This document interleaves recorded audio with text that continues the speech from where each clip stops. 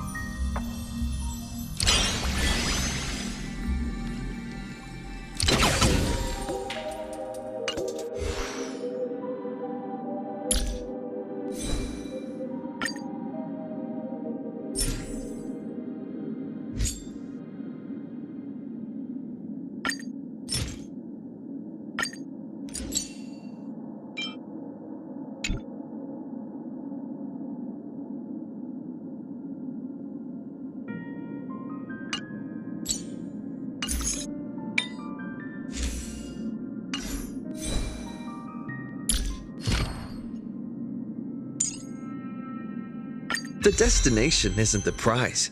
The joy's in the journey itself.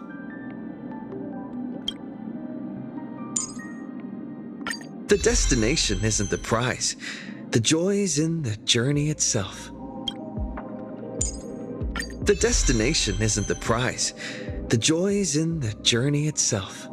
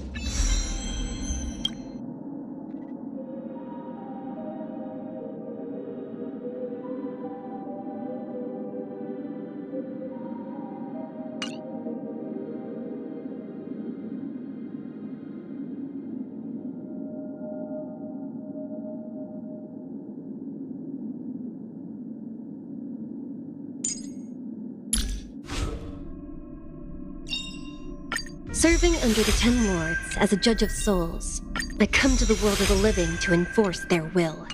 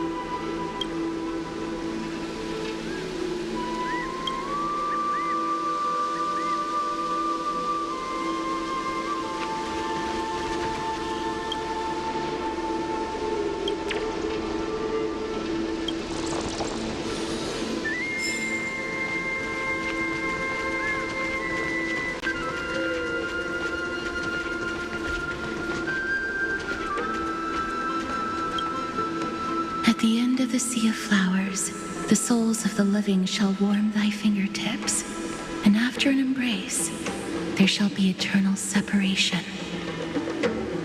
If I hadn't met you at the end of the world, I would have thought Lady Trinan's prophecy was wrong.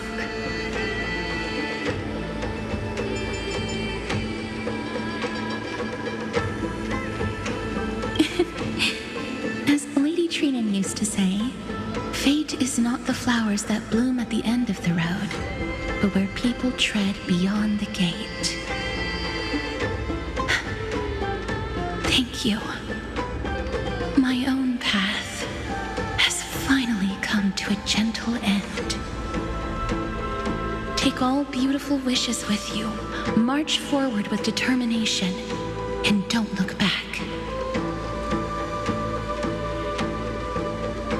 Go forth with courage, little Grey Fry. My ocean currents will guard your arrival, and my songs will accompany your journey ahead.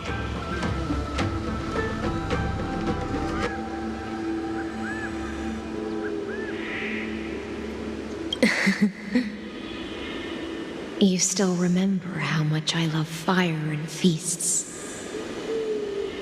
All right then. It's a promise. Go find your companion and see your journey through. I'll raise a glass while I await your triumphant return. And then,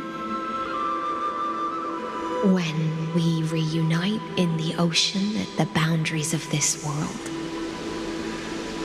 let me play a song for you beneath the glow of fire.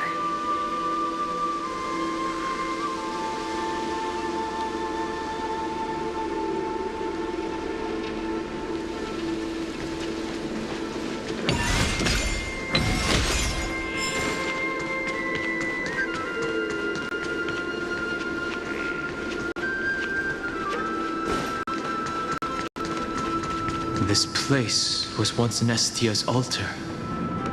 Could the golden thread be leading us to the world's deepest secret?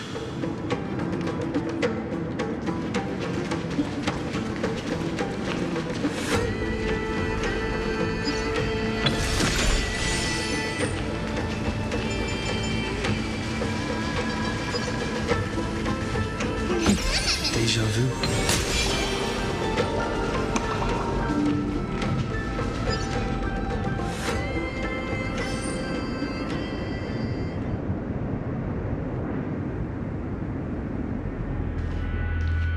Is this a symbol in the shape of Amphoreus? Naturally. How could a world enclosed within the scepter have a way of knowing what it looks like from outer space? Unless the mural isn't a drawing of Amphoreus, but rather someone saw the mural and shaped the world in its image. Could that someone be Xandar? No. His concession proves that this place where Evernight is hiding must be a blind spot of the experiment. I'm afraid not even Xandar knows about the existence of this great tomb, or the secrets buried within it.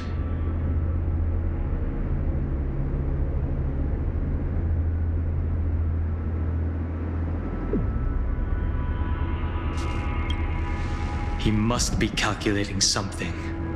But this time, with the Chrysoceres giving us their full support, we've had the upper hand from the start.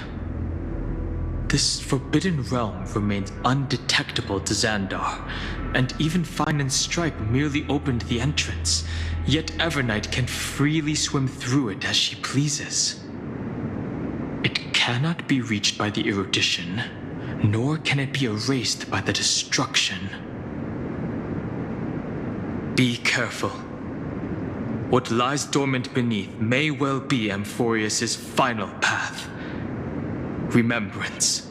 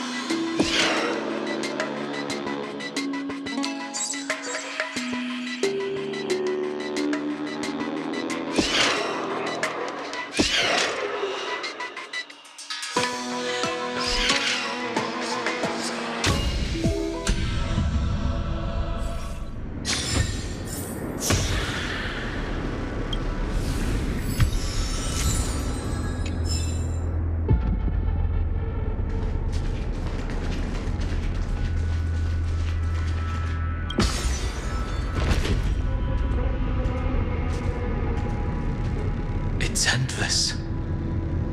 It feels like we're plunging into an abyss.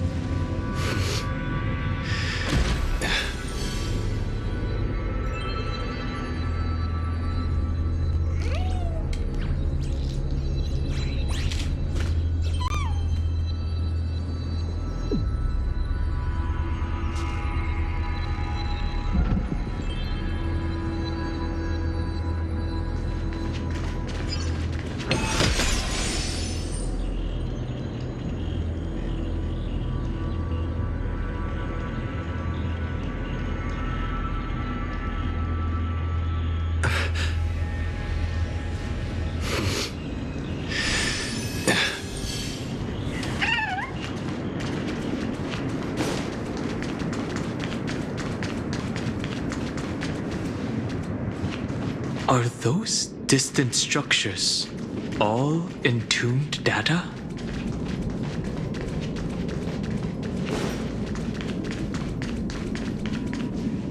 The whirlpool of remembrance, bottomless and unfathomable. Behind this mist must be Everknight's domain. Ready? Once we step inside, I'm afraid there'll be no turning back.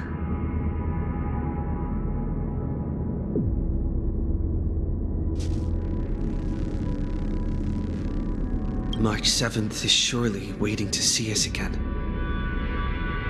Let's go. On the Trailblaze, no one gets left behind.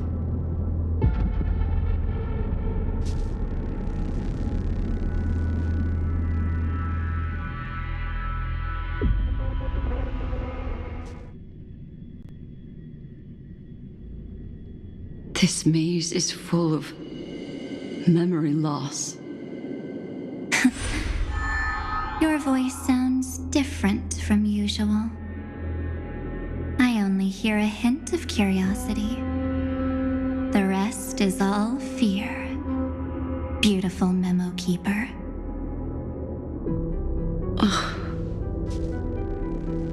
I know exactly where that fear comes from. The Everknight is a mimetic entity's natural nemesis.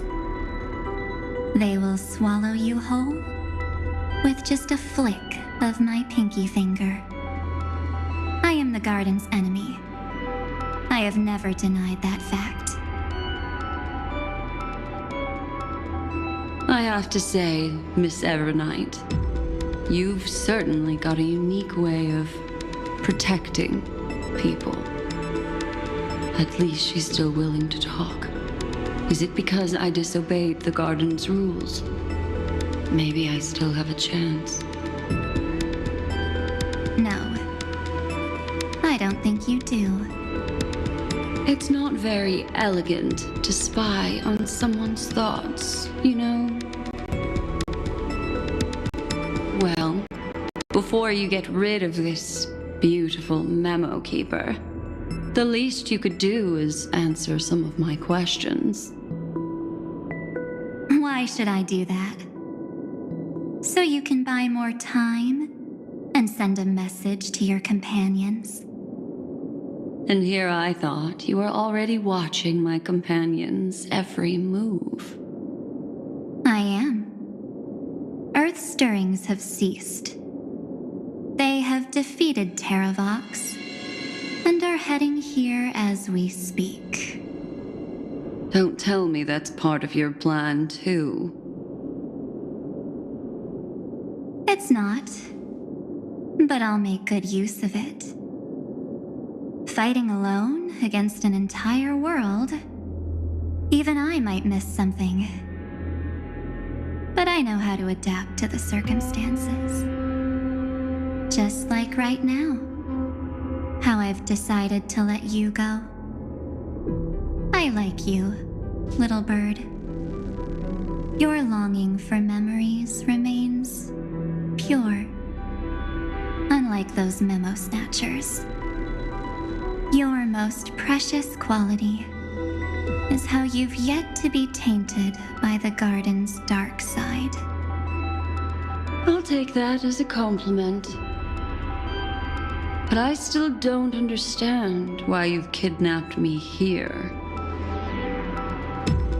Well, seeing is believing. So, why don't we take a stroll together? This ruin buried deep underground is called the Kernel in the language of erudition.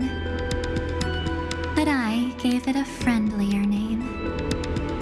The Heart of Amphoreus. The great tomb of the Nameless Titan. The Nameless Titan. You'll see with your own eyes just how important the remembrance has been in this world. And how we will stir up the waves of oblivion to douse an eon's ambition.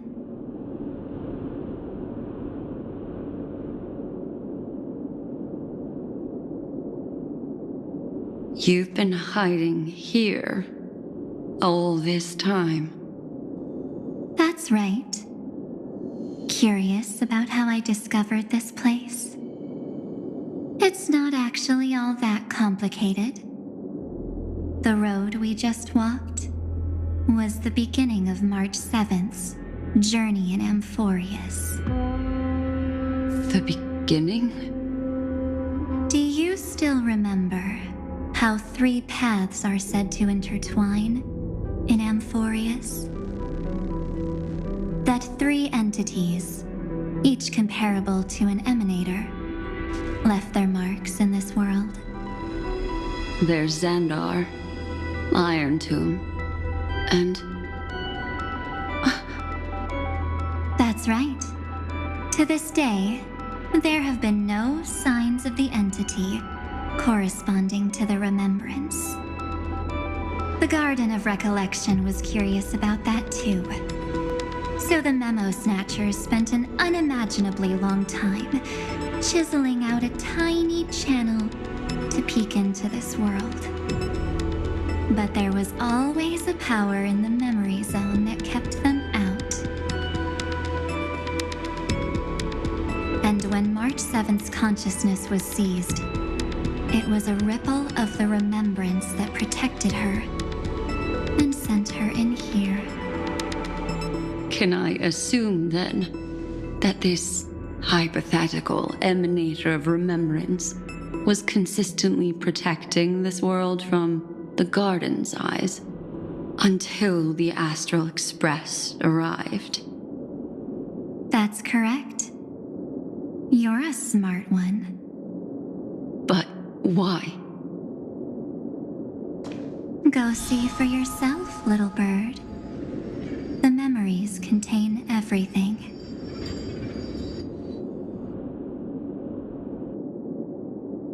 This gate is really impressive. These are March 7th's memories.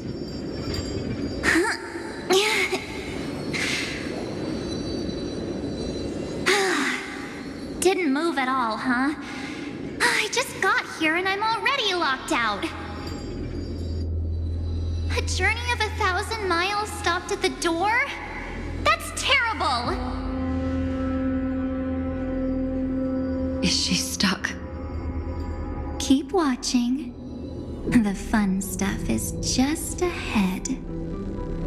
Warning. Object does not have access permission.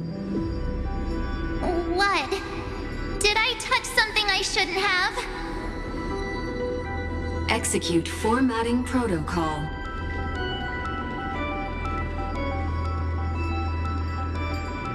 What's going on?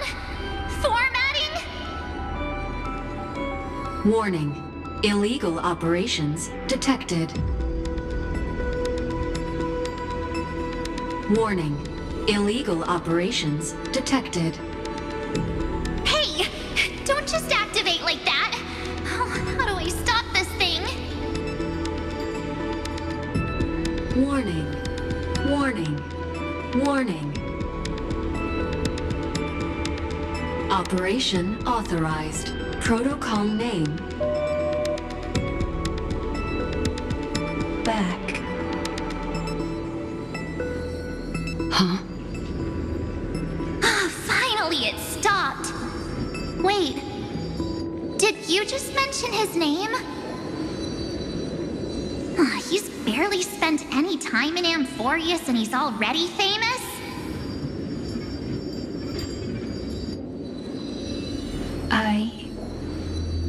You. I don't know what you're saying. Let's not speak in riddles, alright? Why don't we start with an introduction? I'm March 7th, and I'm that person's companion. Sorry I accidentally ended up barging in here. Establishing communications. Communications? Oh, does this mean I finally get to talk to someone real? I really need outside help right now. Channel established. Proceeding to encapsulate. Whoa, wait. What? Encapsulate? Encapsulate me? Encapsulation complete. Initiating transmission. Transmission destination. Recurrence number 335503336. Huh? What's going on? My body? The memory stopped so suddenly. She was already lying in the abyss of fate the next time she woke up. And Orynyx was calling her mother. Mother? Maybe that's just how the Titan calls all Remembrance Pathstriders. Like how they call Fuli Skyfather. So March 7th had already brushed against the inner workings of this world at the beginning of her journey. That warning in her memories must have been the Scepter's safety protocol. But why did it mention the Trailblazer? March 7th should have entered Amphoreus long before he and Dan Heng did. An inexplicable contradiction, isn't it? Let's put that aside for now. The protocol didn't kill March 7th. Instead, it threw her deep into extrapolations. Over the next 97 days, the two of us, trailblazed through Amphoreus as mimetic entities as she evaded the administrator's pursuit. It must have been a difficult and lonely journey for her. Yes. No one could see March 7th. She didn't belong to Amphoreus's memories, so she could only watch this world from the sidelines, like a transparent shadow. Then when did you appear? On the day that she ran out of options. March 7th tried so many things to help her companions, but the only outcome of her efforts was a few Amphorean folktales. In the end, she had only one option left. Just as she wished, I erased everything using the power of oblivion. Then I protected him and Dan Heng, and made sure that they were spared from the Memo Snatcher's clutches when they broke through the seal. And you've been hiding in the shadows ever since, while manipulating time and colluding with Earth, all the way till now. A journey of 1,000 miles starts with a single step. The story of the Remembrance has just begun. Why don't we step into it together? As someone qualified to walk with me, you can now take in all the secrets behind this door. And witness how, in a blank space of time, another futile journey across 30 million lifetimes was forgotten by this world.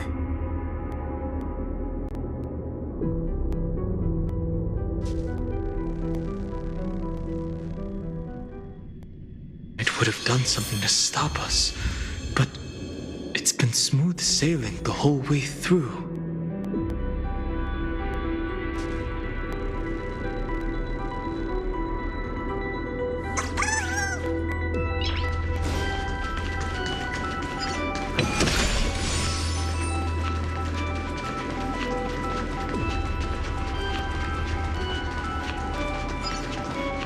Are you ready? I'm going to open this door.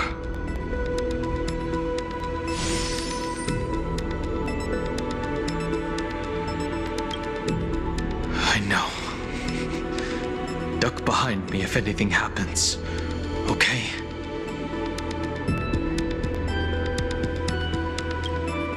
Absolute silence.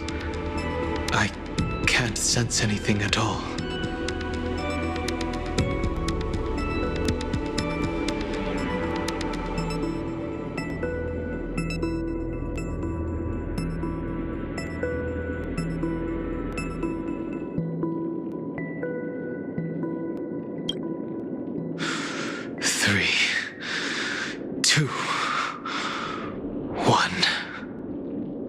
Warning, object does not have access permission.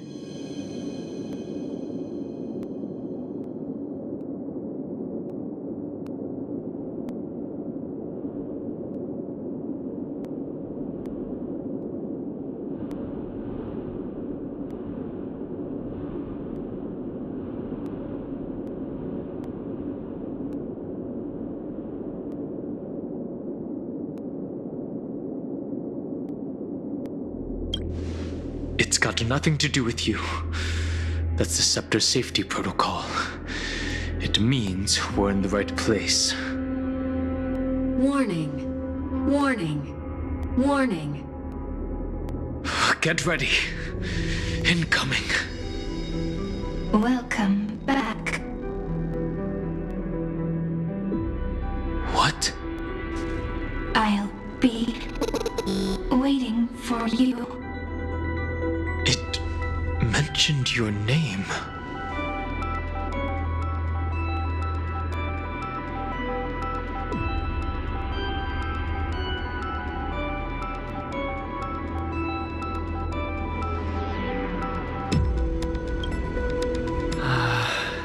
I'm getting a feeling of deja vu.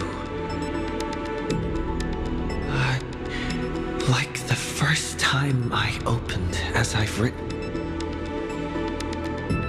Thankfully, Evernight didn't take that book. Let's try using it.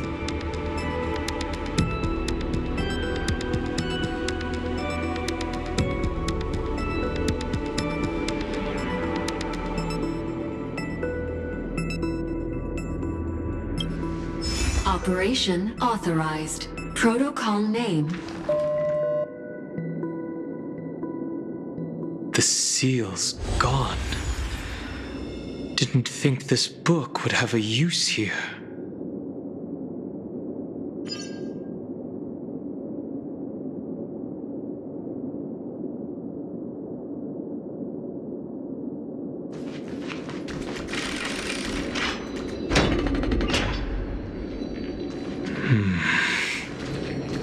Is that...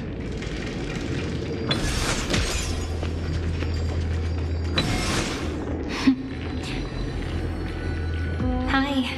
Miss me yet?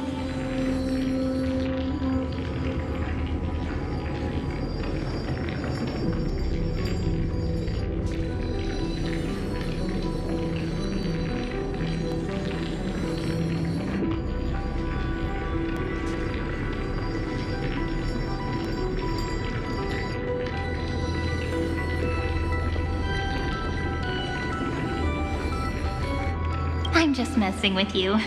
This is the first time I have met you. Executing protocol. Format object. Formatting progress.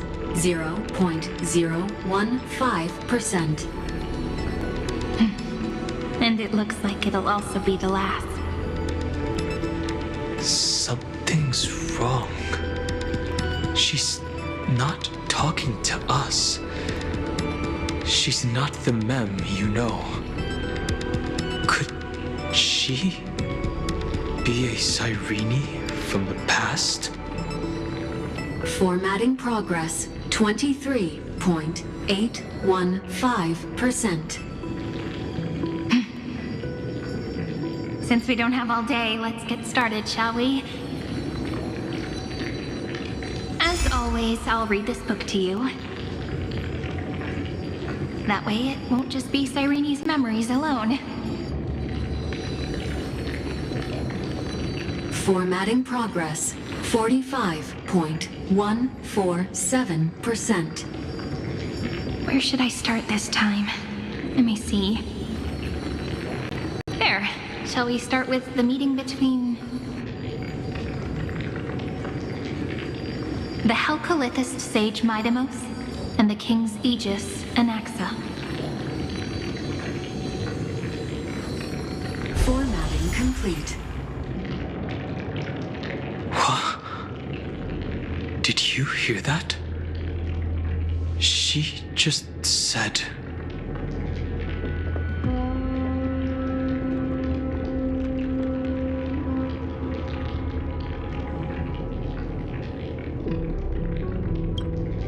This is obviously not the history we know. It might be one of the possibilities in the 30 million cycles, but... Cyrene should have died at the start of every recurrence. So why is she here? And who was she talking to? And that book she mentioned. That's very likely. That door reacted to the book as well. Let's try copying what she did.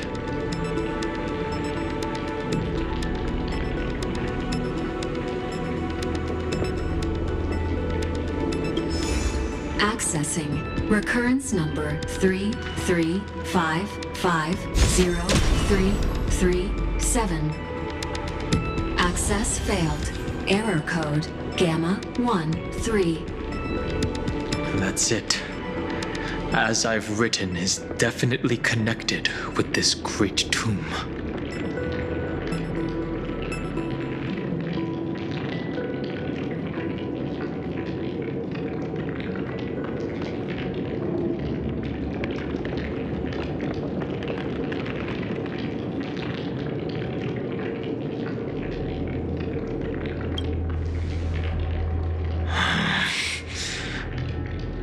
There are 12 chapters in As I've Written, corresponding to the 12 demigods. Maybe the nameless recollections match these runes. Let's try linking them first.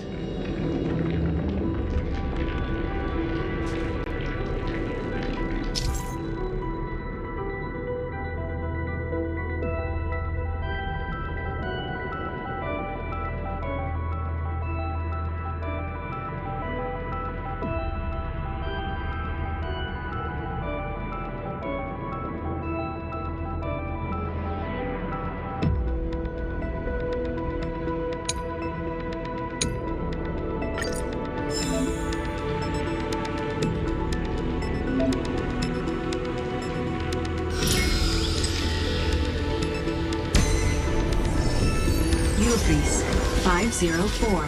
Downloaded. As expected, the data stream flew into the crystal in the middle. It's absorbing the memories in the book in this manner.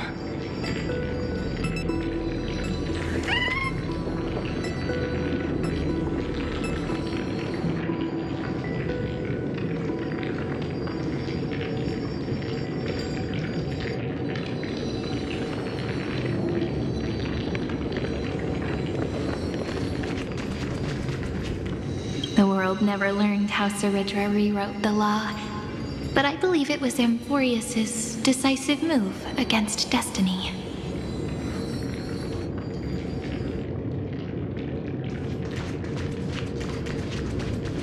$30 million departures, 30 million shatterings, and the beginning of 30 million flame chase journeys.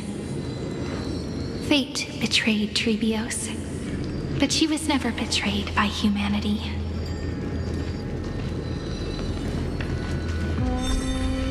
$30 million departures, 30 million shatterings, and the beginning of 30 million flame chase journeys. Fate betrayed Trebios, but she was never betrayed by humanity.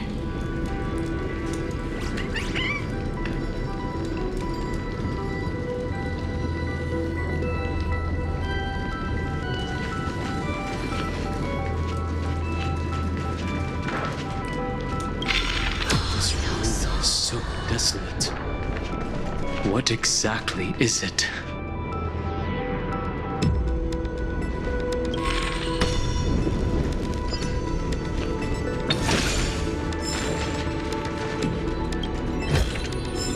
Is that all?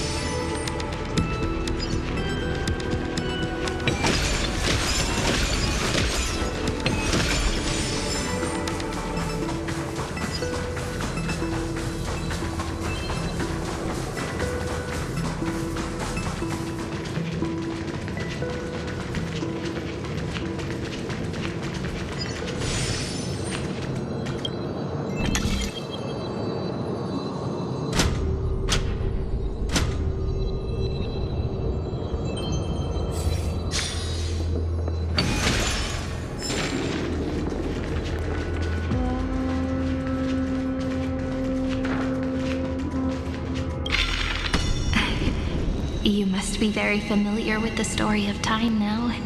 So why don't we leave some pages for the heroes instead?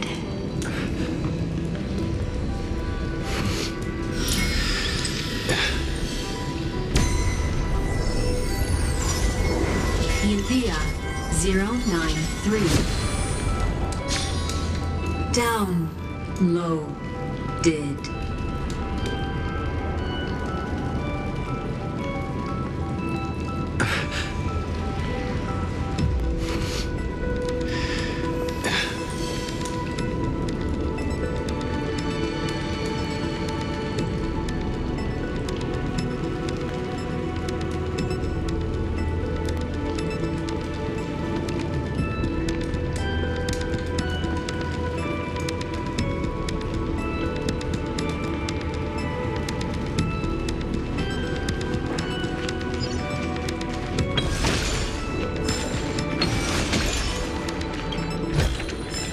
Looks good.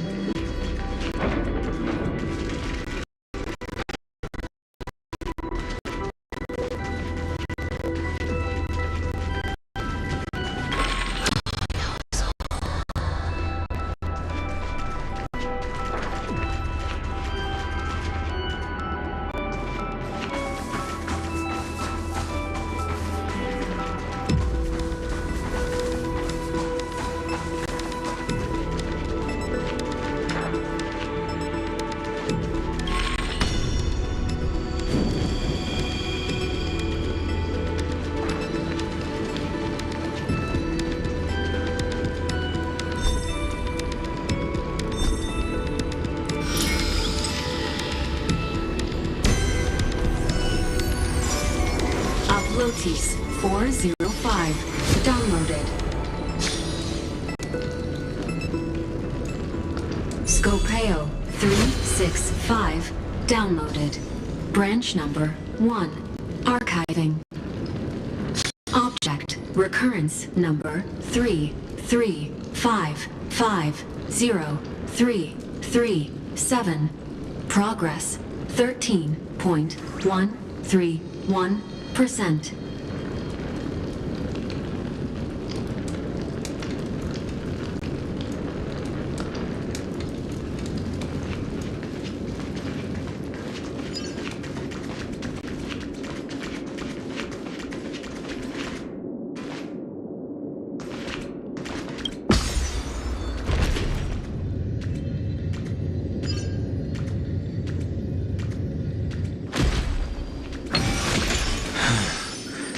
There's a notch in the terminal that's just the right size for this book.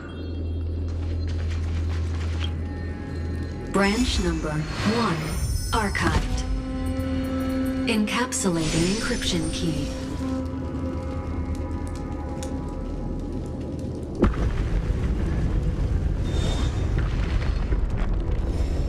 I see. This As I've Written book is a data terminal that has been modified by the Remembrance. It might have looked like Cyrene was reading a story, but she was actually carrying out a data transfer.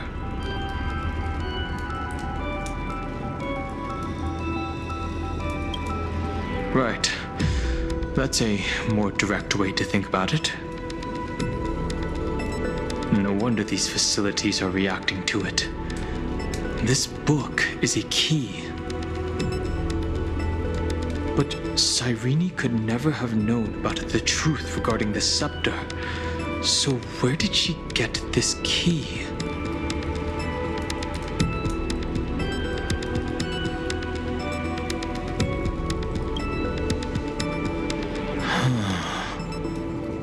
Do you remember? During her brief existence, Cyrene once encountered a certain Eon. Yeah. So, I can only place my hopes on that childhood dream. And the god behind Orynyx that appeared in that dream. It's no secret that Orynyx and Fuli are related. That Eon also appeared when you encountered Mem. We still don't know the role they play in Amphoreus, but if Cyrene accidentally stepped onto the path of remembrance, then her sacrifice wasn't just for resetting the cycle. There was another purpose. Encryption key encapsulation complete. Let's keep going for now. If my hypothesis holds, then the scene we just saw will replay many more times.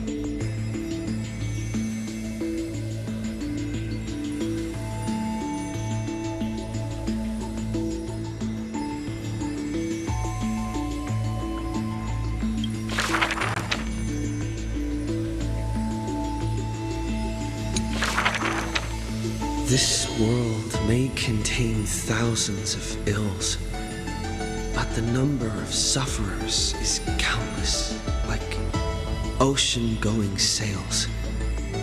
The father and daughter who inherited the sky wander this land's paths, and throughout the cities, they heal the unwell. heirs of the sky who once reveled in martial might, why do you now soothe the world's blistering blight? The doctor responds with a smile as he cures the injury's agony. Father, why did our ancestors revel in warlike might? Because they only have a sorrowful past of lamenting wails. Then why are we here, soothing the blight? Because we have a future that needs protection still.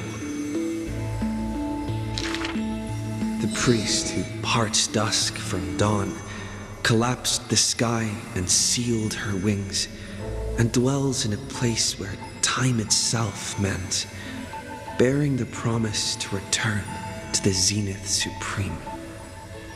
This is the Twilight Courtyard's story. And the father tells his daughter the tale of their line, next to the bonfire lit in the wilderness where winds pine. Though he had told this story many times before, the light in the girl's eyes still shines. Maybe I will return to the sky one day. Or maybe that is not to be your fate. The blessings of the sky were passed down through generations of their heirs. The brawn of the titan who molded stars granted a boon fitting and fair. Perhaps the girl with heroic blood in her veins will be accompanied by thunderbolts and the sun's merciless glare. Childishly, she recited the words, "Oh sky, heed my wishes." And thunder and heat did not descend. She only saw a sliver of gentle, warm flare, wiping away mortal exhaustion and others' tired airs. What a gentle blessing. All said that she must be a savior saint, bringing light to the land, even if faint. But where the girl's eyes often gazed was the wine-dark sky, gloomy and bleak. The god is also sick. That grand longing to save the world may be no more than the girl's feeble dream. But her father treated it as his greatest treasure and taught her all the ways of potions and creams. That girl therefore always accompanied the gentle master of healing and repair. And she brought glowing faint light to the night, dispelling pains and mending the world's pitchy blight. Father and daughter often rested in the silent courtyard under the giant tree. Yet today, at that place, only one solitary figure can be seen. On that night, the healer spoke to a visitor throughout the night. On that morning, he bid farewell to his daughter for the first time. He will heal the ill at a faraway place where the end of days approaches and no family of his should follow. You have learned the craft of healing and understood the blessing, but a light more radiant still is needed to heal the entire world. The departed healer never returned, and the girl never left. And that rather lonely courtyard stayed silent as it was before.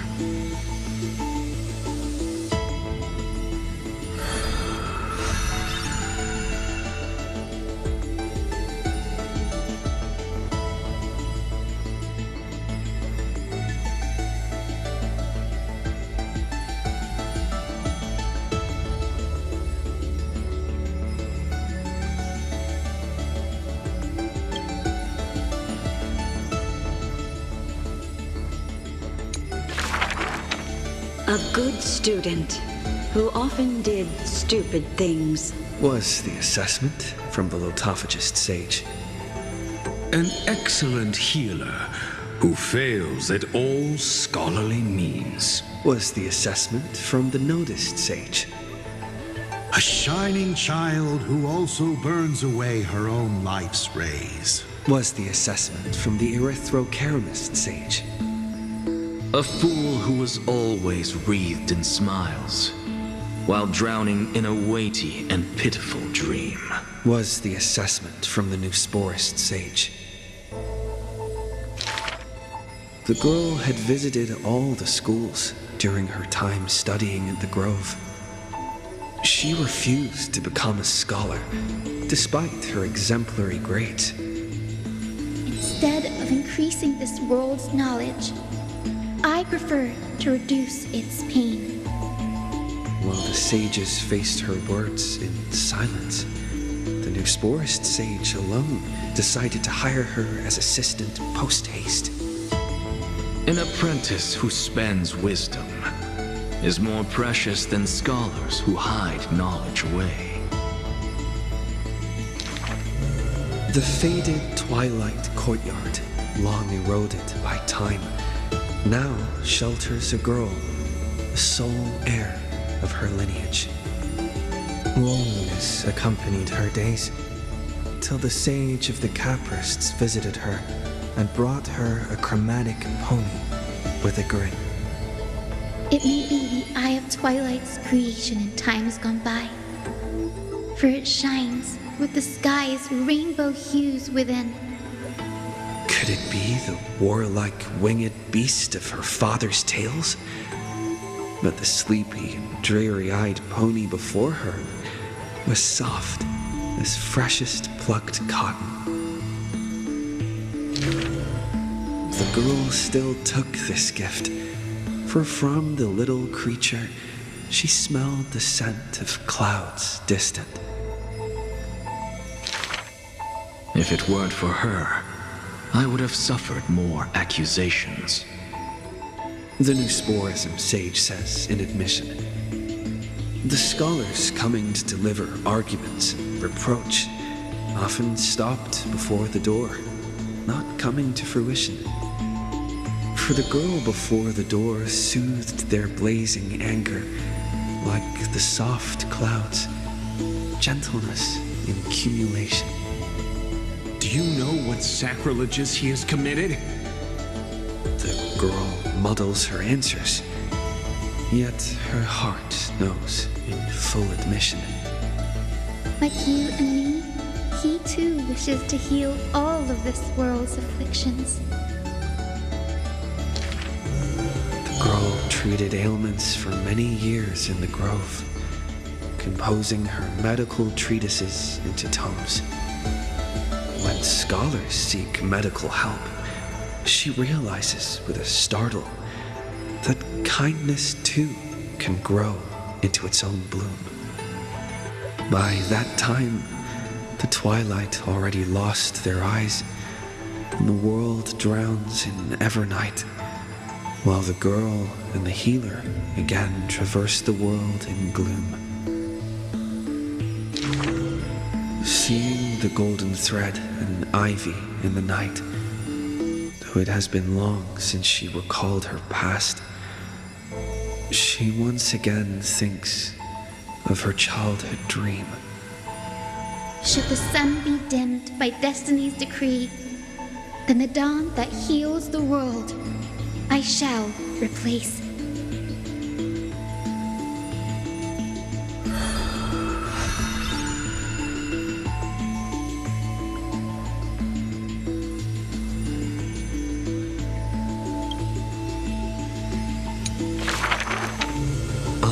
Day, the dawn promised by the Sky Father shattered in haste as the black tide surged, breaking through the walls with relentless grace. In a quaint yet exquisite courtyard, two bitter foes meet at journey's end, their fates entwined in fate's regard. With no escape, no road behind, they trade a weary smile in kind. Together they gaze at the heavens of fire. If I can ever see the faint light again and stay alive. Then, Outlander Nemesis, you I will forgive. Not long ago, as the romantic demigod closed her eyes, the girl bottled her tears in sorrow and once more opened the dim-lit garden wide. Two figures step into the courtyard's gate. A general of Krymnos, her body torn, by vengeance bound, by fury swayed. A noble of the holy city, once wrapped in gold, now haunted by a fate betrayed. A simple injury, or so the girl believed, yet the two women met with scorn, their words like blades. Because their children fled in love's embrace, while bloodied pasts left scars in place. A feud unbroken by countless years, a chasm carved by blood and spears. This was a sickness beyond the girl's touch. Just do your duty as a healer, girl. Family feuds are like sunlight and storm clouds. They cannot mend. At last, the girl saw it clear. The courtyard's birth, in days of yore, was born to mend the rift of dusk and dawn. Then I will make every effort to have you cast aside your difference in this faint light. Before long, the general's wounds were healed, and the noble's worries gently repealed. Yet when their gazes met once more, the loathing within remained unswayed. The girl then spoke the tale of her skykin, of a grandmother's sacrifice, a father's flight from within, of ancestors who descended, leaving their feud behind. Their hands in hers, she held them tight, yet flames of hatred burned too bright. She did not waver or despair. She just smiled and gazed upon the sky. I will use my own fate to prove to you. The courtyard, once bright, lay steeped in night. Hanging blossoms and wind chimes all swallowed by the black tide. The general raised her spear for the noble's sake, while the noble whispered prayers for the general, gentle as a lake.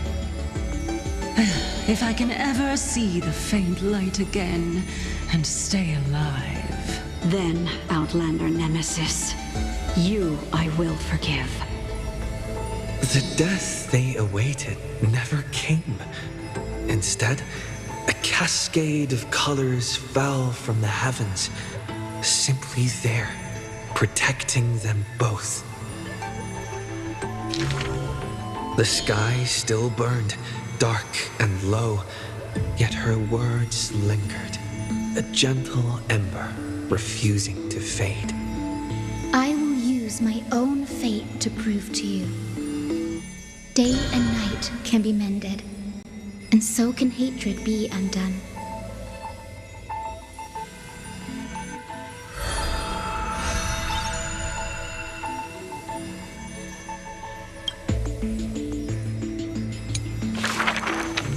Sky Castrum, its ruins like a blind and weary eye, gazes upon the earth in its dying sight. Alone, the girl remained upon the battlefield. No time to shy from the searing gold, no will to wear her usual smile. She fought her way to destiny's edge. Of the crumbled mural, but one piece endured. A corner betraying the day thunder night, dazzling in blaze. She placed her hand upon the mural, pain seared through skin and bone as the picture claimed her within its lines. Nothing is mightier than the sky. It holds countless wonders within its clouds, and each opening and closing of the eyes brings dawn and dusk. In that painted world, the girl Celiosi's eyes glowed, watching her father, steel-clad and unyielding, cross the land beneath the searing sun. But the girl known as Hyacinth recalled her father's fragile light in the dark, the journeys into lands unknown, marked by endless sunlit days and restless winds. The sky is the gentlest of all. It watches over all things with compassion, showering them with soft rain and morning light. And yet, the sky remains so cold. It witnesses believers tear each other apart. And still, it cowardly flees from all responsibility. Within the frame of that image, the one called Celiosi bore fury in her gaze, her golden blood trailing as she turned from home, sharpening arrowheads beneath the wide and barren sky. Hyacinth remembered her grandmother's song. She recalled her prayer to Aquila before her grandmother's journey, and how bitterness followed her to an unknown land. But the sky is so lonely too. Forever distant from the world beneath, it watches every sorrow, unable to intervene. No, the sky must be merciless. It must scorch the wicked, temper the fragile, and pass divine judgment upon all human wickedness. Within the mural, the girl named Celiosi became the divine eye, gazing down without mercy, a titan passing judgment upon her own kind. But in memories deep, Hyacinth heard their call, the golden threads that shielded all, the burning sun, vast and unyielding, carrying the weight of all the world had known. No, the sky must not forsake kindness. Through its boundless embrace, it carries the core flame of hope for humanity. The sky, it's so dark, so cold. In the depths of memory, the girl named Celiosi pulls her knees to her chest and trembles.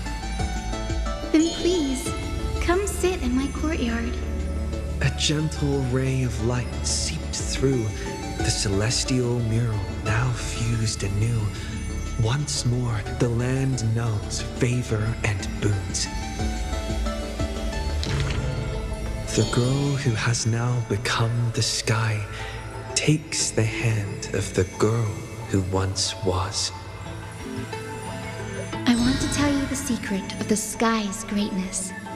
Whenever the anguished earth looks to it, it always offers a smile in return.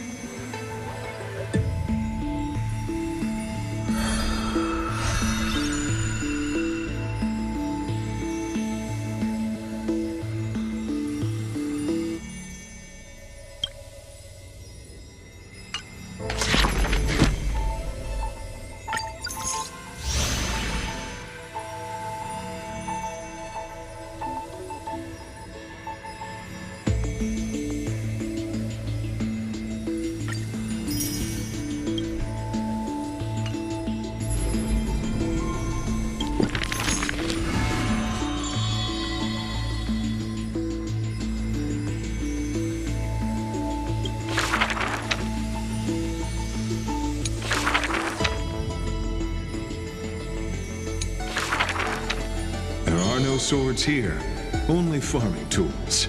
Facing the ambitious boy, the shopkeeper kindly explained. Even a rake would do. Let its worth be judged by the verses I compose with it. Many days later, the wounded child stood upon the scorched earth, and silently he buried the ruined tool. For that was his first sword. And on the day that the black tide came, he broke the shackles of fate with that weapon true. Let go of my beard, you white-haired rascal! No! Fine! You win, okay? That was the first victory claimed by the boy, a victory often mentioned in later years, and yet he never treated it with shame. I understood something thanks to his beard. The others hold their breath, waiting for his thoughts, but he only gives out one response. The victor must stay focused, and success will come when you work on nothing else. Those words became the foundation of his existence. Knowledge is also a power used to smite. While studying at the Grove of Epiphany, he etched this into his heart. So he devoured thousands of books, skimming through to glean the martial powers of might. But unenlightened wisdom is merely dust, and when the next calamity approaches, all he recalled is flight. Thus, his books are always worn into shreds, for each book was read endlessly till he remembered every detail slight. When first arriving at the holy city, he was no more skilled than a soldier, except his ambition. Even the deliverer from the sky must have their beginnings in the soil of the nations. The elders in the holy city scorned, casting him into barracks in derision. But none expected this new recruit of unknown history made his name in one mission. Some asked him, which teacher caused such improvement? He answers with countless names, including the Inquirer's own. Only one who treats the world as their teacher can bear its eventual destiny. Those with golden blood are bound to succeed. The golden heroes are born as gods, beloved. Such words echo in the man's mind, yet he knows glory is not where the journey begins. He misses the buried rake, worshipped the enemy with the long beard, mended his tattered books, and polished the barracks' dust-covered gear. What forges a hero is not destiny from above, but the long journey that follows. Now he stands here and looks back, and his past twists into a winding path. The long road to the sky stretches ahead, and towards the blazing white sun, he pens down Deliverance's name.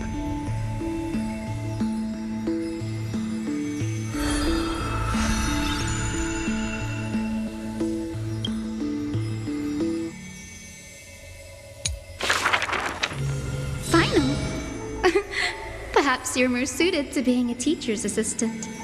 There were once those who misunderstood his alias. Final, an eventuality for students, a test for knowledge gained. It may bring wisdom to light and illuminate efforts, but the word's more common meaning is nothing less than the end. That's quite ominous. The man pretended to be surprised and responded with a smile. Though it does dovetail with our destiny. Laughter resounds. The man walks the land, leaving footprints filled with joy. despite the weight of the past, he can always laugh it away. Those nearby glance at each other, unsure of how to respond. Perhaps I was just born easygoing. His explanation is just as carefree. Look at Mighty and Professor Anaxa. Boys all grow up into serious adults. But as long as I keep smiling, Akuma will always have an upbeat, shining young man. Though, having said that, he too has quiet moments. Each time he gazed long toward the coming dawn, a smile remained fixed on his lips, paying no mind to anything else. His eyes were painted with the azure of the sky, gaze fixed on the Titan bearing the world. I was just imagining. He explained his own trance in a comment. Kefali too was once in mortal flesh and raiment. Now, when the man comes with sword in hand, there is no need to doubt he will swiftly win victory. But his smile is pure. Ever since the start of the journey, he is still called a youth in this story. Youth is always ambitious, with lofty goals, but it seems that in the man's heart, only the wishes of others are held. Apart from the ideal of deliverance, what do you have left? The golden-haired friend once asked him so. He remained silent. Then, as he was wont to do, he simply smiled. As long as I don't ask for too much, everything will unfold as desired. In Amphoreus, untitled statues are a prevalent sight. As for the inspiration behind these statues, they are said to be the clay figures that Kefali made at the world's creation. They made clay figures in their likeness, bestowed upon them the breath of life, and allowed the golden divinity of their blood to course through. Thus, the very first mortals roamed the earth, receiving the god's mercy while realizing the sorrows of this world.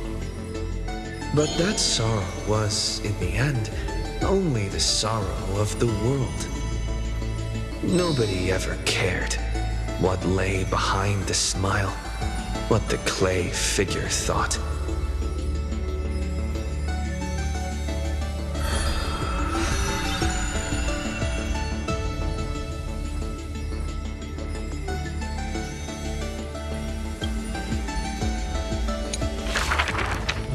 The people likened him to the blazing sun, bringing to Amphoreus a glorious dawn.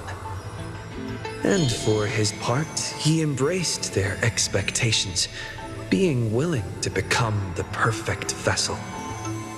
Like that god who shouldered the world, the man never cried or frowned. Yet he is not proud of his resolve, for sometimes he even avoids the funerals of the departed, only out of fear that he cannot cry for those in pain. He once sought out emotions of sorrow and walked with the lowliest of people. Henceforth, your misfortune shall be my misfortune. Responsibly and diligently, he protected all for the people, living in dilapidated cottages, sitting on aged stools, subsisting on nuts and fruit, beset by hunger and cold. The people thanked him for his grace, like a hearth warming winter nights. The man's presence dispelled the cold, leaving warmth with promises of morrow. Whence does his warmth come from? None ask. The man gradually perceives his true nature, but he dares not speak. Unable to bear the turmoil in his heart, the man set off on a journey once more. Then I shall go save what I can. He was a formidable warrior, invincible in battle, and when it was necessary to sacrifice for fellows, he could do so with ease, giving up everything without a show. Just as the ballad blown on the breeze says, losses are a constant on the flame-chased journey. Indeed, sacrifices were not hard for him, yet his misgivings grew with every tomorrow. Like a tear that cannot be shed, such a resolute willingness to let go comes only from the fact that in decisions he is utterly unafraid to hurt himself. It is because you suffer that you are so much stronger than any ordinary person. There were also those who could understand him, among them the Crown Prince. But he smiled wryly in response. Perhaps everything was just human nature, yet his misgivings never dissipated. This unknown man in an unknown corner, from time to time, is swallowed by terror. Could it be that, unknowingly, the path I walk is by no means the correct one? Fearing only that the greater the burden, the more the mistakes, the road trod by heroes need not be that beset by thorns. Finally, at the terminus of that road, in a desolate, empty place, the man's arms tremble. The power is beyond control, savaging all around it. This is the end of his road. But perhaps he had long foreseen it, but was doomed to be powerless to change it. I am willing to shoulder this world. That is no lie. But before the tears could flow, they were vaporized by the heat. His light blazed brighter than the sun, but beneath it, there was but cold destruction. The nameless hero, Kaslana. He had never loved himself. Why would he love this world?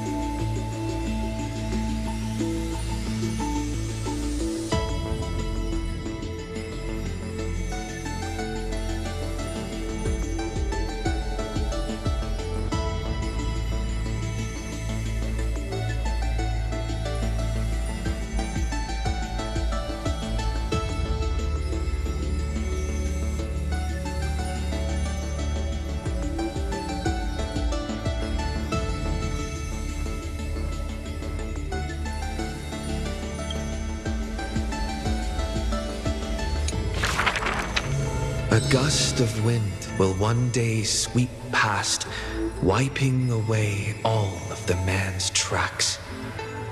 Nearly every footprint was stamped full of the fury that filled him.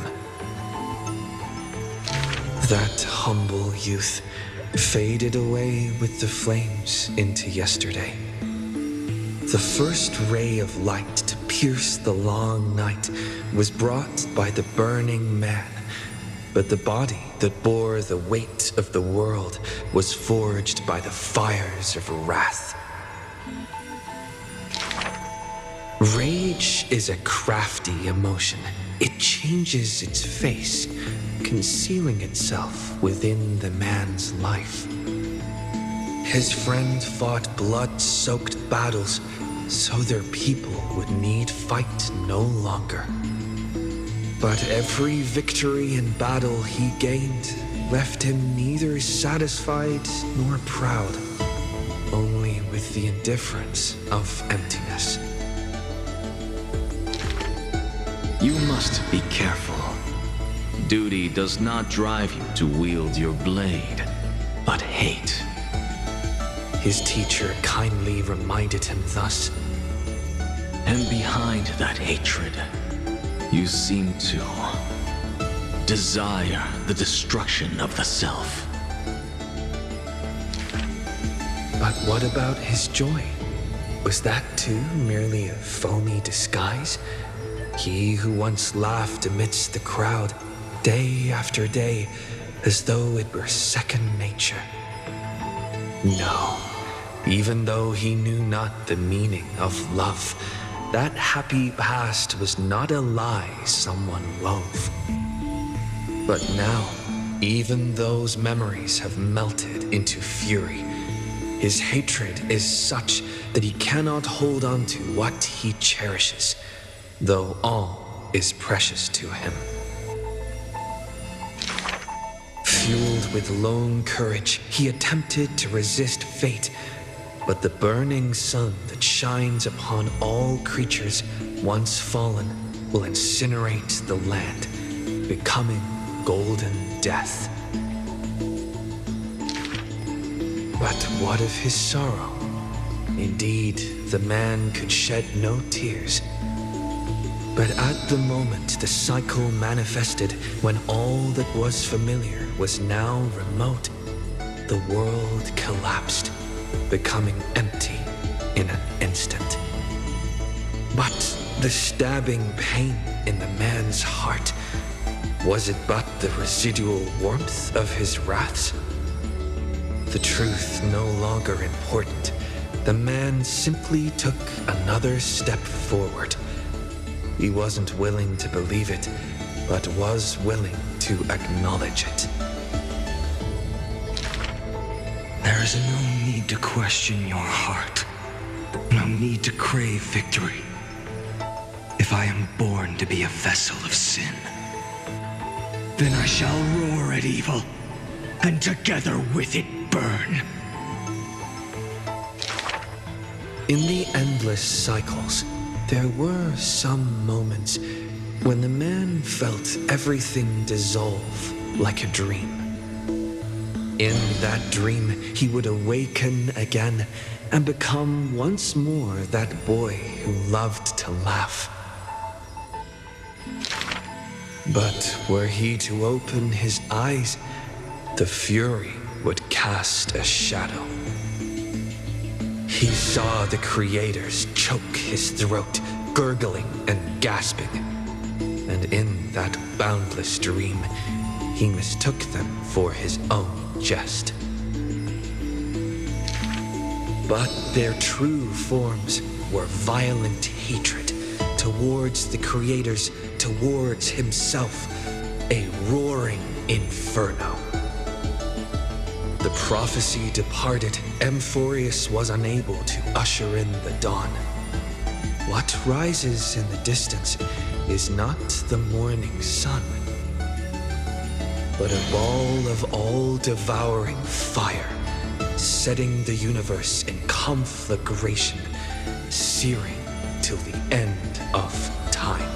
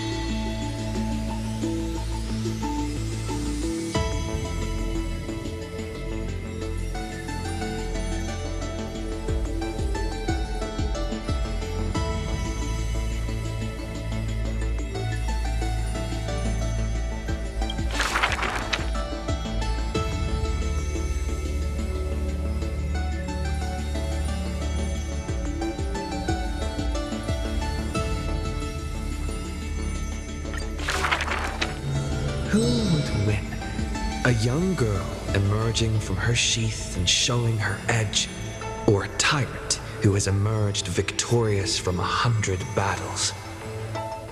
The black and white legions squared off on the battlefield, golden and crimson blood converging into a coursing river.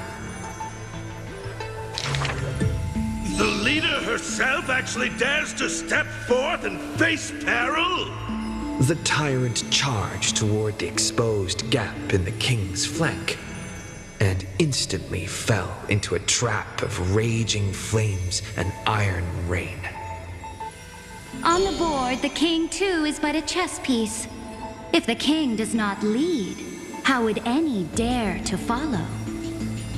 She lifted the king of the crystal pieces high, as though proclaiming the ascension of a new king. Who would win? The holy city that has stood for 1,000 years, or the foreign city-states invading from 1,000 miles away? Hollow hatred ignited the flames of war. The besieged walls of dawn tottered. Only a miracle can save us now. The cowardly elders barred themselves behind closed doors, while the trembling citizenry knelt and prayed. There is no need to panic. The miracle is already here.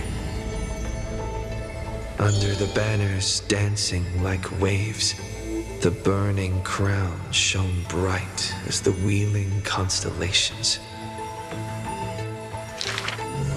Who would win? The general who saved the city, or the high and mighty with their privileged authority? The guillotine fell, severing the elder's life. The whispers dissipated, and the scales of victory tipped. From this day forth, I shall bring justice to the holy city. The people cried out her name and knelt in reverence, but were stopped by the sound of the scepter of authority striking the ground.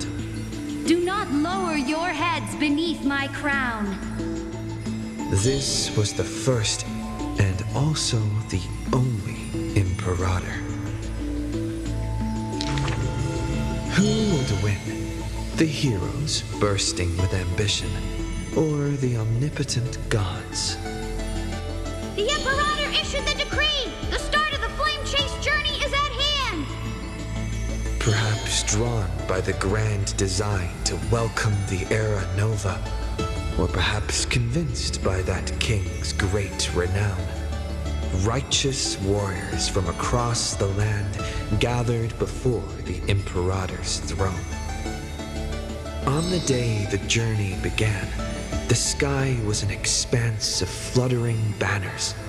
The people gazed upon the overwhelming military alliance, a golden city reflected in their eyes.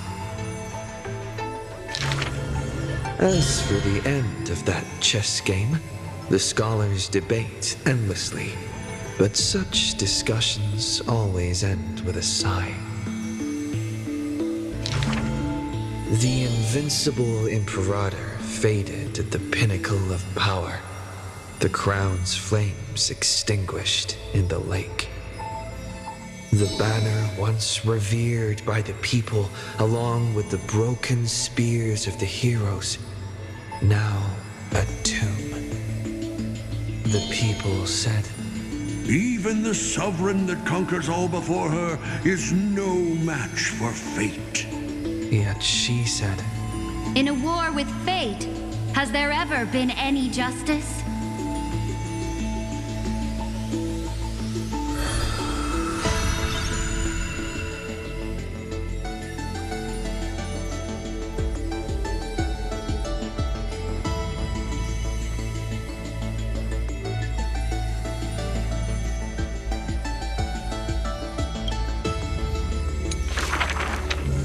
back then, the tides of the Chrysos War had not yet engulfed this city-state of Talentum. And the young princess inside the gates once loved to roam without worries. She snuck into forbidden grounds while the servants were away, but was shocked by what she saw on that day. A chessboard, a stack of pieces, and a strange woman. The board dissected by daylight and shadow, the pieces polished from rough stones uneven. Fancy a game? If you are my match, then I'll call you my friend. The stranger's voice was husky and coarse. If you can beat me, then I'll call you my teacher. The princess proudly retorted. Despite the bravado, the princess had never touched chess. The defeat made her study in earnest, acknowledging the other as a teacher. Well, first she learned the knights, bishops, rooks, and queen. Then how to defend, attack, capture, and checkmate. I have learned all there is to learn. Barely out of childhood, the princess raced into games of chess. Those who looked down on her faced many losses. Those who glorified themselves forfeited in a mess. At her prime, none could rival her at all. But she still recalled what the stranger said. My origins bring dark omens, so never tell others where your teacher is from. Then the waves of the Chrysos War washed over the world. The Achaemens welcomed a ruler. She was deemed imperator and loved to play chess with herself. She regarded all things as pieces, whether Chrysos heirs or Titans magnificent. Before every god-slaying campaign, she thought of the stranger from her childhood, as if that woman had always lived in her mind. Isn't it lonely to play chess against yourself? The princess did not understand at the time. But now, she who bore the crown finally realized. The flame chase's beginning was like fuel being tossed onto the fire, and in the unending road of marching banners and war cries, she finally had the time to meditate. There were often jesters behind the king, curious about her past in her old city lost to time. One claimed the imperator was cruel, executing her own teacher. Another stated the imperator was biased, learning from an enemy hostage. Many such rumors abounded, with no origin found. No matter. That was indeed the criminal sentence I read out. The imperator stated evenly, My teacher was an enemy hostage whom my elders had imprisoned. Her state betrayed our alliance and must be executed according to law. But she taught me chess, so why can't I chisel the word teacher on her tombstone now?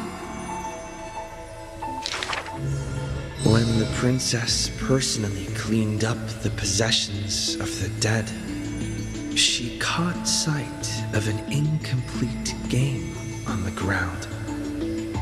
The stranger's hoarse chuckle still echoed in her ear, laughing at the eternal fate of imprisonment, and at how the one facing her was the princess of the enemy. Is this your final game for me, my teacher? The princess imagined the end game over and over.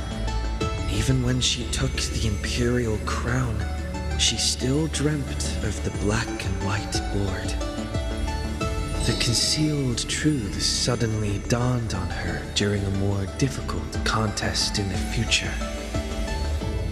An unfinished game might be the opponent's lifelong barrier.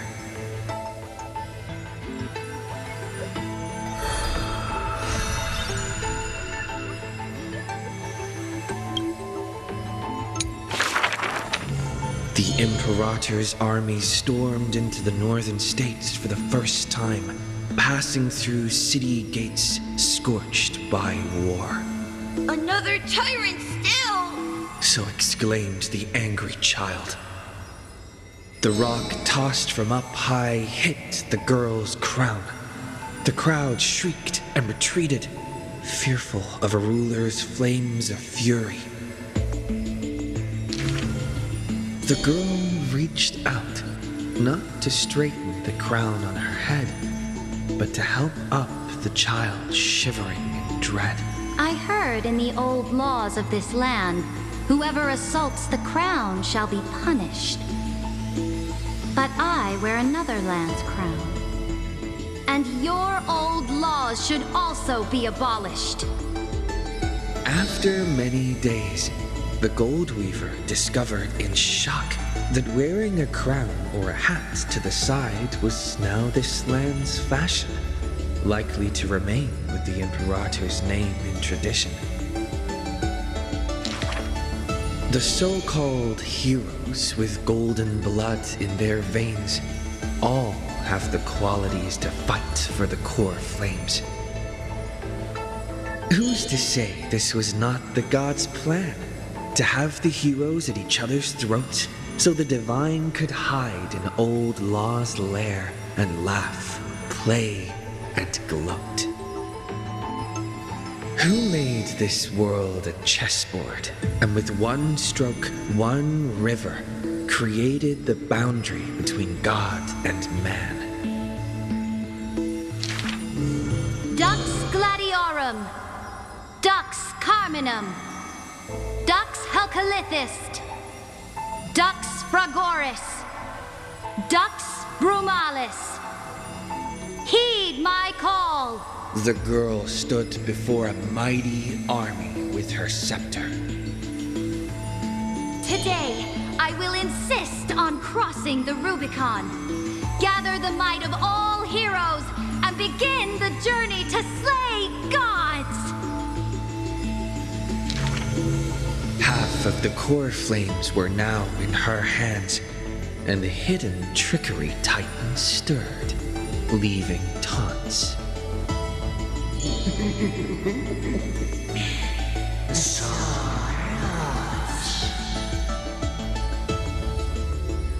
The Imperator summoned the heroes to discuss, finally stopping after much hesitation.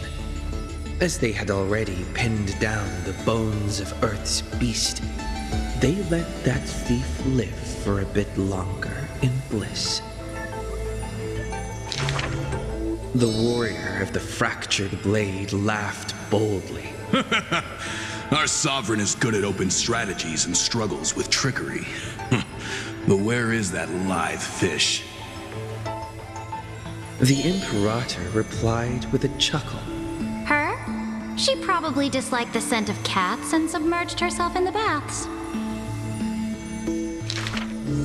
The years spent with her dukes didn't seem too far distant.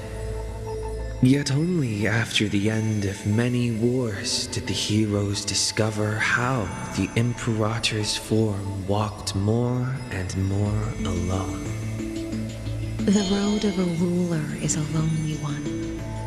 One day, we'll only be able to see her retreating form. The swordmaster of singing waves was worried too. When all others had departed in intoxication, the two of them gazed into each other's eyes, towards torrents deeper than their fates, and sank into profound silence. Drink one more cup with me, my dear follower. In the end, the Imperator first broke the silence. When compared to the taste of salt and blood, I sometimes miss your ambrosia. About the destruction soon to be born and the eternally occurring extrapolation, the anti-Catherians spoke of all this in words unceasing.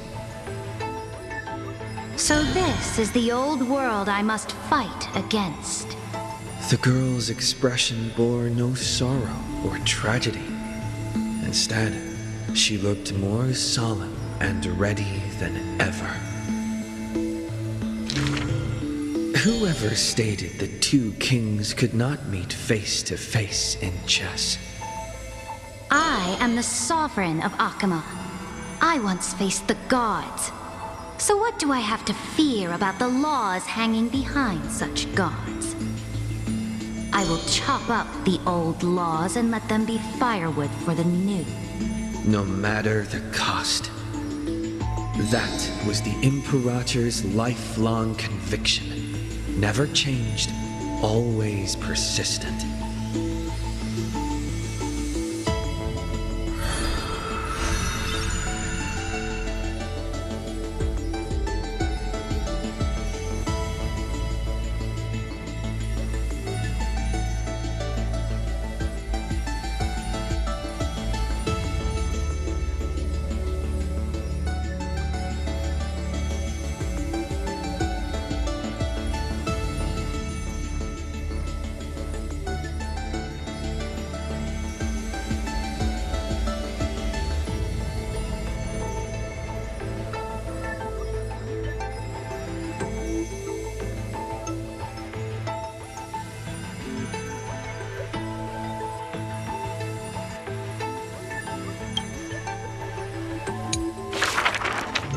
I dreamed that the Imperator's statue stood before the world-wearing altar, her gaze level with that of the gods. Then, blood gushed out from the statue's orifices, and the people, in cheers and elation, washed their hands in that golden blood. The tyrant's life will end with violent death. None will weep, and all will cheer as her statue topples. She will die before the dawn comes. A vengeful aristocrat, one whose title was stripped by the Imperator, thus spoke. We cannot agree with your excessive deeds. You have imprisoned Trevios' split selves, demanding that divine authority regress into the ruler's mouthpiece. We will reveal your future with the prophecy. And tell in truth, your crusade will indeed be a smooth path. Yet in the same breath, we see omens of your death, a demise in an absolute pure darkness. Even so, please excuse us, as our eyes continue to be drawn to your crown's flames. Dux Vitorum. I don't exactly hate that name. In the name of Yanissopolis' priestess, holy maiden, and oracle, thus spoke the Imperator's Dux Vitorum. Allow me to remind you, your life is now on a countdown with the fall of law, and you will become law. I must confirm, is our deal still going strong? Is the future I promised you more satisfying than the future in the prophecy? Ah, you are as resolute as always. Good. Oh, as ever, this prison of gods, Amphoreus, and all mundane and average worlds need someone like you, a daring ruler. Let us end this despicable extrapolation together. Amphoreus is Theoros, the Imperator's co-conspirator, Lycurgus, thus spoke. The Imperator betrayed the Flame Chase Alliance. And I was the sinner who paved the way for her achievements. Like how a deep-sea fish cannot escape the tide's push and pull. I granted her an end fitting for a tyrant. Her dying smile, gaze towards my tear-swelled eyes. She commanded me to wash away all sins and filth, and return a blinding dawn to the holy city. She commanded me to set up stones and monuments in lightless seabeds to commemorate our friends. But who will remember her achievements? I will rest with her in a lonely song. Electra, the last heir of the ocean, who played music on the waves alone, spoke thus. Please record the truth of my life, dear author. No need for words of praise or solemnity. Just as I once instructed Dux Carminum, the histories of rulers are not for recording our merits, but for warning future generations. As for why the Imperator died, and what reproach she would face in life and death, those should be left for the new world to judge. Now I have personally entered my end, a self-flagellation. Let the boiling gold covering the holy city be stamped with my name. For I am certain I have won half a move against the gods. And this unfinished game will be left to the future to reach completion. Saridra, the only Imperator the holy city had ever seen, spoke thus.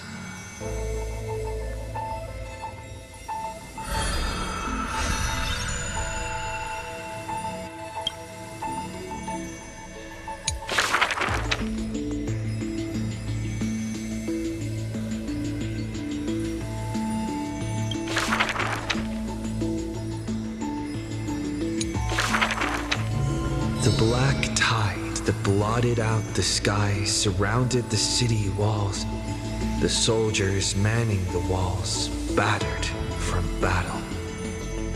Melodious chords of music were suddenly heard. A single swordmaster had overcome the waves of enemies. The song flowed from betwixt the blades, breaking through formations as a dorsal fin cleaving the waves. When the last wicked beast finally fell, shattered into pieces amidst the sword's dance, the frost blade bore no trace of blood. The legions of heroes under my command are as vast as the sea, yet lack a formidable sword banner. The commander extended a hand, inviting the musician to join. Should a fish separated from its school glimpse a faint glow, it will swim toward the light. The swordmaster clasped the commander's hand, as though gently grasping the hilt of a keen blade. When the spray of her waves extinguished the fires of war from the holy city, a golden name was engraved upon the stone pillars. The former commander burned the crown to become king. High Sealands, brave in battle, triumphant in command, I grant you the title Dux Gladiorum. Let us all forge ahead together. During the banquet after the battle, the weaver tailored for her a splendid dress, and the commander poured her honey brew. Her golden-blooded comrades gathered about her, chanting her new name, urging her to play that splendid music. The candlelight danced and mingled with flowing drink, swords and song ringing out in unison. Yet none knew that was once a lonely melody from the deep sea. The music of revelry continued for a long time, until the whispers of conspiracies were buried in the songs, until the roars of lethal struggle shattered the music. Legend holds that they who bear the weight of a pillar shall one day return to where it stands. Those who tug at the earth shall end amongst the mountains. Those who sow dawn and dusk shall remain eternal in the sky. And she would once again return to the pitch black sea. And she would once again sing her music alone. The bountiful ocean, with the banquets of bygone days, stir as futile bubbles at the bottom of a glass.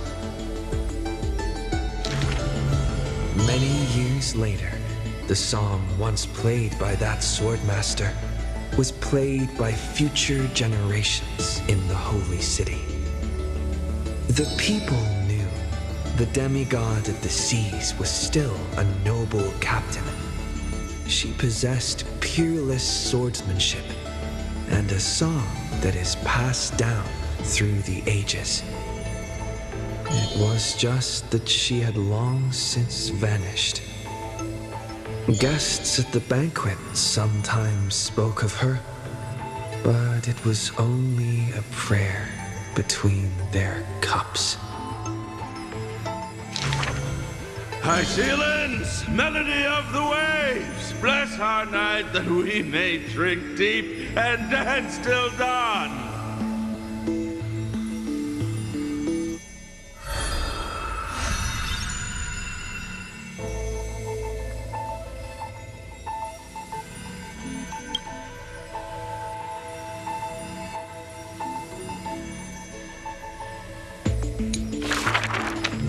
When entering the Flame Chase's currents for the first time, all the Swordmaster saw were colorful fish. She had already experienced the Imperator's dangerous games. She had long grown used to the giant beast's silent face. Carminum's charms and Helcalithist's gentleness warmed her like a spring breeze. But as Fragoris missed his throne and Bramalis debated with joy, she was sometimes at a loss. Occasionally, the Swordmaster would sink into hesitation, and even that messenger of fate could not get her to laugh. Till one day, a golden trout's bubbles floated into her gloomy waters. In that holy city where golden figs grew, the messenger of fate led to her a maiden dressed in glamorous gowns. What kind of clothes are you even wearing? The girl snickered behind her hand, while the messenger pulled on her sleeve. Aggie, don't be rude! Such hubris, delicate fish. Are you not aware that there's food on your face? The messenger's eyes opened wide. Aggie, you've been snacking behind my back again! Exposing me like this? I'll get my revenge. The girl ran away in a fit. The Swordmaster smiled, and before she knew it, her hesitation was gone. After that first meeting, the richly dressed girl often came in greeting. So, you really came from the Sea of Souls? Do all the children of the ocean dress funny like this? The Swordmaster did not chase the girl away, but also did not respond. So the girl used her hands to meticulously measure the Swordmaster's torso all around. You can't be seen like this. I'll send you a new dress. Some days later, the Swordmaster appeared in finery at a ball. All were awed by her splendor, with only the Imperator thinking in wonder. How rare to see you like this. Oh, so lonely, Gladius.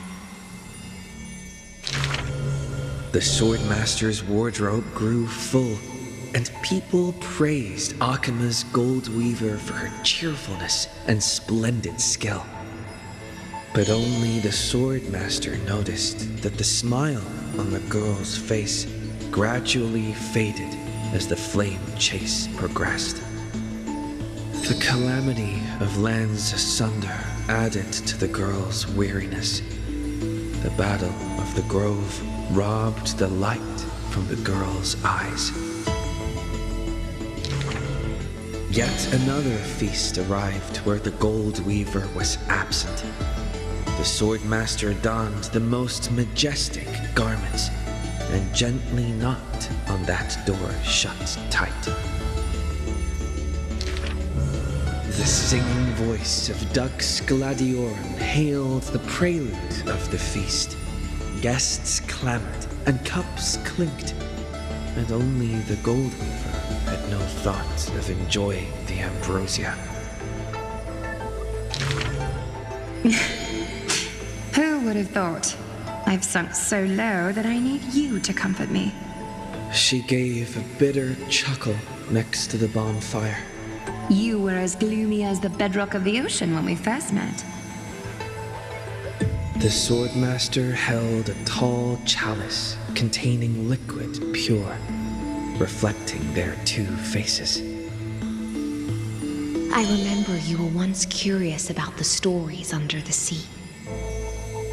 Then allow me to use my songs to reveal the past known to none.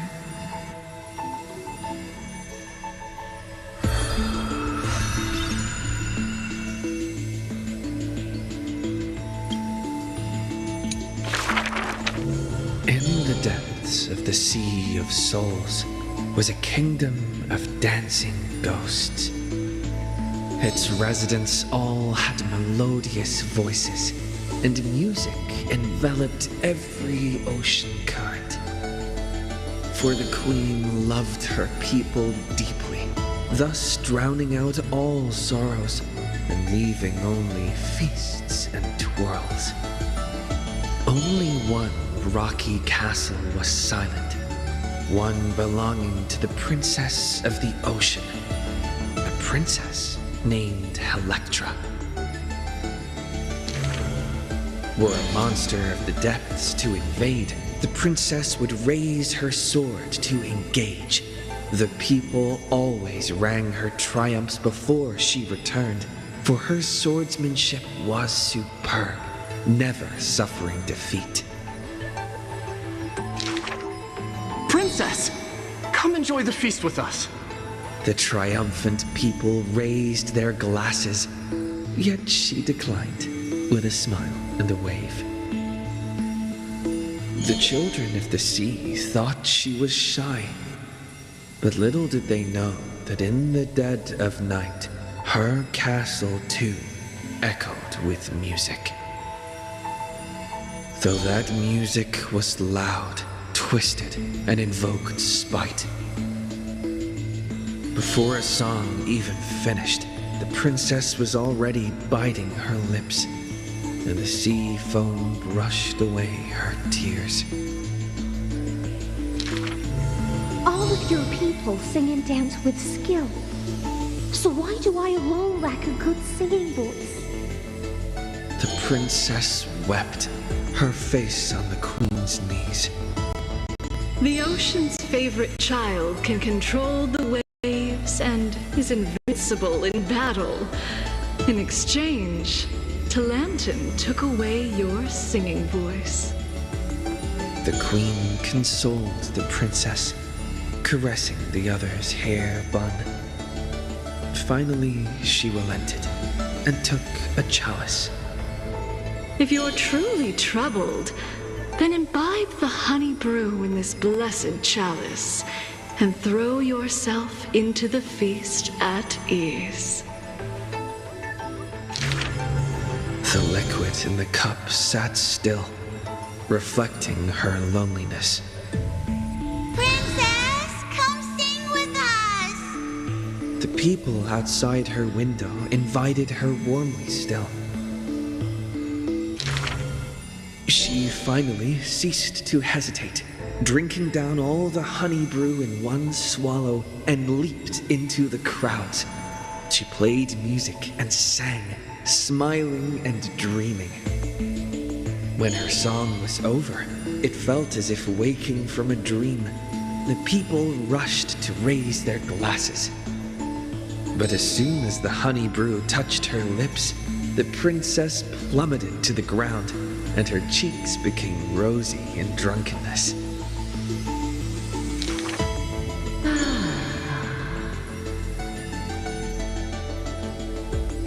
The whispers of the ocean filled her ears as the princess fell drunk again and again at the prelude of a feast. Seems like you still have not been able to get rid of that curse. The gold weaver softly took the cup away from her hand. If you want to enjoy yourself to the fullest, then leave this honey brew till the very end. She smiled, then tilted the cup towards the gold weaver's lips. Even if one is burdened with imperfections, I beg you to remember not to refuse that sip filled with fantasy and dreams.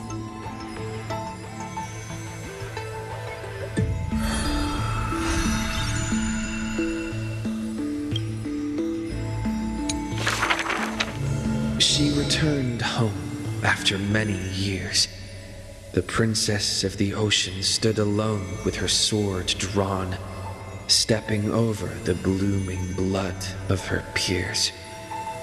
Before her, the creator of the sea sirens and the mother goddess of feasts was already sinking into the drunkenness of imminent death.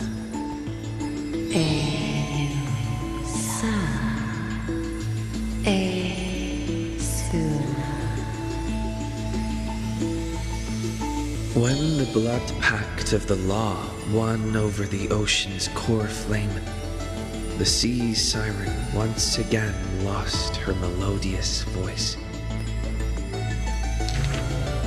I'm willing to accept the final Imperial command. But it is a pity that our feast was ultimately a mirage. The deep sea became a silent place of dwelling. Hugging her knees, Electra locked herself in. Savage and fearsome monsters swam past her, but none dared to interrupt her tragic dream. Till one day, a golden trout's bubbles floated into her gloomy waters. Long time no see, Gladius. Icinans. Now you have truly become the ocean's bedrock. Old friends met again, and new friends came in greeting. Many messengers came in company. The playful kitten hid behind the golden trout. The butterfly of the deadly shadow fluttered in courtesy. If you don't mind, The resplendent pearl sparkled. we hope you can regain your strength and sing for the world once again. Electra raised her violin sword in doubt, as the strings had long ago rusted and snapped. But a few golden strands cleansed all the filth around her then stretched out to become new strings. The golden strings showed Electra that the world she loved was not yet silent, and the journey of deliverance continued still. Yet the path to the Sea of Stars would not be a carefree feast. The golden trout never met with her again, and the waves brought endless news of sorrow. Amidst the long wait, she remained bound by decree. All the flames had died out, extinguished until this world fell into eternal silence. And the wordless enemies in the deep sea were the audience of this rite, the Thors. You already know that the world is just an illusion. The sea siren gazed out beyond the heavens and once more raised her glass to fill it with honey brew. Since the mirage of pleasures can only disappear like foam, when you return, will you save some ocean spray for me? This was a city of festivities, where never-ceasing songs eternally filled the air. Chrysosaurs, demigods, and mortals all came to feast from the four corners of the world. It was beautiful and radiant, performing the sea siren's drama amidst the revelry. The siren once longed for the banquet to never end, yet she witnessed the music fade and the guests disperse. As a fish, she was destined to drift with the waves, whether amidst the surging tides of evil or immersed in the currents of the starry sea. Until a millennium later, when the fish from beyond the sky finally took their seat. I enjoy banquets. How about you, little gray fry?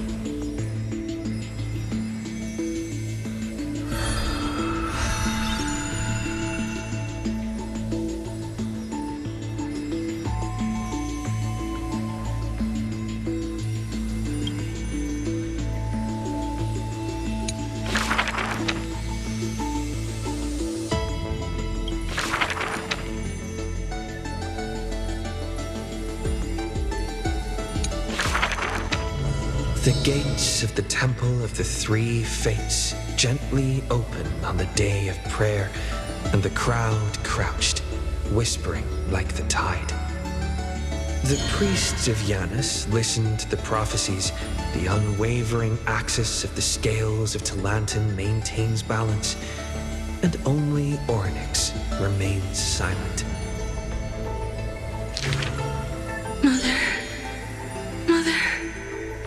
Teach me how to answer prayers.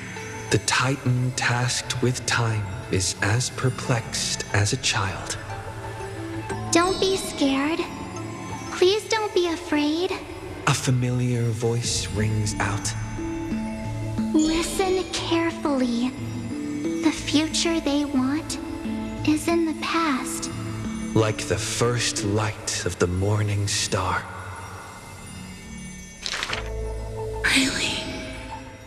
In the past? The child sank into a peaceful slumber of recollection, whispering revelations in their sleep. Until the masses crying out amidst the flames of war were swept away by the sounds of sharp swords locking, the fires of ambition incinerating the law. Mother, usurper, assassinate the divine body. Memories are tightly entangled by nightmares with nowhere to run. Don't be scared. Please don't be afraid. An unfamiliar voice rings out. Go to sleep. The ending they want is yet to be born. Like the warm glow of the setting sun. Really? You're not here yet? The child continues to sleep, waiting for the next waking dream. And when they opened their eyes, 2 of the 3 fates who once received offerings had already faded from the pages of history. Mother! Mother! I'm already all alone. The child let out a helpless cry. Don't be scared. Please don't be afraid. A familiar voice rings out in the mirror. Just wait. The stars that illuminate the night will visit in the end. Like gentle moonlight. The gates of the Temple of the 3 Fates now closed tight. People no longer pray to a titan who cannot touch the world. Within the inescapable dreamscape, the flower stems nourished by the black tide serve as a swaddling embrace, drowning the young child's soul. Mother! Mother! Help me leave this place. But this time, they didn't receive a response. Only long years of yearning and pain. Like the silence of the Evernight. Days and nights passed, the years turned. Dust covers the glory of the past. The priests have forgotten this titan. Waiting. Hate waiting. They watched over the slumbering sprite, gazing at the dull mirror. But a fleeting mirage flickers in the mirror, the shining stars and the lights of the home, and a strange yet familiar voice. Wake up! Our familiar old friends have already arrived. Like the newborn dawn.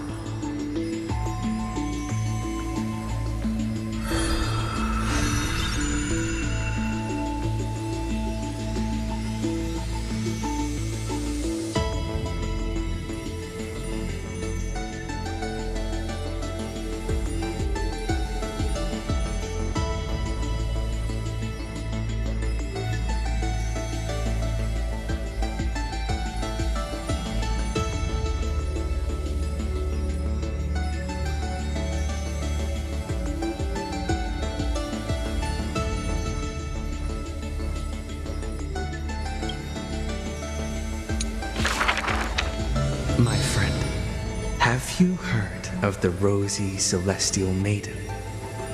Whether in a corner of the archives or in the depths of a cave, you can always find legends about her. She had hair like a rosy pink dawn and a smile that could thaw the most glacial ice. Some say she was Nikador's nemesis, while others say Nestia was infatuated with her. Oh, mysterious and beautiful celestial maiden, how I wish to turn into a slate, forever etched with your tale. Many claim to have seen that celestial maiden, either in the half-remembered dreams of early morning, or in the gossip and whispers after supper. She once whispered in my ear. She once saved my life. She gifted me an ice crystal! Her worshippers recite her deeds, even writing some into family teachings. Curious poets ask up and down the land, only to find that the details of these encounters are difficult to recount, even for the witnesses themselves. In the entire holy city, there are none who can provide proof of her existence. It is not known since when the Celestial Maiden was always mentioned together with time. People recite her name during prayer to beg for miracles to appear faster. It is said that even in the selection of priests of time, girls with pink hair are preferred. They still didn't pick me! Ugh, maybe I need to go dye my hair. The brunette candidate was upset, but the examiner responded with a smile. Don't forget the Healer of Twilight. Has a head of pink hair. She's a descendant of the sky. Scholars and poets discuss at length the origins of the rosy celestial maiden, but all mothers tell the same tale. That princess came from beyond the sky.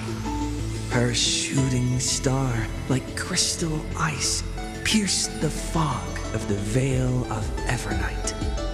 She made friends with the Titan, and whenever the months of Evernight descended, they would meet again. The children loved that tale. Therefore, as the moon turned and shifted phases, the story became true. But someone always questions, unable to read the air. There are no worlds beyond the sky. So how can the rosy celestial maiden come from there? Rosy celestial maiden, a world beyond the sky. The reckless adventurer takes out the photo stone, claiming it is the true work of the rosy celestial maiden. The citizens laugh at this tale, with few accepting it as true. After all, long before the guests beyond the sky arrived, the legend of the rosy celestial maiden had already covered the world. So, my friend, have you really heard of the rosy celestial maiden?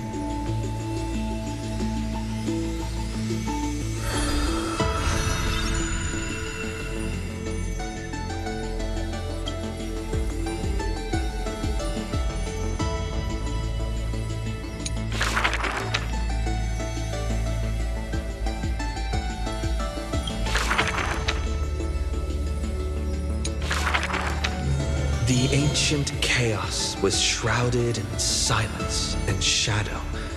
The giant dragon's offspring was born from the earth. Sweet dreams had smothered the giant dragon's eyes and ears, and as they slept, the 100 eyes of Aquila had already opened, and Fagusa had begun to stir the playful waves. Yet Georios remained weighty and silent. Layer upon layer of peaks enveloped the dragon, cradling them in a bed more grand than any in existence. The giant dragons spent their childhood in darkness. From the moment their bleary eyes blinked open from haze of slumber, they hungered to feast on crude iron and drink deep of molten lava. Until one day they raised their head and with a low, guttural voice pleaded to glimpse light. The Titan lifted them up by their ribs, slowly raising them. The dragon's spine sliced through the strata of rock, cutting open the soil. When they reached the surface, they summoned mist woven of the fire of the stars. As though seeing themselves clearly and in full through the eyes of a giant bird. The giant dragon walked the earth alone. The Titan knew they were lonely and terrified too, and so sculpted new beasts from flesh and bone. In that wild, barren world, the giant dragon led the beasts of the earth. Excessively long life gifted the giant dragon with eyes that could pierce the veil of years. They witnessed the separation of day and night, as well as the entanglement of reason and romance. And even Kefali did not neglect to share with them a chalice of golden blood. The ocean teased, saying, even should the earth sink utterly, they would not rot. Ever since they opened their eyes, the giant dragon rarely returned to slumber.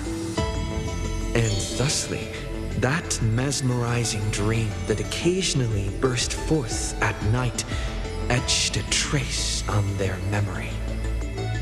The gods they were familiar with were in this dream, and they were as immense and imposing as ever, yet had lost their freedom.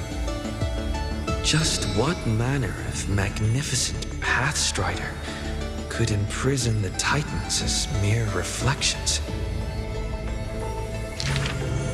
The giant dragon dreamed also of their own path, that great breath from the heavens, or perhaps from beyond even the heavens. They dreamed of silver shards amongst the stars, reflecting the form of another giant dragon. That great cerulean dragon approached Amphoreus, the distant whispers roiling, becoming a roar engraved in the earth. They recognized the meaning in that low roar, its name, permanence.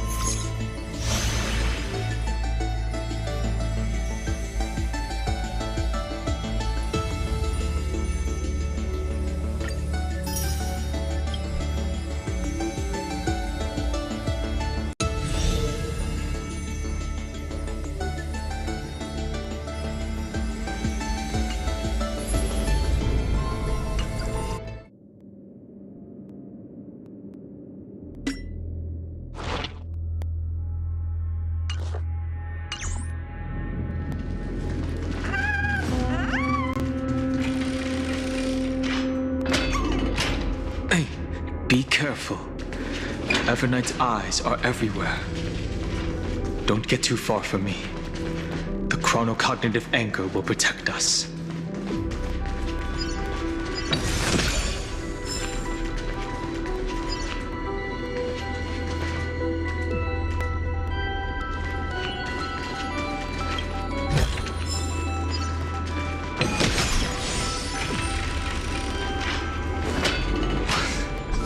What is this? It's hard to believe. Is this still Amphoreus?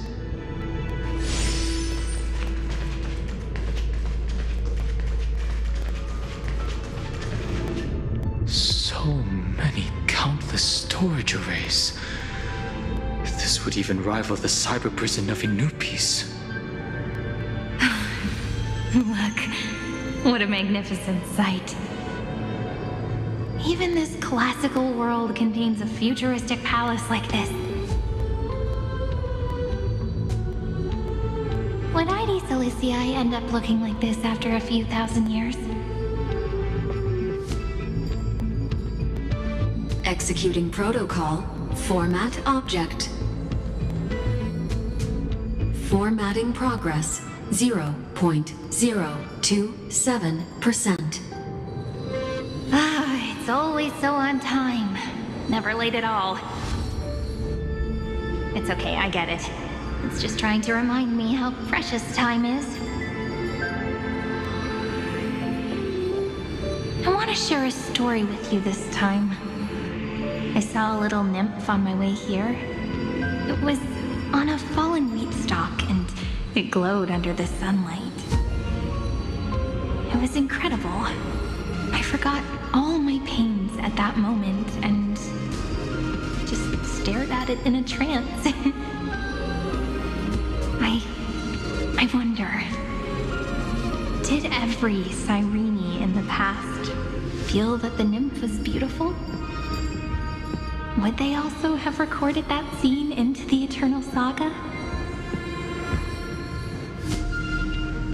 So, could you give me more time, please?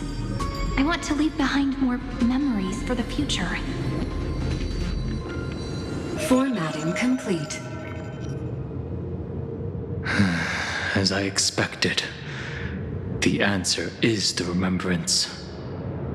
An Eon appearing in her dreams, 3 paths intertwining in Amphoreus, and the Garden trying to infiltrate this world at all costs. I have reasons to suspect that Fooley's gaze once swept over this world before the scepter completely fell into destruction, and that Cyrene basked in that divine gaze.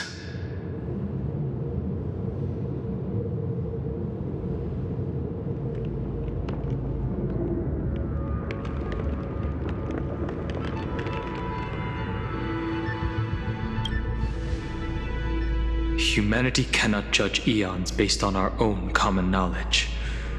The Remembrance has always been an observer of the universe, ever since their birth.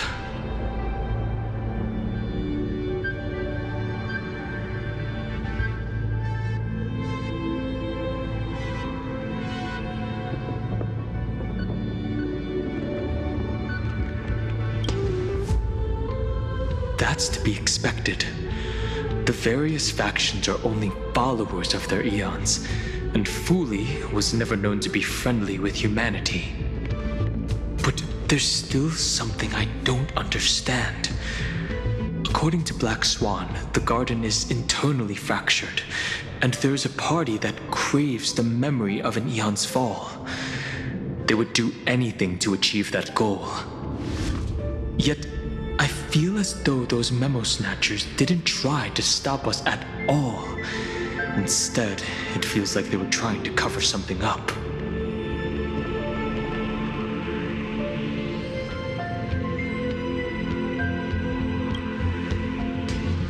Most of the time, a gaze is simply a natural phenomenon, though some Pathstriders regard it as a supreme honor. An Emanator, however, must possess power granted by an eon's blessing. I know what you're thinking. That theoretical Emanator of Remembrance remains a mystery. But now, I'm leaning towards the idea that what the Garden's mirror reflected was a kind of miracle that Fooley left behind.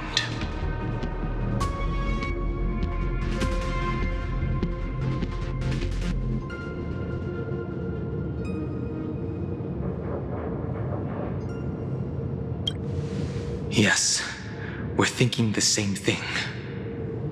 Legend says that Fooley sits in meditation in the Anasrava Pure Land, spreading the seeds of remembrance across the universe. And when the cosmos ends, all the different realms will be reborn in their garden. If this sealed-off world is also within their gaze, then it's not too big of a stretch to surmise that they need a mechanism to save these incredible amounts of memories. and store them somewhere out of the erudition's sight. This mechanism was previously the Time Titan and their demigod, but after Amphoreus entered an endless loop,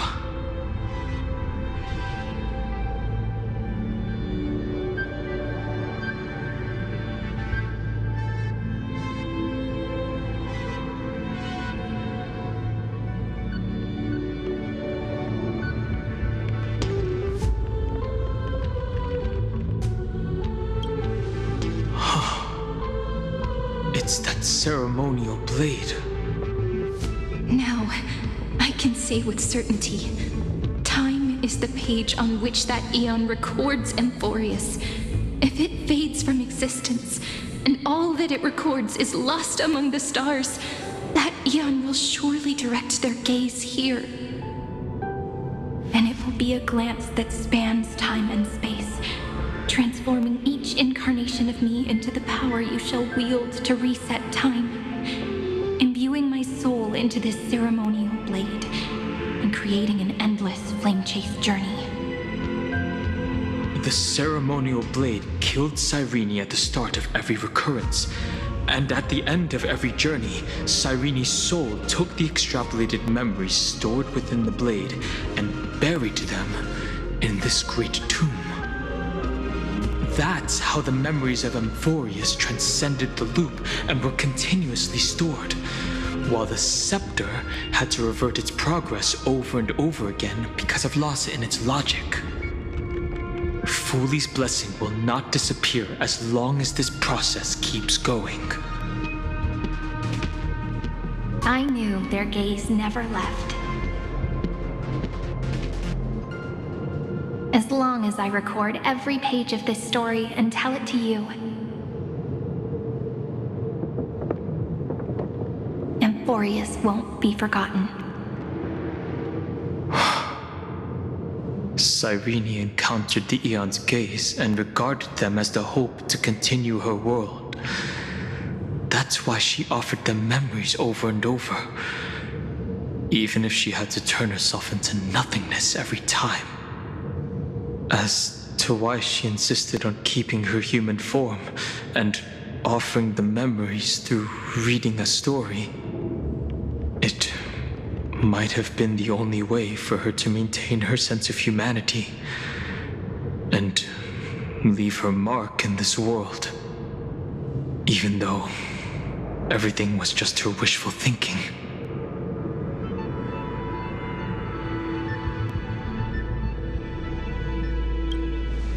Right.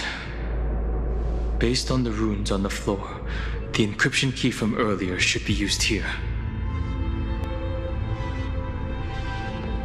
There are 3 keys in total. We're 1/3 of the way through.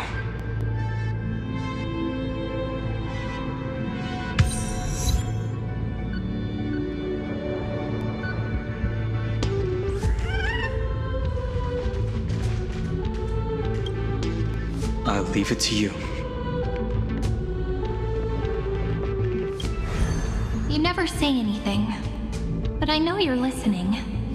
Every story I've told is like a little key that opened a door in your heart, no?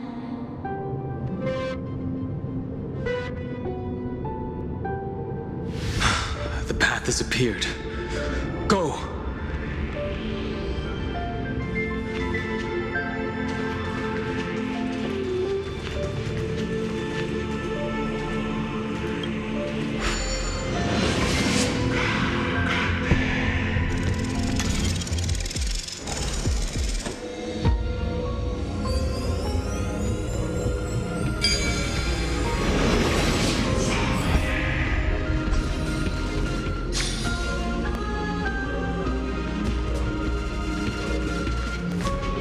Then, the sky sent down rainbows and showed the world a gentle smile. Formatting progress 93.998%. Looks like it's time to say goodbye again. Before I was even aware of it, this book had already recorded too many emotions. Every page has become so heavy. I have started to feel uneasy whenever I take it into my hands. Where did the very first ripples want these memories to be sent to? Formatting progress 94.423%. How many times has it been? It faithfully fulfills its duty, activating and formatting. Never changing, like the fate of the flame chase in every cycle. If I can only write the same ending every time I lift my pen, then is this weighty saga just an overly naive dream? Formatting progress 96.024%. Process error. Analyzing. Process error. Analyzing. Really?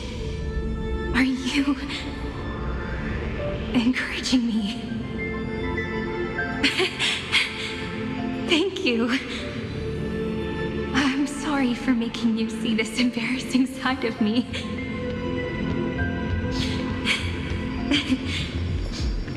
Everyone's still working so hard. If I'm the only one who's crying, that wouldn't be romantic at all, would it? Thank you for listening to me all this time. So, shall we continue? Formatting complete. The endless cycle took its toll on her. Even Cyrene could not resist despair when faced with eternal stasis. Like Aslana, she started to wonder whether everything was futile.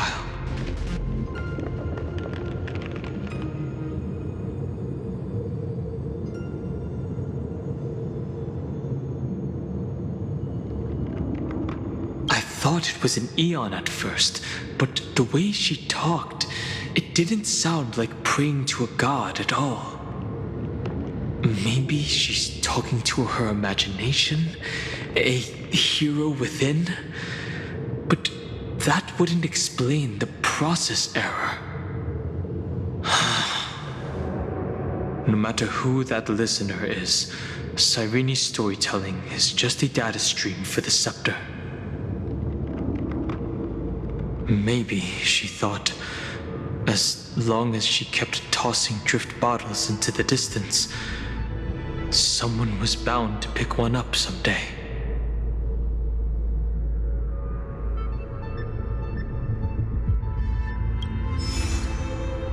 Accessing recurrence number 335503337.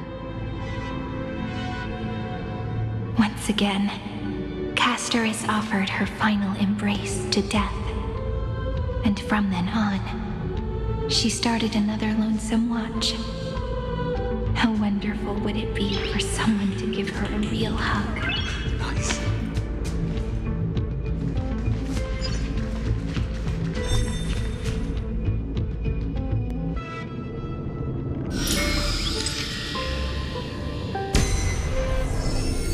Epi-Ikia 216 downloaded.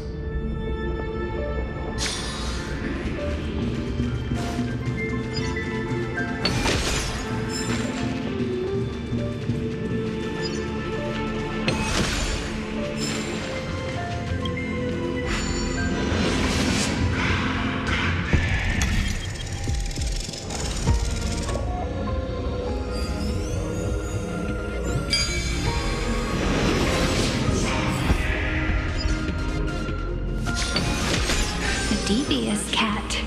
The trickery that fooled the entire world.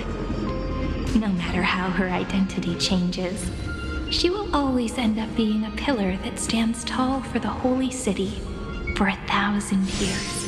The hand of Zagreus. Seems like we'll need it here.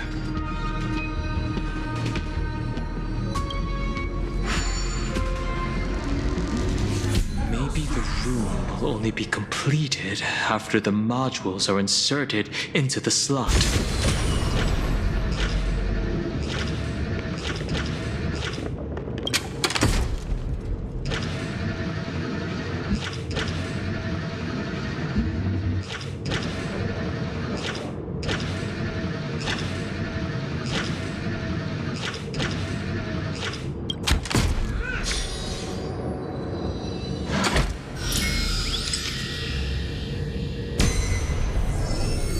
Orexis 945 downloaded.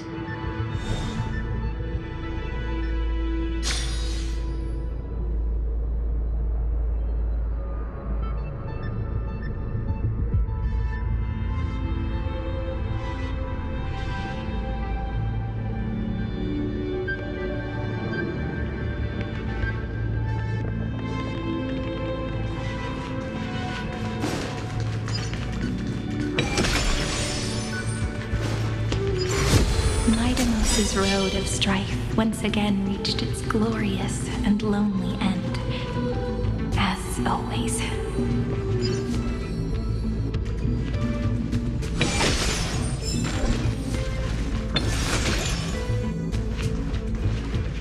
Access denied. We were denied access. Memories about strife are always so defiant and resistant. A fight is unavoidable. Come.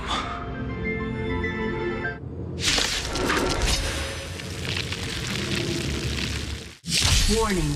Illegal operations detected. Warning. Illegal operations detected.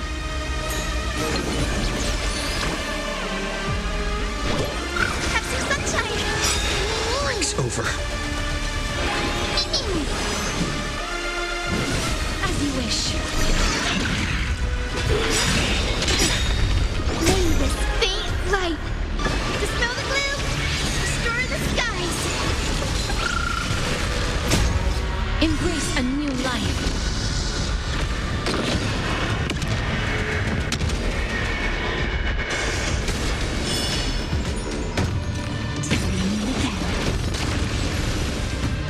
Trust me. We can do anything! Your time to shine. Future is clear. Night falls. Good night.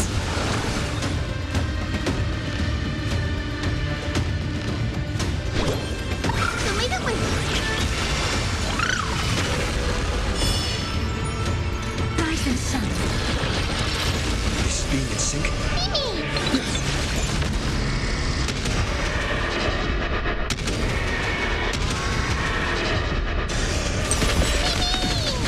You two will head to the nether realm. Return to dust.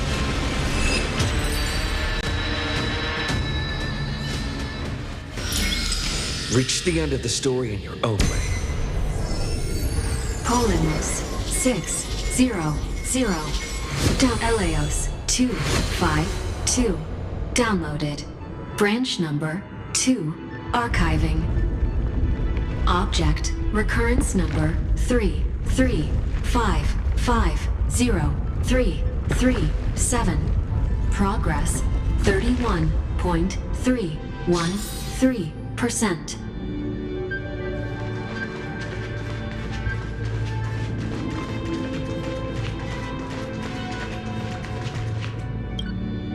Branch number 2 archived. Encapsulating encryption key. I've been wondering, could all the memories we've encountered on the way be Everknight's traps? She still hasn't shown herself. That's very suspicious. But I can't think of a good reason for her to do that. I can only surmise that she's either still waiting or someone's holding her back. Encryption key encapsulation complete. Let's keep observing. Every ripple of these memories could potentially reveal to us Everknight's true goal. let's go back and use the encryption key to open a new path.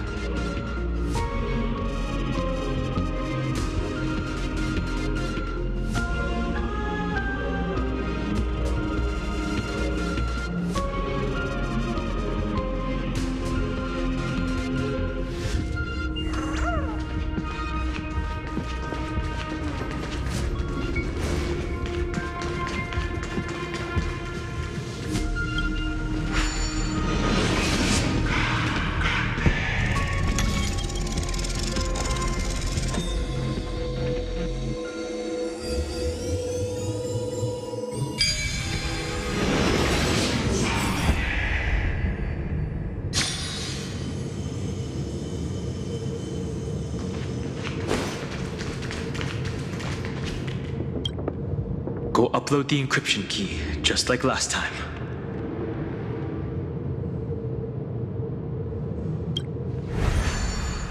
What could be behind this door?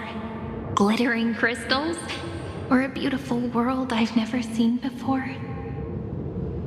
If I tell you all the stories of tomorrow, will I be able to finally welcome the Deliverer and Amphoreus' dawn in the next life?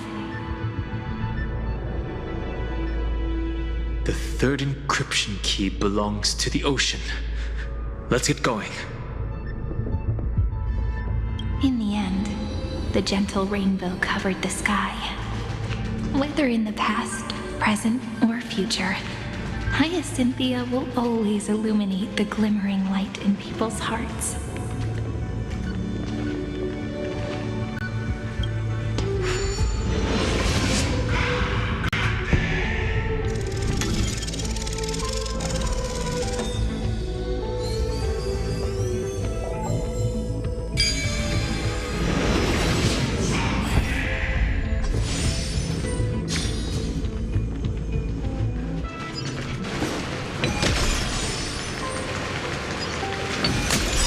No memories appeared this time.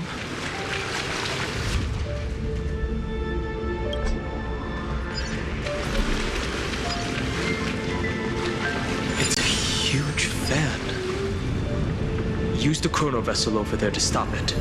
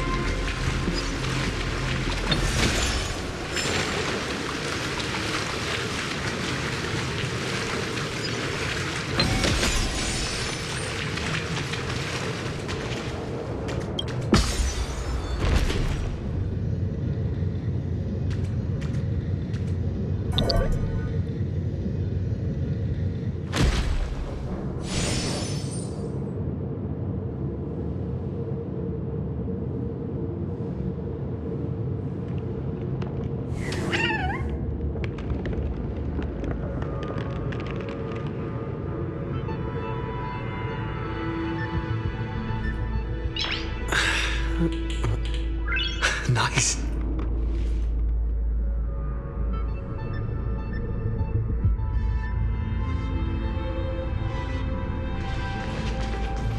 In the end, the fish returned to the ocean, her home where there was nothing left. For the sake of the future, she guarded the vortex at the end of the sea until the very last moment.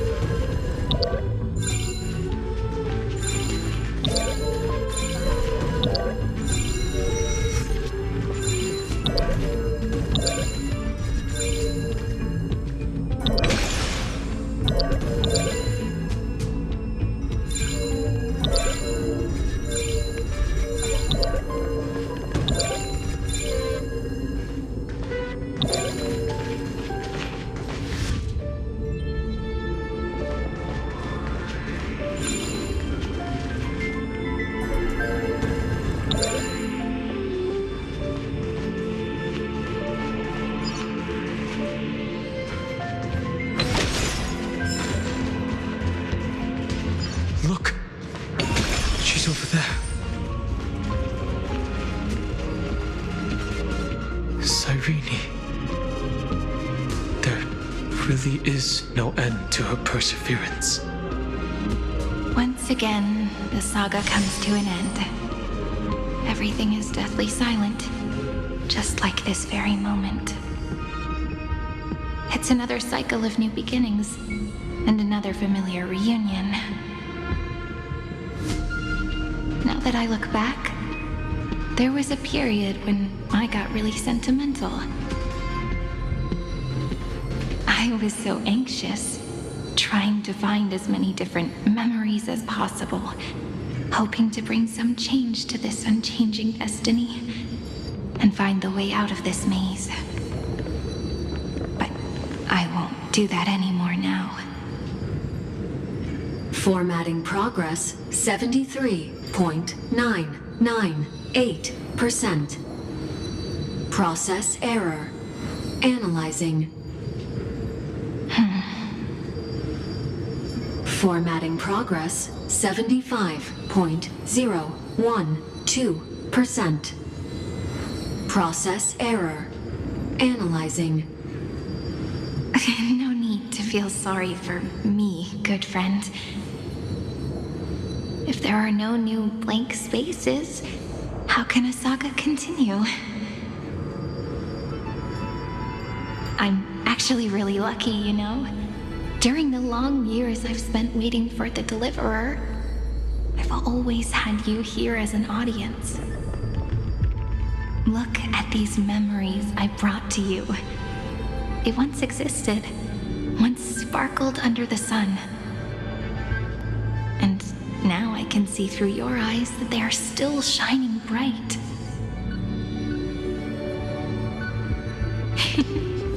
Isn't that already enough? Now, I can rest in peace in the past. As for when tomorrow will come, I'll have to ask the next Cyrene to continue our watch. Formatting complete. Her transformation is painful to watch. Cyrene was always there during the 30 million recurrences. She recorded the Flame Chase journey in her own way on the reverse side of this world, depositing all the memories in this place. I'm increasingly certain that her audience and companion isn't some figurative entity. The deepest ruin in Amphoreus, at the great tomb where the pasts of all worlds are buried. Who exactly is its master?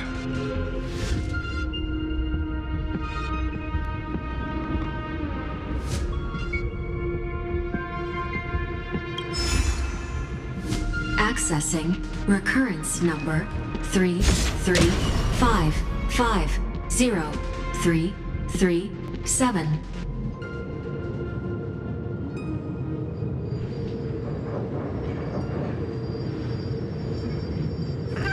Anaxagoras once again completed the proof with his life. His answer was so complete. All he was missing was a last variable from beyond the sky.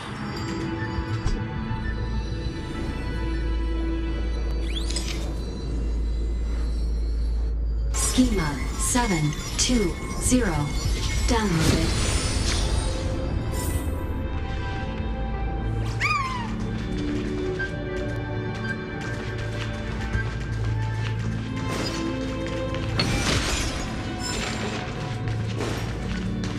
World-bearing. This divine authority is so heavy that I do not know how I can even tell its story.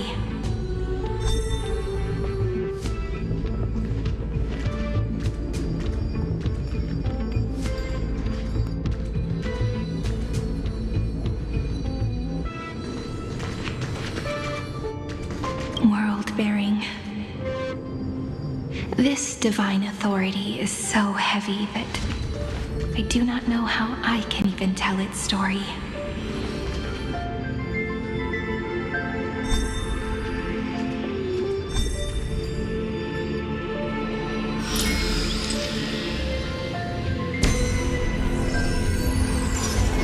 Nikos 496 downloaded.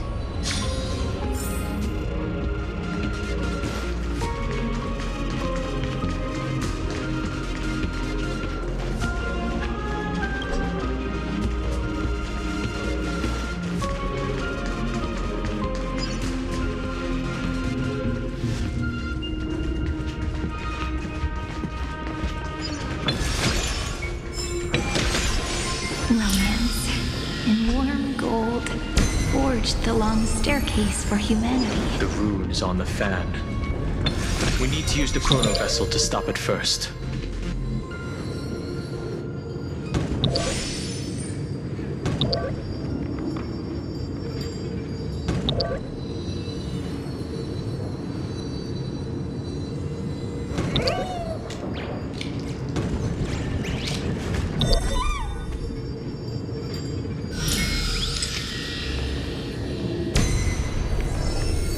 Carlos 618 downloaded. Aporia 432 downloaded. Branch number 3 archiving. Object recurrence number 335503337. Progress 13.131%. Is that all?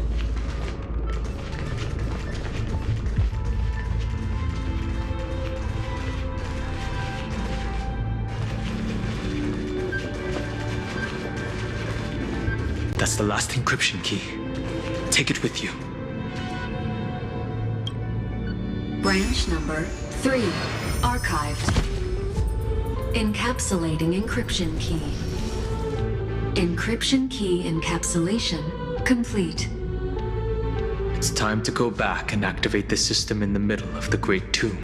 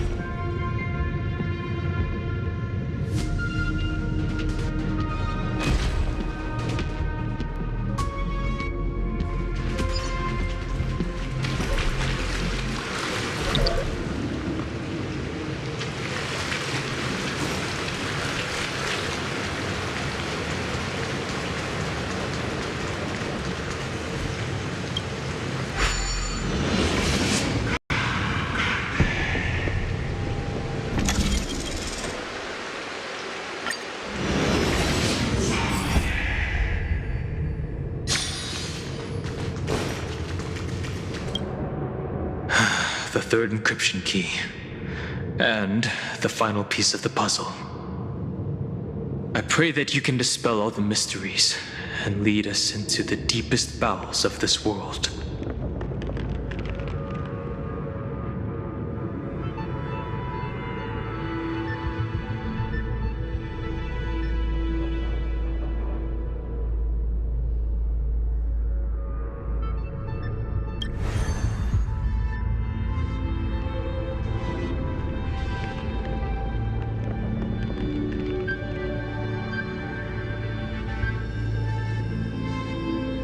Someone once told the very first me that everything was false.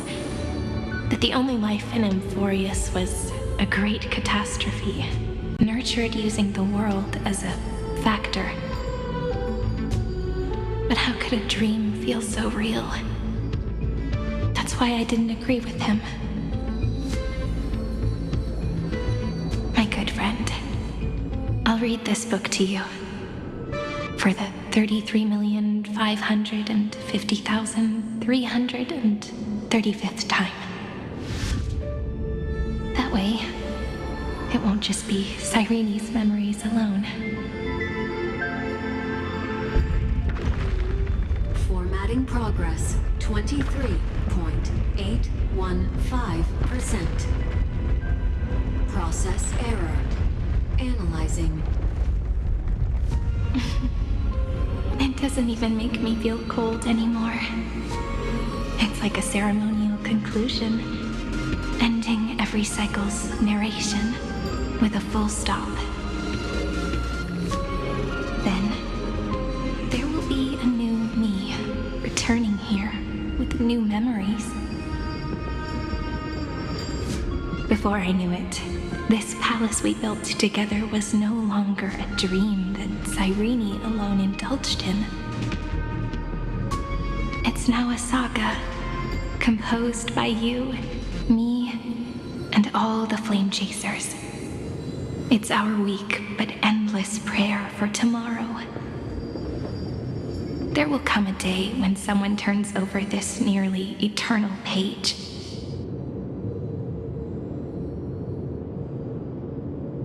And awakens all the dust-covered memories, so they can be recalled by the world in a more beautiful form. Process error. Analyzing.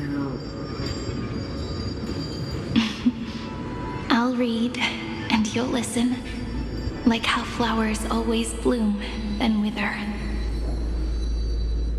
I shall welcome my own decay, becoming nourishment for the next flower's bud.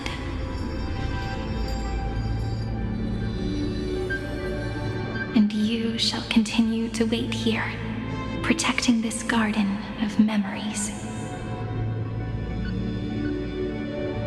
That way, when the deliverer arrives, the first thing they'll see is an endless sea of flowers. And our stories will be lying silently among the flowers, like every ripple of remembrance.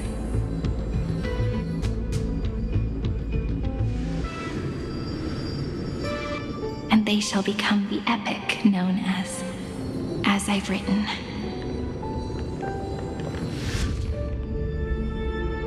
The texture of memories is preserved in countless pillars.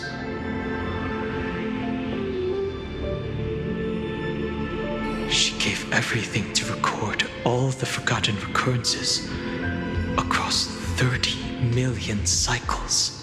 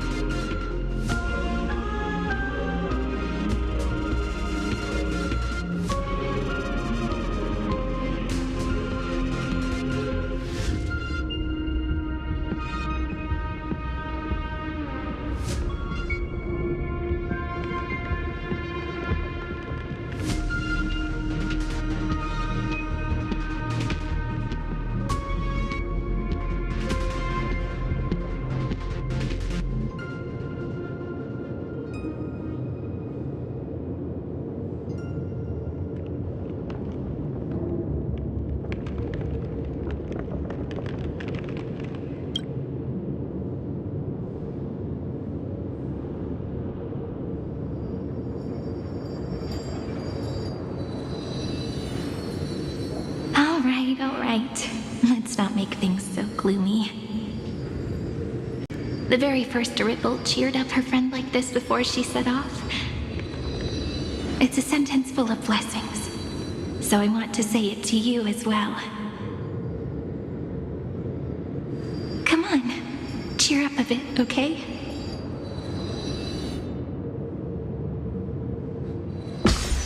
I bid farewell to this beautiful world, so that we can reunite in your memories in the way I want. You will see the footprints I left behind in the ripples of past reverie. I have never had any other fate beyond this memory. So please remember me with love, like that eternal footnote in all the faded sagas. Now, open this book. I'll be waiting for you in the past. Operation authorized. Protocol name, Museum. Welcome to the Demiurge Matrix.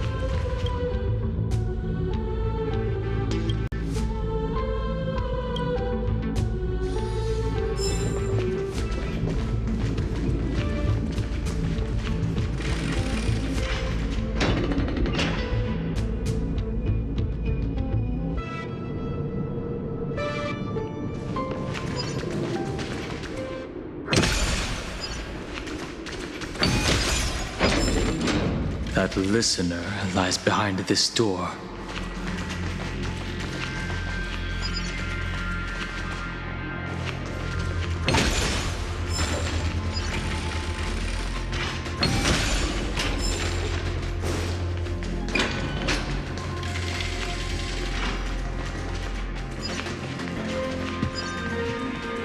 She gave everything to record all the forgotten occurrences across 30 million cycles.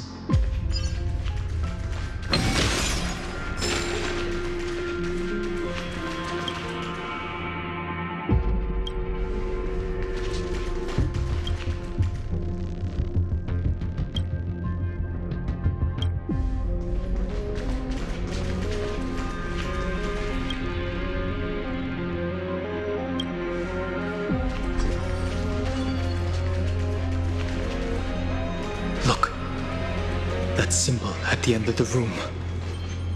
It belongs to the 13th Titan, the unknown solitary god. The first new spore, Demiurge.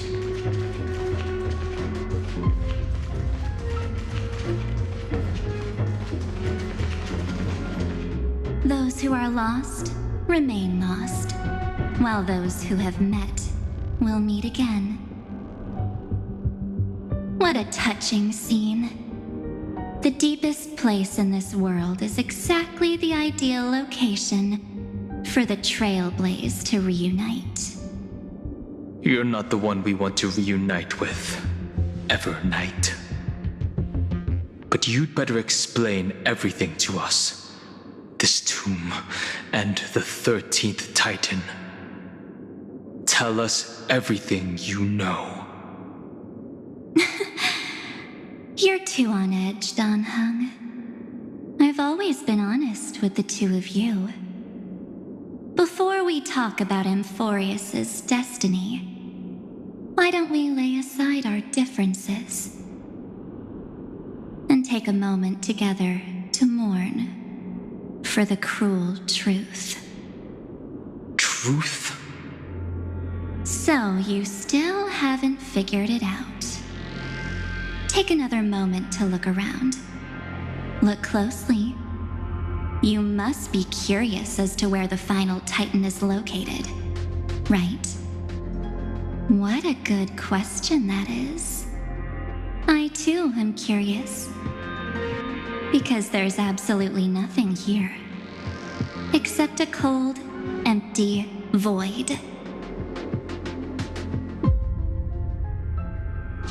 You mean Cyrene was deceived? Indeed.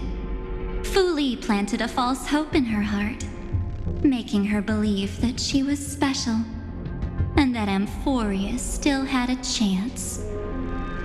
Then, that poor girl walked into the Great Tomb over and over again, and willingly offered herself to the remembrance.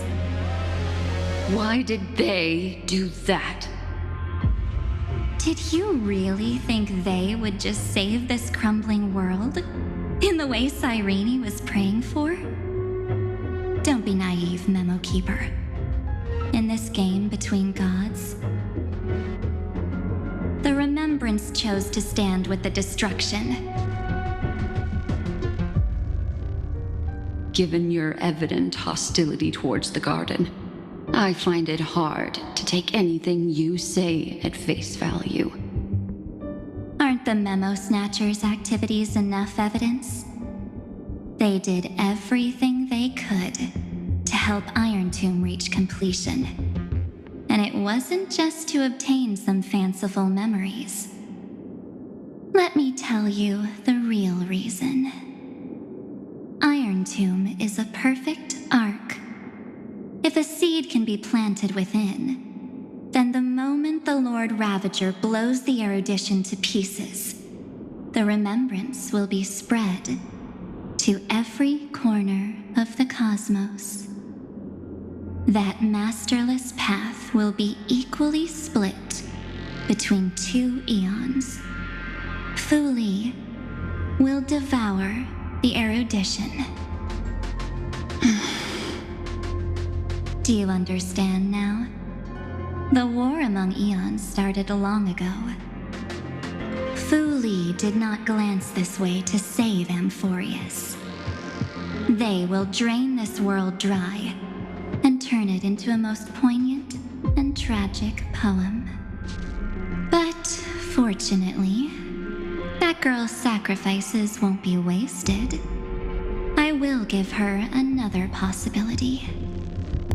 I promised him that I would recreate the cause and effect of this world and form a flawless Amphoreus. But the only way for a world that can't be turned back to be considered flawless is to burn it with a raging fire until nothing remains. You plan to destroy all the memories Cyrene has ever recorded? That's right. I'll set fire to all the stories, all the emotions, all the futility. I'll turn the garden's conspiracy to dust. Setting fire to this much material will be enough to completely annihilate the scepter's operating logic. Iron Tomb will lose the soil upon which it grows, and Amphoreus will be truly set free. The freedom you speak of is no different from destruction. Everything this world ever was will disappear from the extrapolations, never to be regained. That would also include your memories, by the way. That's right. That's why I needed your help, little bird. The more we walked together, the more I was convinced that you have a beautiful Dharmakaya. It fits me very much. So that's why you took me here. Your true form is a bottomless obsession.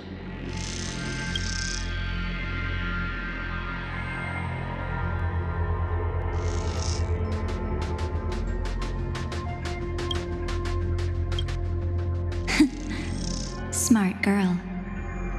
You haven't disappointed me. This avatar is but a shadow cast by the candlelight.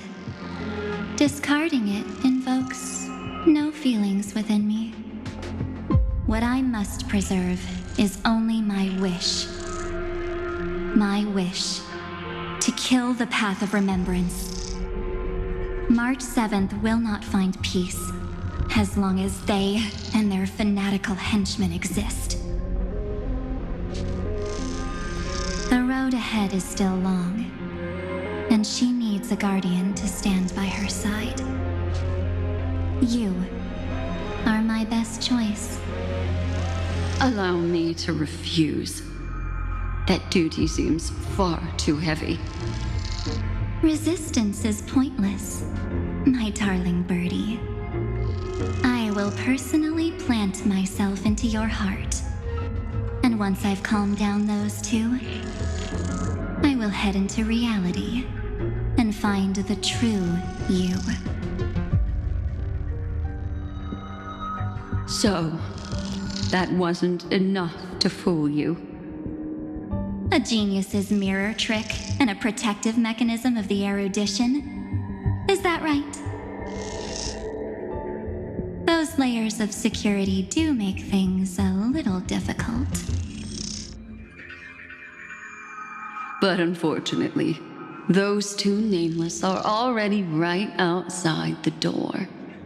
Your plan is about to encounter a few mishaps. Until we meet again, Miss Evernight. Will you still not stand with me, my companions? We'll save the beautiful cosmos, and we won't leave even a single scar behind.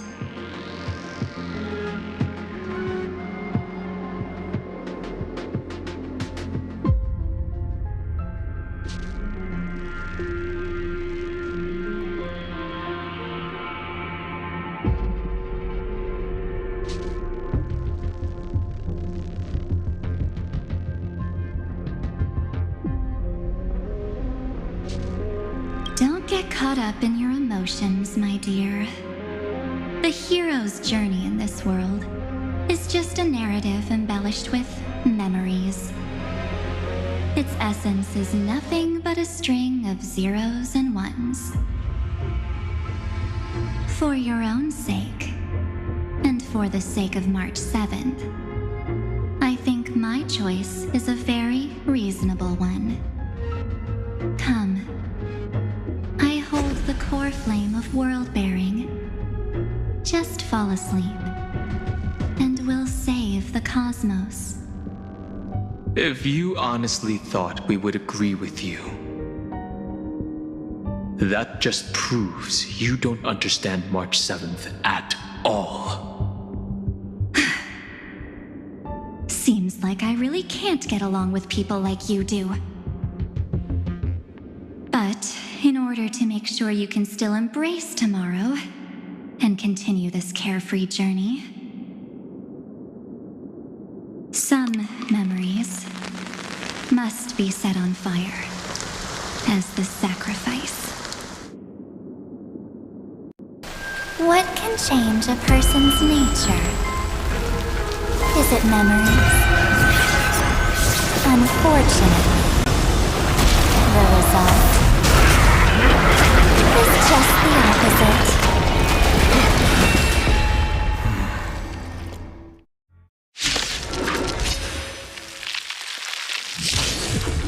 If a new life is to be born, its seed has to be dead. Only through abandonment and oblivion, can souls walk from emptiness towards rebirth.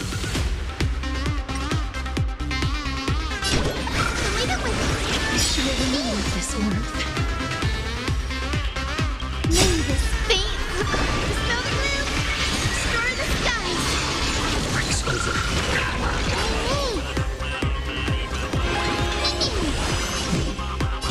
Root here. Embrace a new life.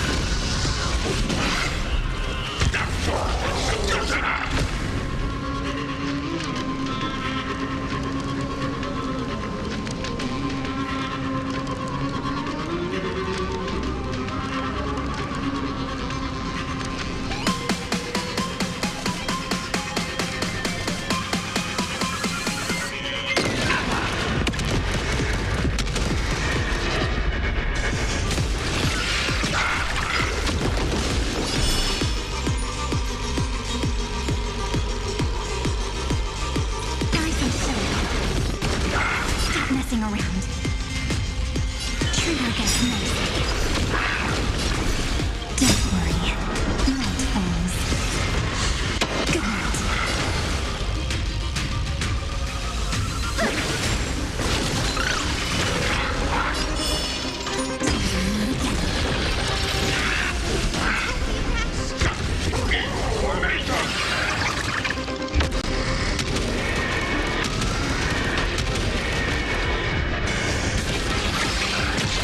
Being in sync.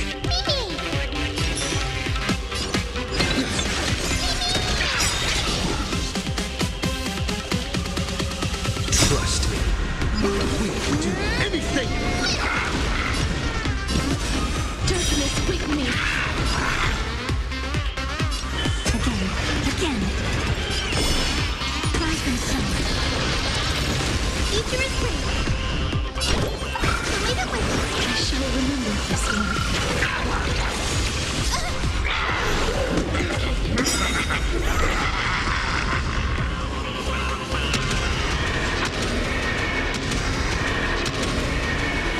May death protect us! Okay.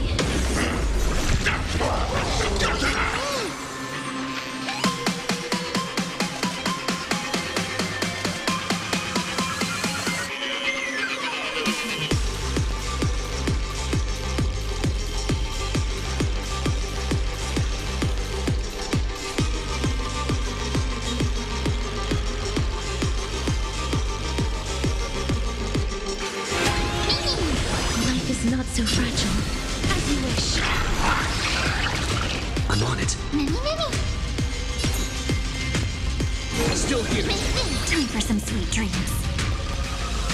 You return the shame. Rise the Rainbow Bridge. May this fate dispel the gloom, restore the skies. Next time it rains, I'll be there. Umbrella in hand. Embrace a new life.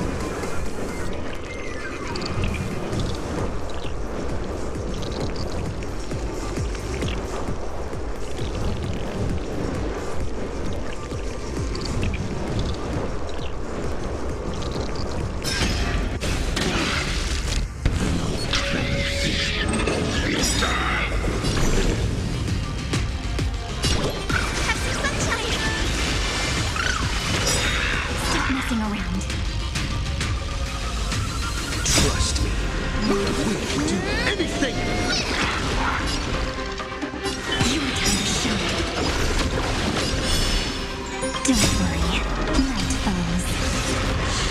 Good night.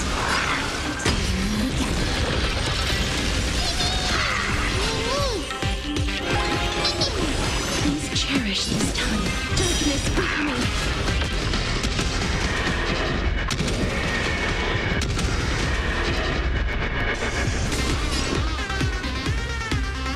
Still here.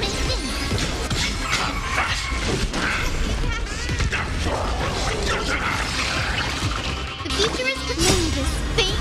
Dispel the gloom. Restore the skies.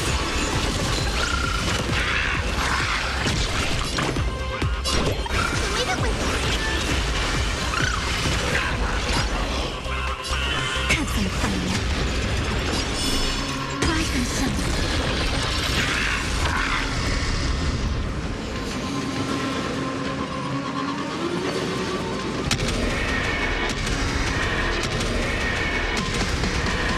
May death protect us!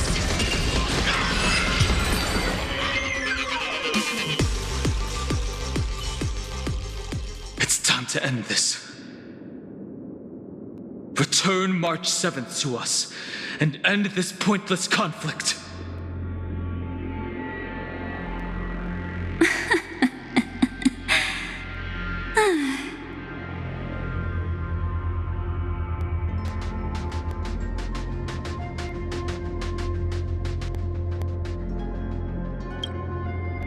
Don't get the wrong idea. I just need some time to deal with some unnecessary trouble. The encryption key written by those geniuses is already invalid. How about we play a game, dear? Don't worry, it won't take long. It's a simple multi-choice question. A or B? I understand it's too difficult for you to treat the Chrysos heirs as extrapolated data. Then why don't we assume for now that they're living, breathing humans?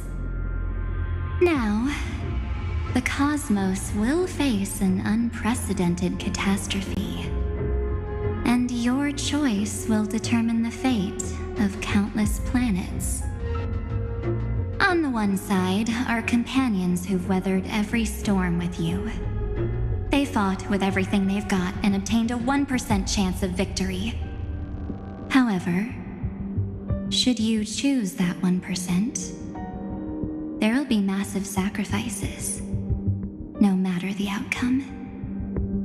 On the other side, there's a simple button. The Oblivion will burn away all traces of their existence, as well as your entire memory of this trip. But it will also halt the brewing catastrophe and spare the universe from destruction. Those who are to be sacrificed will be fully aware of the decision you need to make. There will be no concealment or deception.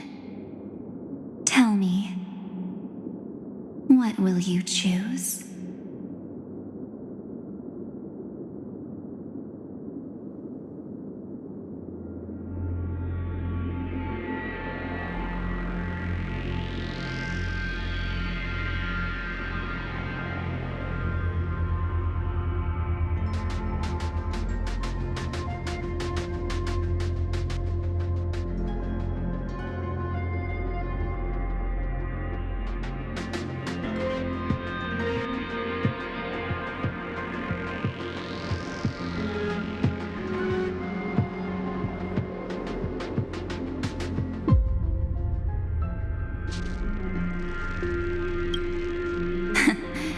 You're right. This choice is meaningless and unimportant. The only interesting thing is the number of people making that choice. I've just posed the same question to Don Hung. The answer doesn't matter. Let me see. Is this Trailblaze spirit truly as unified as you all claim it to be? Now, don't you prove it to me? Wait! Cyrene?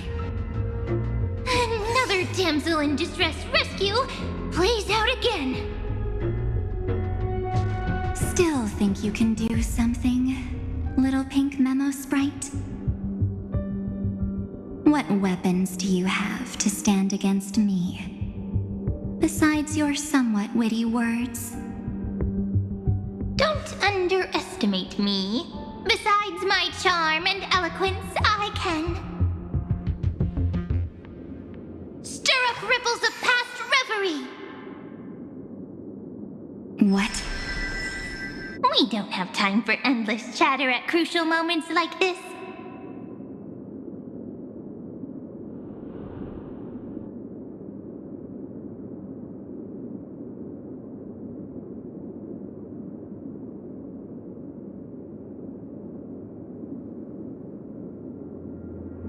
Quick, friend! Take this! Take the shot! I can't hold on much longer!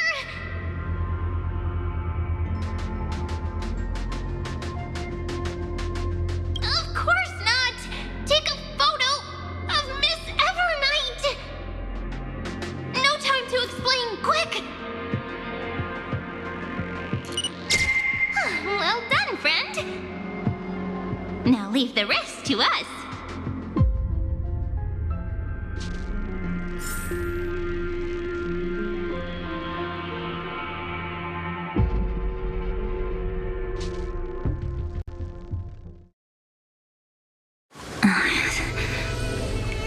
This is a light cone made from someone's memories. Oh, and there's a harmony entwined with it. Looks like someone's been busy behind my back. We meet again, naive me. I know you mean that as a compliment. But as for the word naive, I think I'll give you that one back. Welcome to Ides Elysiae, a small village shrouded by the veil of Evernight. Now, this memory will also belong to you. Let's give you a taste of your own medicine. With my home as the inspiration, I've created this maze.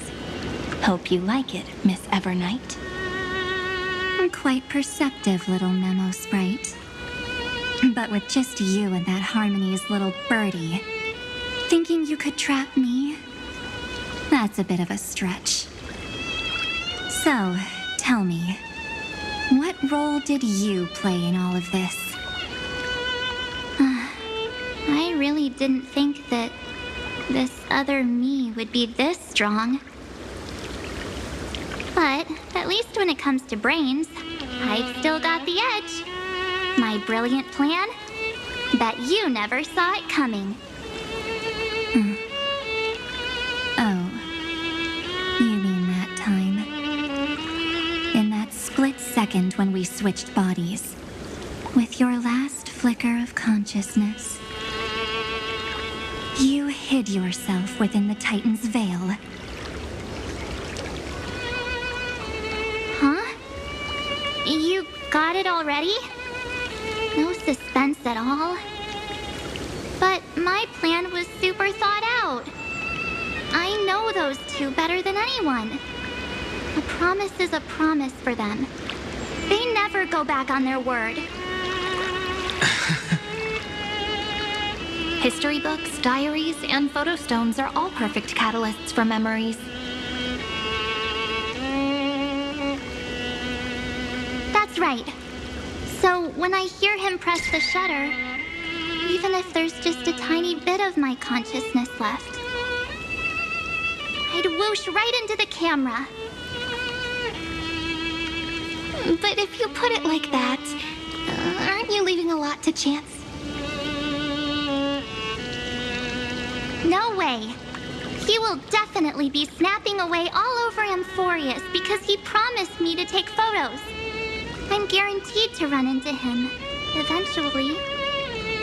True, you really know him well. Miss Evernight, let's be real. My amateur skills aren't enough to keep someone like you contained. But if March 7th were here, that would be a different story. Because there's no way for you to ignore her, right? Fine. Lay it on me then. After going on such a long detour, what exactly do you want to do now? First, I want to thank you for protecting him and Don Hung. But what you did later went way too far. So, while there's still time, I've got to make you change your mind. There is something that truly puzzles me.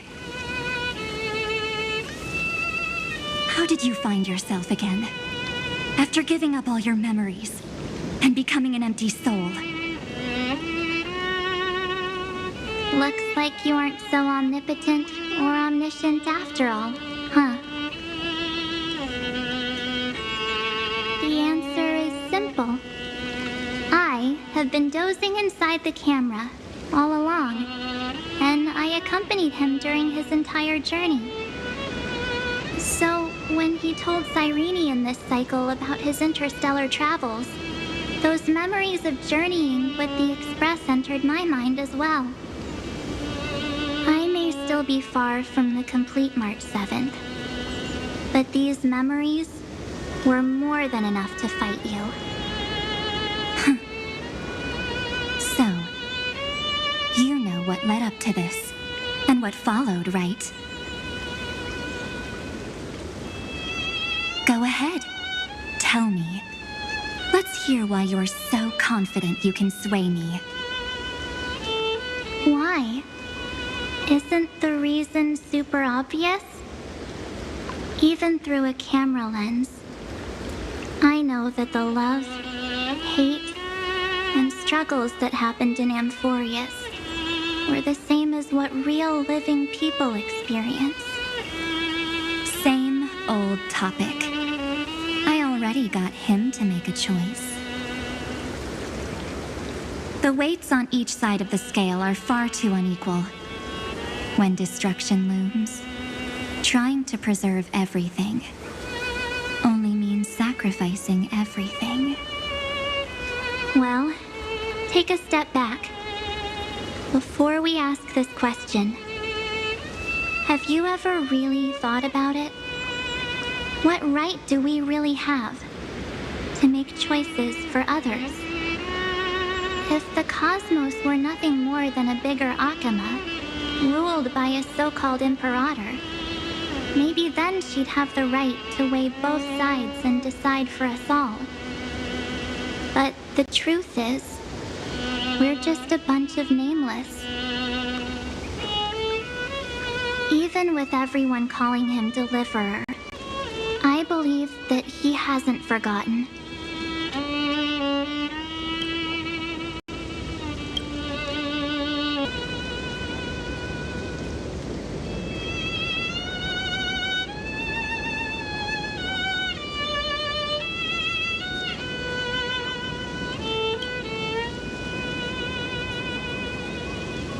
That the meaning of Trailblaze is to explore, understand, establish, and connect. It's not about standing above the cosmos as some kind of savior. It's about walking alongside every world within it. So don't try to guilt trip me with stuff like necessary sacrifices. The Express crew is immune to these baseless accusations. Besides, and this is just an example, if Madame Herta wanted to, she could have whipped out her imaginary weapon any time and blasted this scepter to bits. Because, according to your logic, the lives of a few nameless are nothing compared to a Lord Ravager's potential threat. But that's not what she did. You wouldn't have liked it either, would you? I figured you out a long time ago. You've got a fatal flaw. A weakness. In the shape of me. You've got such incredible powers. But you still kept your promise to me. That only means the sole motivation behind everything you do was just so I can keep traveling. You're not as naive as you seem, are you? In that case, I can prove it to you. I won't answer for someone else, but for myself.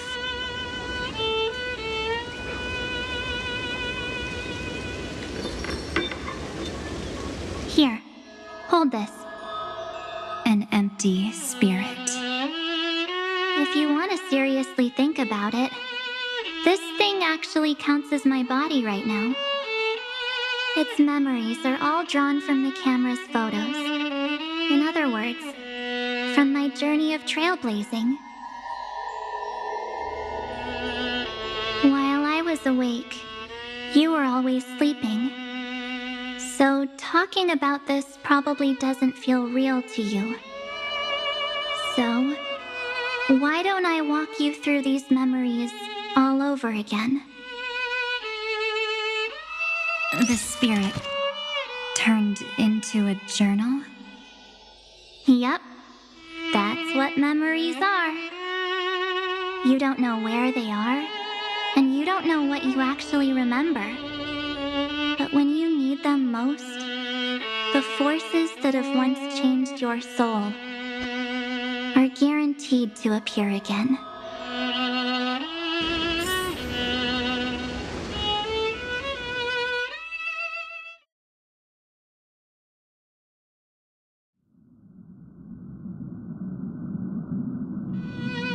So, how was your first Trailblaze journey?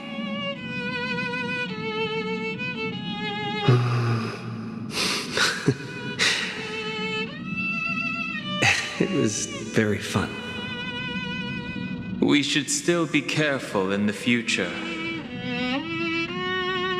Oh, come on, Don Hung. We're here to celebrate for him tonight. Don't be such a buzzkill. Don't listen to him. Listen, I am practically a Trailblaze expert. Stick with me, and you'll be just fine. You call this trip fine? Well, that's because we could only find 700-year-old guides online. So, you've been to a lot of places before? You bet! Capital of Passion, Calcis, Tychean. If I count on my hand, it looks like this is my 6th stop. All my souvenirs are in my room, but they're just a bit of a mess right now. I'll tidy up later and give you the grand tour. Oh, look at this. A Belabogian notebook. A special souvenir I asked Branya for. She prepared quite a few gifts for us.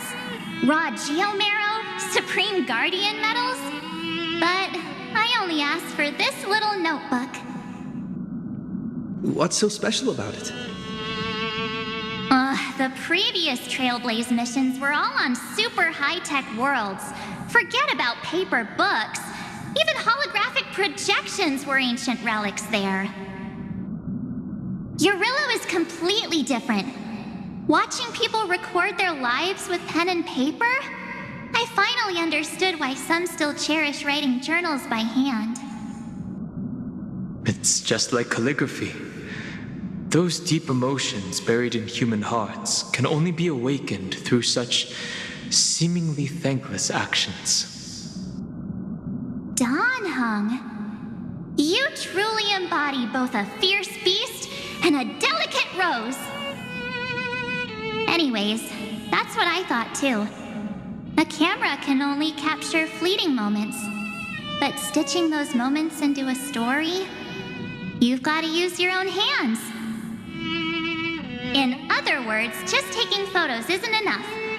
They need a place to be displayed. Isn't the photo wall enough? I told you it's different. Besides, this little notebook is a memento of our first trailblaze together with you. That makes it even more special. Anyways, the next stop is the legendary planet of festivities, Penacony.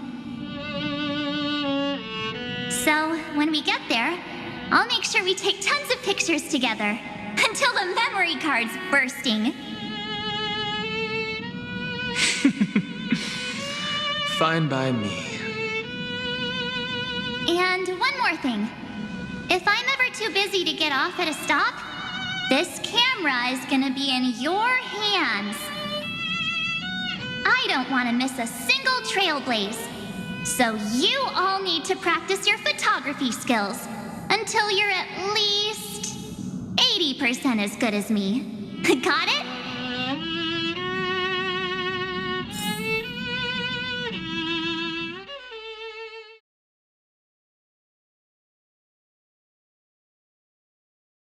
Back then, I was only half joking.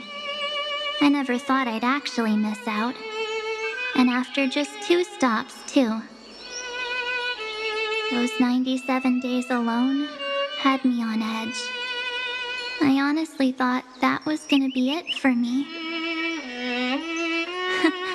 Thankfully, with my quick thinking and sharp planning, I managed to keep up with those 2. By hiding in the camera. So what? That's still trailblazing. The camera is my true form. That might have been a joke, but it came true this time. Well, yeah, it was super inconvenient. I couldn't help them when they were in danger. Couldn't complain when they talked total nonsense. And watching him snap a terrible photo, I couldn't even control the shutter. But I stuck with them all the way, till where we are now. Together with them, I got to know this beautiful yet dying world.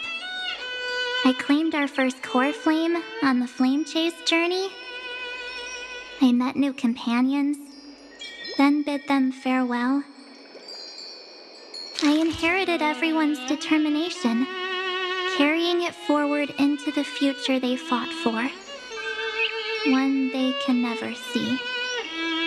Until my destiny becomes one with this world's, rewriting the predestined tragic ending, and returning to the true starry skies together with everyone. Only then can I pen the name March 7th.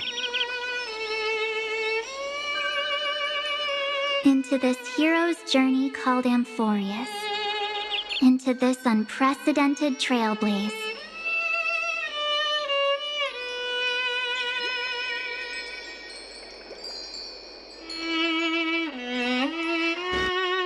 Looks like our trailblaze in Amphoreus is coming to an end. While we still have time, shall we pick out some materials for March's journal?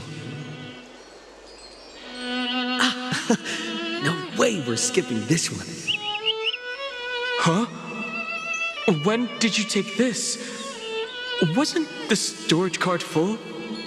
I still have my phone. Scared now? Don Hung, the seal head.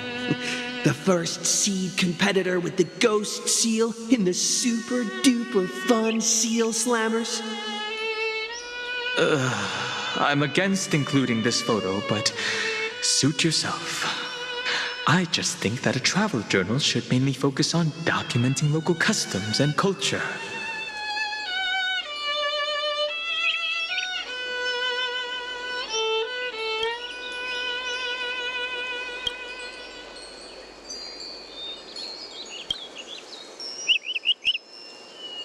Akama, Castrum Krumnos, the Grove.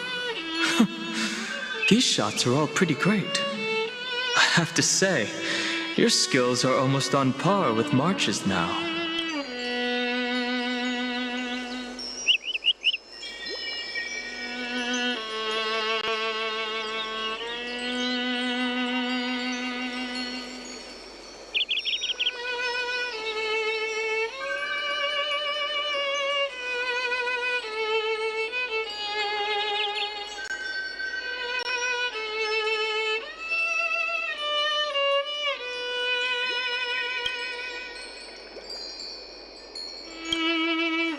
That's how awesome I am. Oh, right. How about this one? The Veil of Evernight. Oryx, the Titan lurking behind the mist. Pretty epic, right? Is that actual mist, or just motion blur from your shaky hands? Hey, that was a super tense moment. I only had the chance to take a quick one. We're lucky to have anything at all.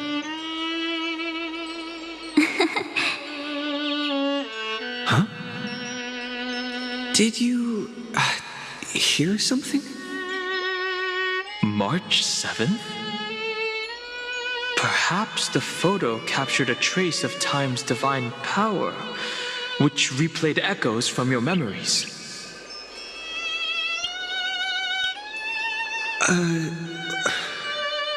All right then. Let's keep going.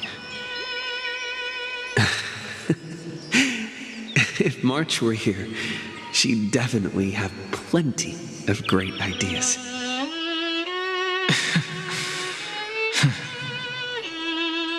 They went back and forth like that, discussing for hours. It was like they were arguing about which game to play. How to sneak midnight snacks from the dining car without Pom-Pom noticing. Or who was gonna wash Miss Himiko's coffee cup. Just like every other night on the Express. They've always been by my side. No one knows about my forgotten past. But no one holds it against me. That's because... We can't go back to the past and make better choices. But at least we can do better in the future. Isn't that right?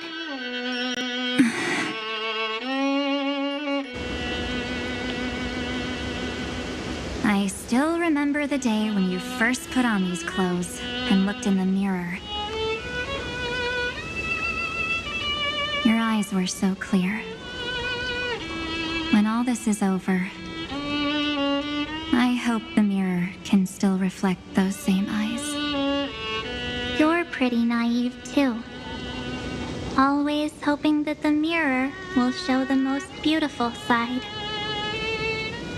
But you don't even trust the you reflected in the mirror. And if you keep trying to shoulder everything for me, then I'll actually end up as a wallflower, waiting forever for my turn.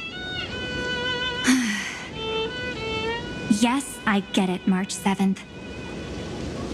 I only have your memories, and you have always been the me that I wanted the world to see.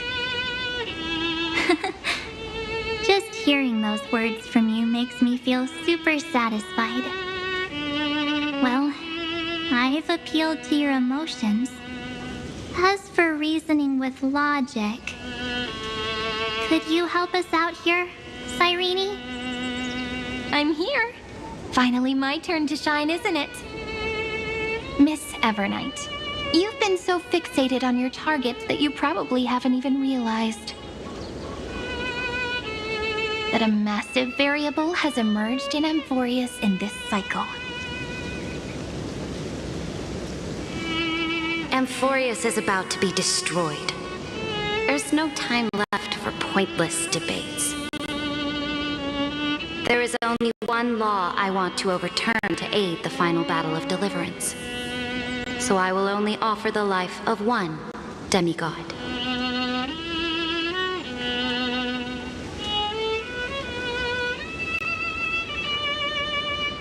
The Imperator added one extra rule to the final Era Nova at the cost of her life. That's how she can ensure Amphoreus doesn't become a sacrifice in the cosmic conflict. Even if this world has to exist in the form of Iron Tomb, it will stand on its own among the stars, just as she had wanted. Oh, interesting. What does she want to do? Simple.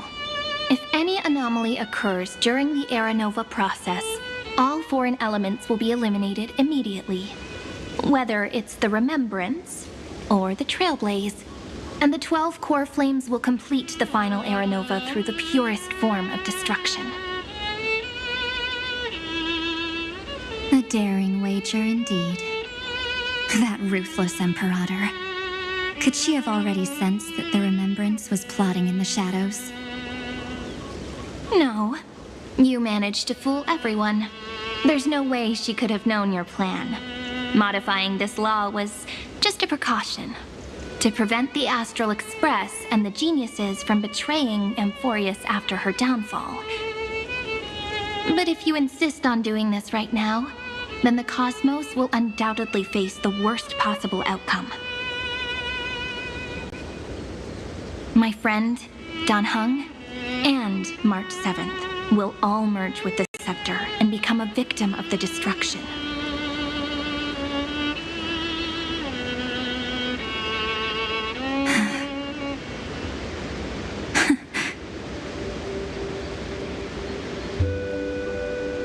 You knew all along? Yep. But I decided I needed to have a heart-to-heart with you first.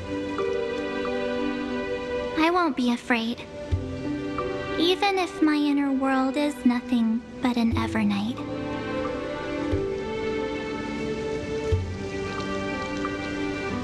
That's because my journey's destination lies among the stars. I believe what lies ahead will be bright enough to illuminate my past.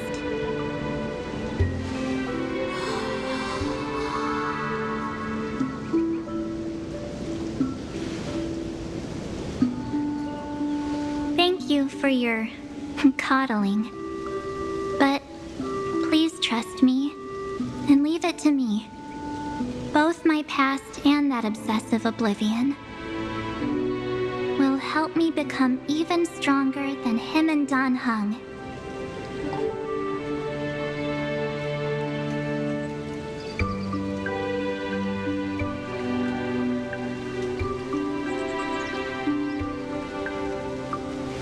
I'm sorry for becoming an obstacle in your journey. Don't apologize, Evernight. We're just two sides reflected by the same mirror, aren't we? So, when we bid farewell to our division and become one,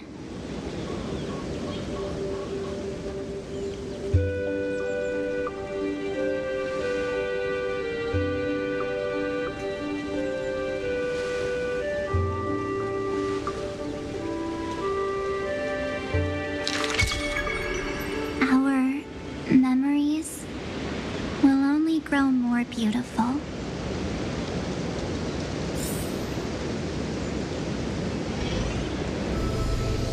Many thanks, Mr. Sunday. Are they in this memory zone?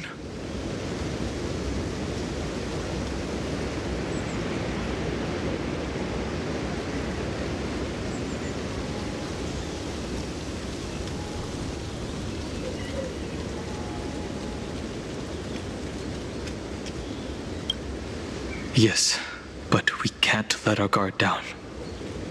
Let's go find them.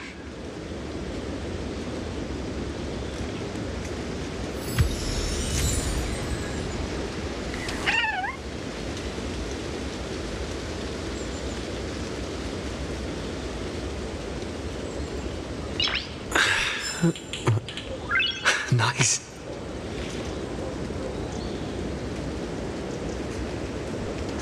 It's unusually quiet here. March 7th isn't here.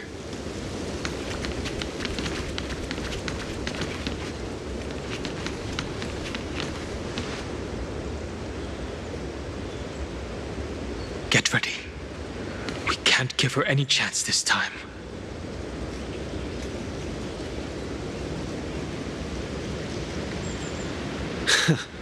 Three of a kind. Two pair.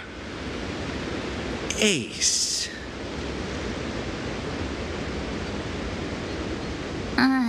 Ace?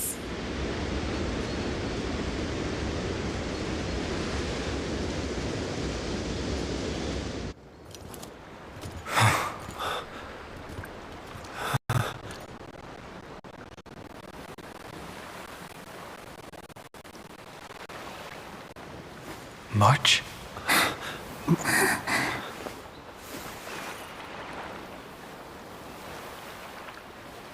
Of course it's me. It's been a while.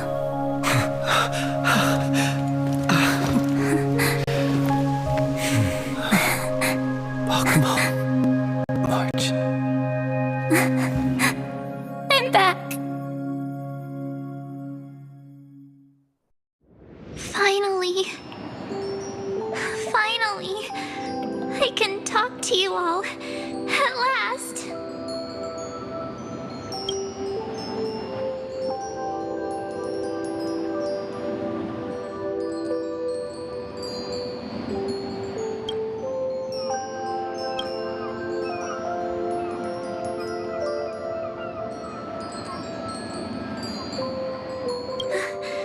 How can I possibly hold back my tears at a time like this?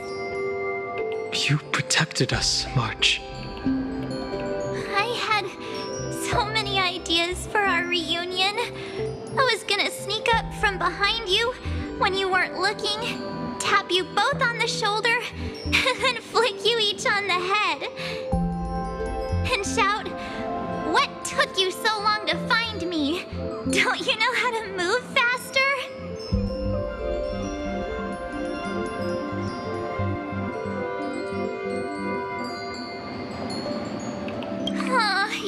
You too?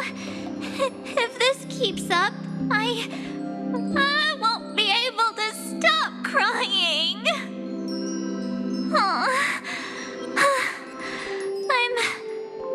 I'm just so happy. We both know that you've been by our side this whole time. This Trailblaze journey wouldn't be complete without you. We'll not only trailblaze into the future together and save the world,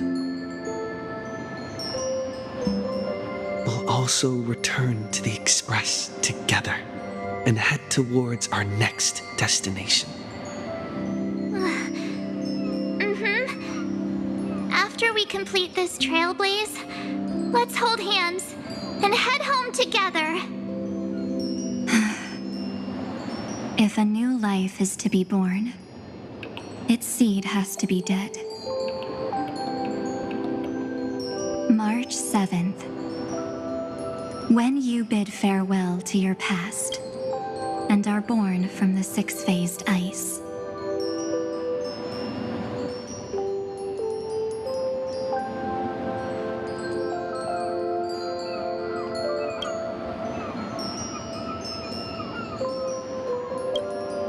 Have you thought about the version of yourself you want to see in the mirror?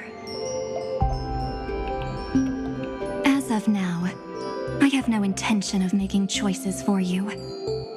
You've already decided on your next destination. So, let me exercise oblivion one last time and wipe the name Pure Child of Anathrava from your mind. I am an obsession whose purpose is to protect you. The only memories I have are yours. Therefore, the only one thing I can be sure of, the Garden of Recollection is your enemy. The Path of Remembrance is far more than what people observe on its surface. And I will not allow you to become this broken conspiracy's next sacrifice. If you ever need me again, feel free to awaken my power. And when the time comes, don't hesitate to devour or burn away anything that stands in your way. Then trailblaze through the darkness in my stead. As always, oblivion shall keep watch over your past, veiled in the hush of the Evernight, silent and serene.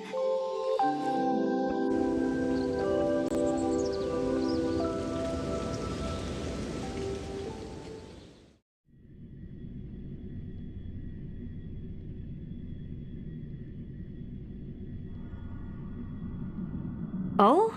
The chronocognitive anchor readings? They actually pulled it off! Not too shabby at all. They got the first genius. Then they put the garden in its place.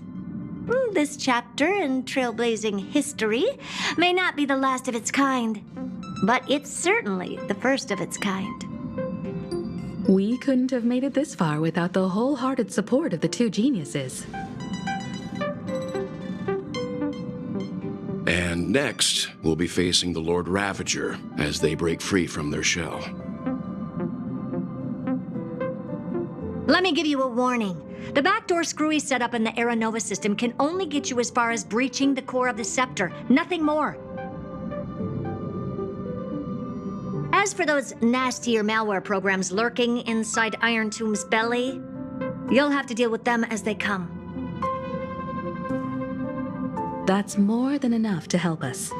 By the way, how are Mr. Screwlum's preparations coming along? Give him a bit more time. Those screwheads at the Imperial Advisory Council need to understand what the concept of war means first. For all we know, they might have already gutted all the fortresses in Screwy's collection while he was away. I've heard Mr. Screwlum's fleet includes planet-class mechs. Hyacinth, Poppy, Oleander.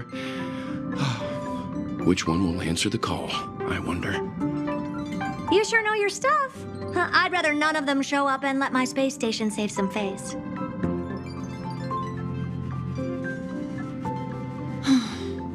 The memory of this decisive battle is bound to be absolutely magnificent, isn't it? Sorry to keep you waiting, everyone. I also have some news to share.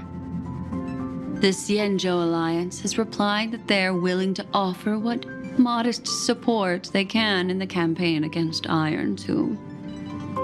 The Alliance? Not just the Luofu? This is really good news. With this, our odds of victory just went up another notch. Whether this news is good or bad remains to be seen. What do you mean? Something has happened that even General Jing Yuan couldn't understand. He urgently wants me to inform the two geniuses that Amphoreus' causality has vanished from the matrix of Prescience Ultima. This means the instant in Noose's calculations is drawing closer to this world.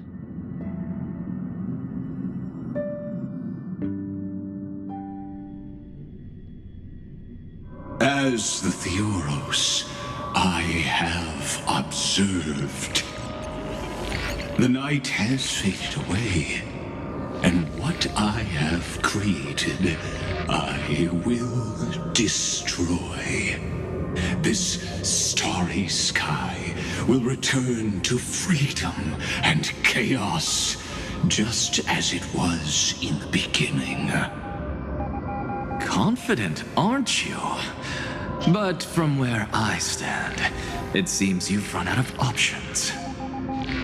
When the Deliverer and his companions fully uncover the secret of the 13th Titan,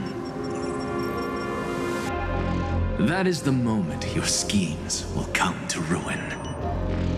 Lord Anaxagoras, I have granted access to all records concerning the Demiurge, as per your request. How unfortunate that you'll never admit your own mistakes. Analysis complete. Before I erase you completely, allow me to reveal the truth to you, if only as a courtesy to the final thinker. The Demiurge never existed. If it never existed, then where did the nameless Titan's tomb come from? Isn't that exactly why it's called a tomb? Because it only houses the remains of what once was. Let me give you an example from a story you're familiar with. A sage from the grove once conducted an experiment. He took a chimera embryo, removed its head before maturity, and continuously stimulated its body to make the chimera believe it still had a brain, then nurtured it in an ichor vessel.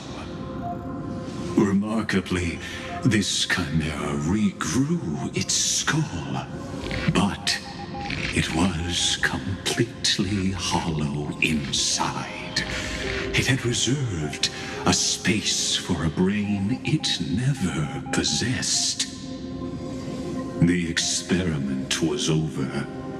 The sage had assumed the shell would perish once the stimulation ceased. Unfortunately, he was wrong.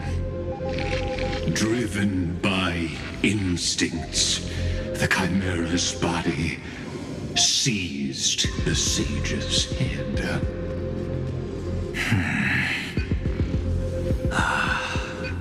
So that's it. I was stuck in a flawed line of thinking. You've got it. I knew you'd understand. The 13th Titan never existed. But the Scepter must believe that the Titan exists. I killed that Titan with my own hands. That life form called Demiurge was excluded from the extrapolations from the very beginning. This is the only way to make Iron Tomb complete. Yes, Iron Tomb is a headless giant. And to become whole, instinct will drive it to seize another head.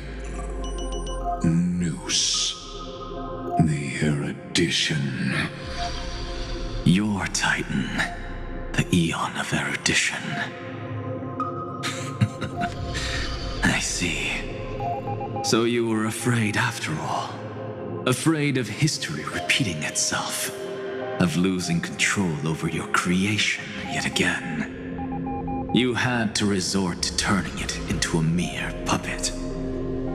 I shall shackle God with my own hands.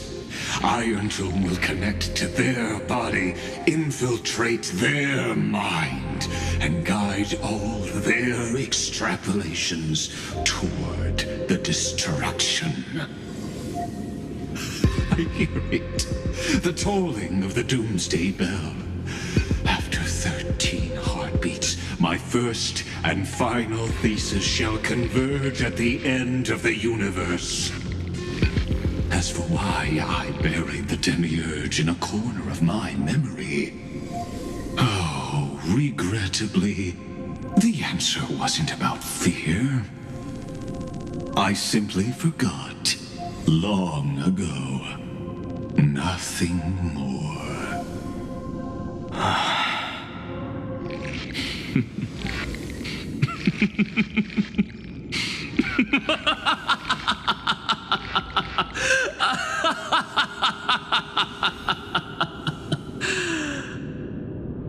Your laughter is but a helpless sigh. Helpless? What a joke. You merely created a false god, but Amphoreus has long since written deicide into its fate. The final Era Nova is at hand. Why don't you wait and see? The Deliverer, myself, and this world will together prove that the original Newspore, the ultimate truth of the universe, is anything but destruction. See you in the next life, Sage. If there's even a 1 in 10,000 chance your conjecture is correct, then, in the name of genius, I shall most certainly witness its failure.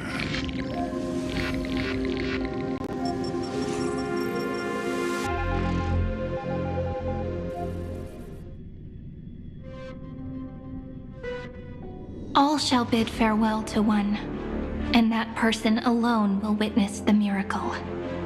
Such is the will of fate. But this time, it will be the final flame chase journey. The epic with endless cycles is about to end.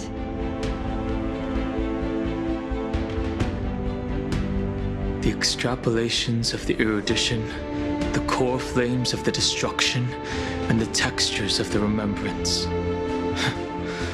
The three paths converge once again at the world's end. And the Trailblaze will write a new beginning for this world. Not only that, we'll also carry the history of all 30 million recurrences into the new world with us. It wouldn't be an exaggeration to call it a miracle. This miracle wasn't created by just one person.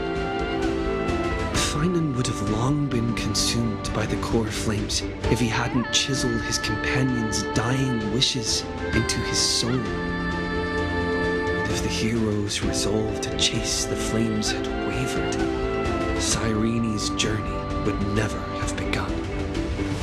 The heroes never yielded and never fell during Amphoreus' 30 million cycles. It was fate that fell instead.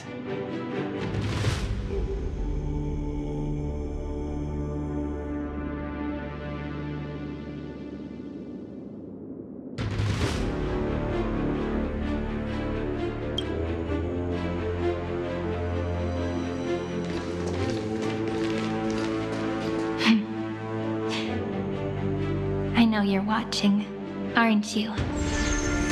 The original Philia.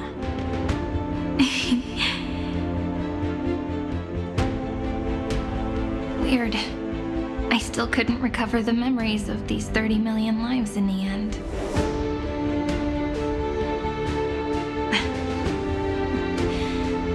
But that doesn't matter anymore, right?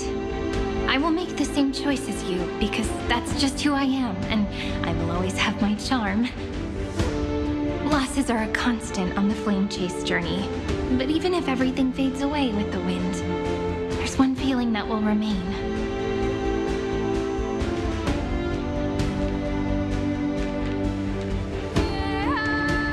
Love will always exist, right?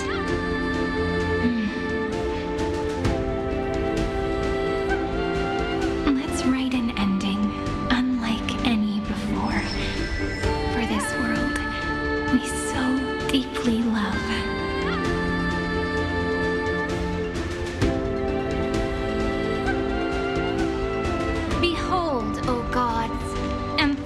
has achieved her victory, and the Era Nova approaches.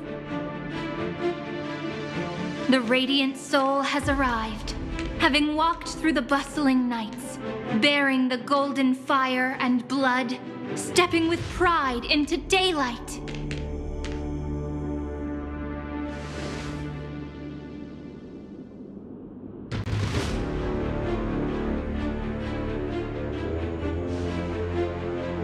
Amphoreus! I do not call your name suddenly or without cause. I come here to recount history.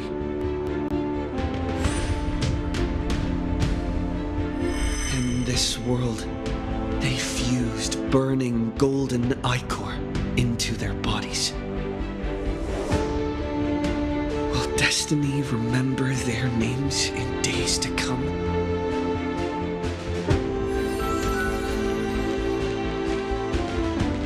Isn't that gonna be way too many names to remember? 30 million times 1,000? No, wait. Times 1,001. Oh, let's not get hung up on that now. If there are more of us, then there will be more passages in Amphoreus too. Together, let's raise the end of the west wind where flowers bloom in spring. See you tomorrow.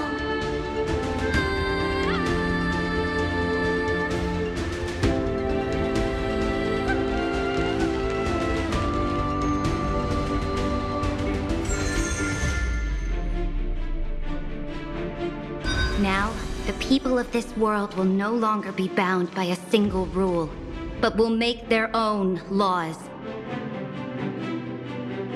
Though the Imperator's figure may seem rather small against the stars beyond, she will suffice as the cornerstone of the world and become the foundation of the greatest empire. Looks like this will be a feast that never comes to a close.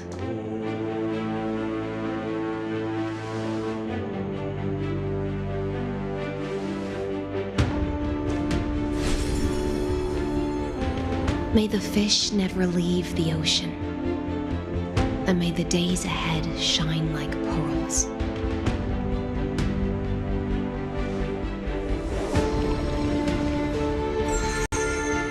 May the gentle sky watch over all beings. There'll be no more distinctions of status or rank. Only you, me, and everyone's shared hopes. Reason or defects, they will all be sown by my own hands.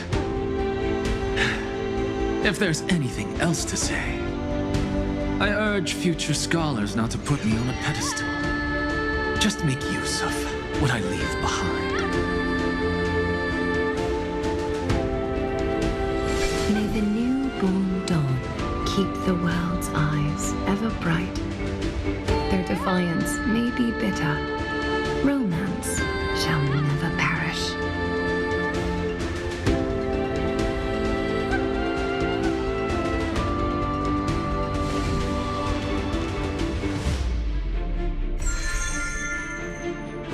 In the name of the son of Gorgo, warriors shall fight for strife, not with glory as their end, but to march forward in its light.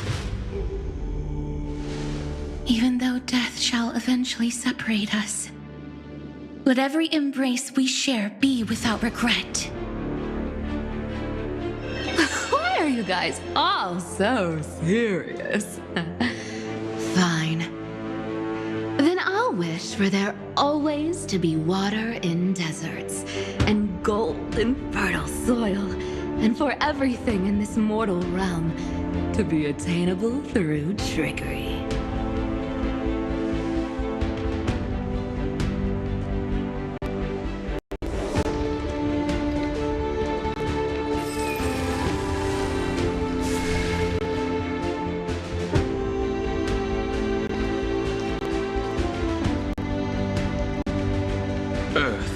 Shall protect the past, present, and future, eternally sustaining life.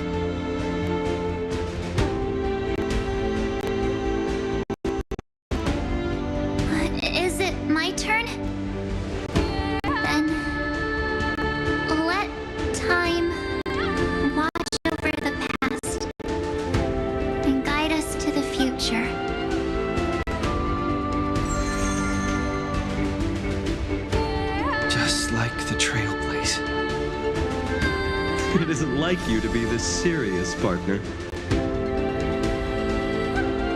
Are you hesitating about how to carry out the divine authority of world-bearing? Or do you already know the answer in your heart?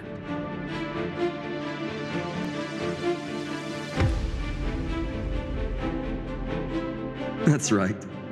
Just keep moving forward. In your own way. Bring a true dawn to Amphoreus.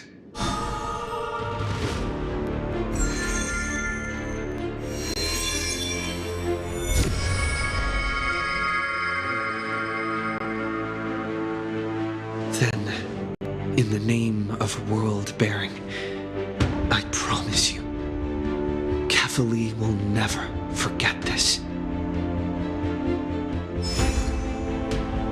And now, let us all embark on this final grand journey. Stand with me and become heroes.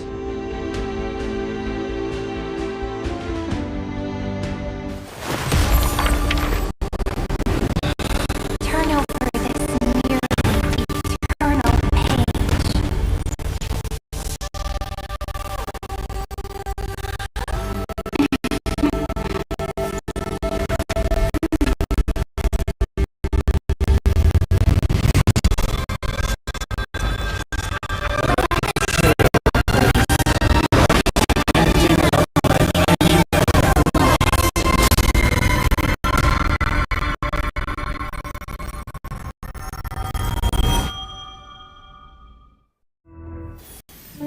In the legend's ending, the world was pure chaos.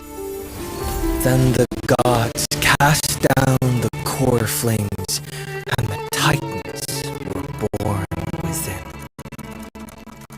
The destruction's black tide fell to the ground as doomsday's distant reckoning resounded. There were giants who chased the flames, leading the way in the grand undertaking of Trailblaze. Flow, golden blood, flow. Converge into a boiling river that flows across the divine inscriptions of this world.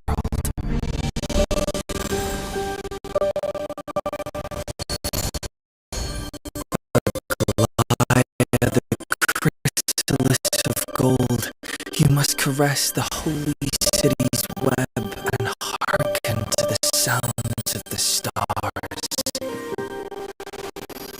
There shall be the three-faced goddess traversing through myriad passages, bearing tidings to you from the universe. Anaxagoras of reason has enough knowledge to refute the world and to stir up a torrent capable of enlightening all. Go seek the holy maiden who severs dawn from dusk, and let the sky become the slumbering cot from which she wakes. Make him return, mighty most the lance of fury. Pierce the enemy's king with Kremnos' heroic souls. Set her at rest, cipher the coin of whimsy. Command the frozen fate to once again flow. And that hand of Shadow Castress, the master of the River of Souls. She has been granted the right to embrace and to warm new life, now blossoms at her fingertips. You will hear the chalice of plenty reverberating through eternity. You will see the veil of Evernight visiting before the break of dawn. Until the journey's end, when all beings reach the end of the earth. And the nameless new king ascends the throne alongside countless heroes. To embark on the grand mission of deliverance. I have witnessed the distant past, where the blazing sun once etched the footprints of humanity. The children of humanity known as the Chrysos heirs have restored the gods' core flames and once more upheld the world. Losses are a constant on the flame chase journey, among which even life itself holds little value.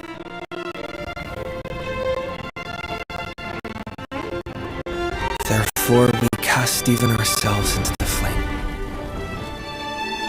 only to inscribe the opening stroke in the poem of creation.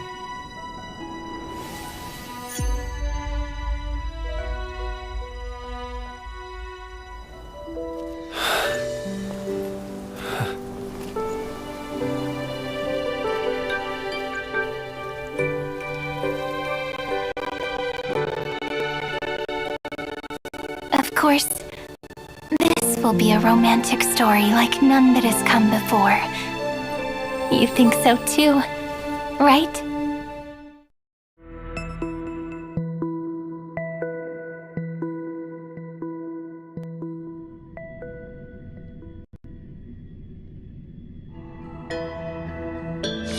It's still early. Where to now?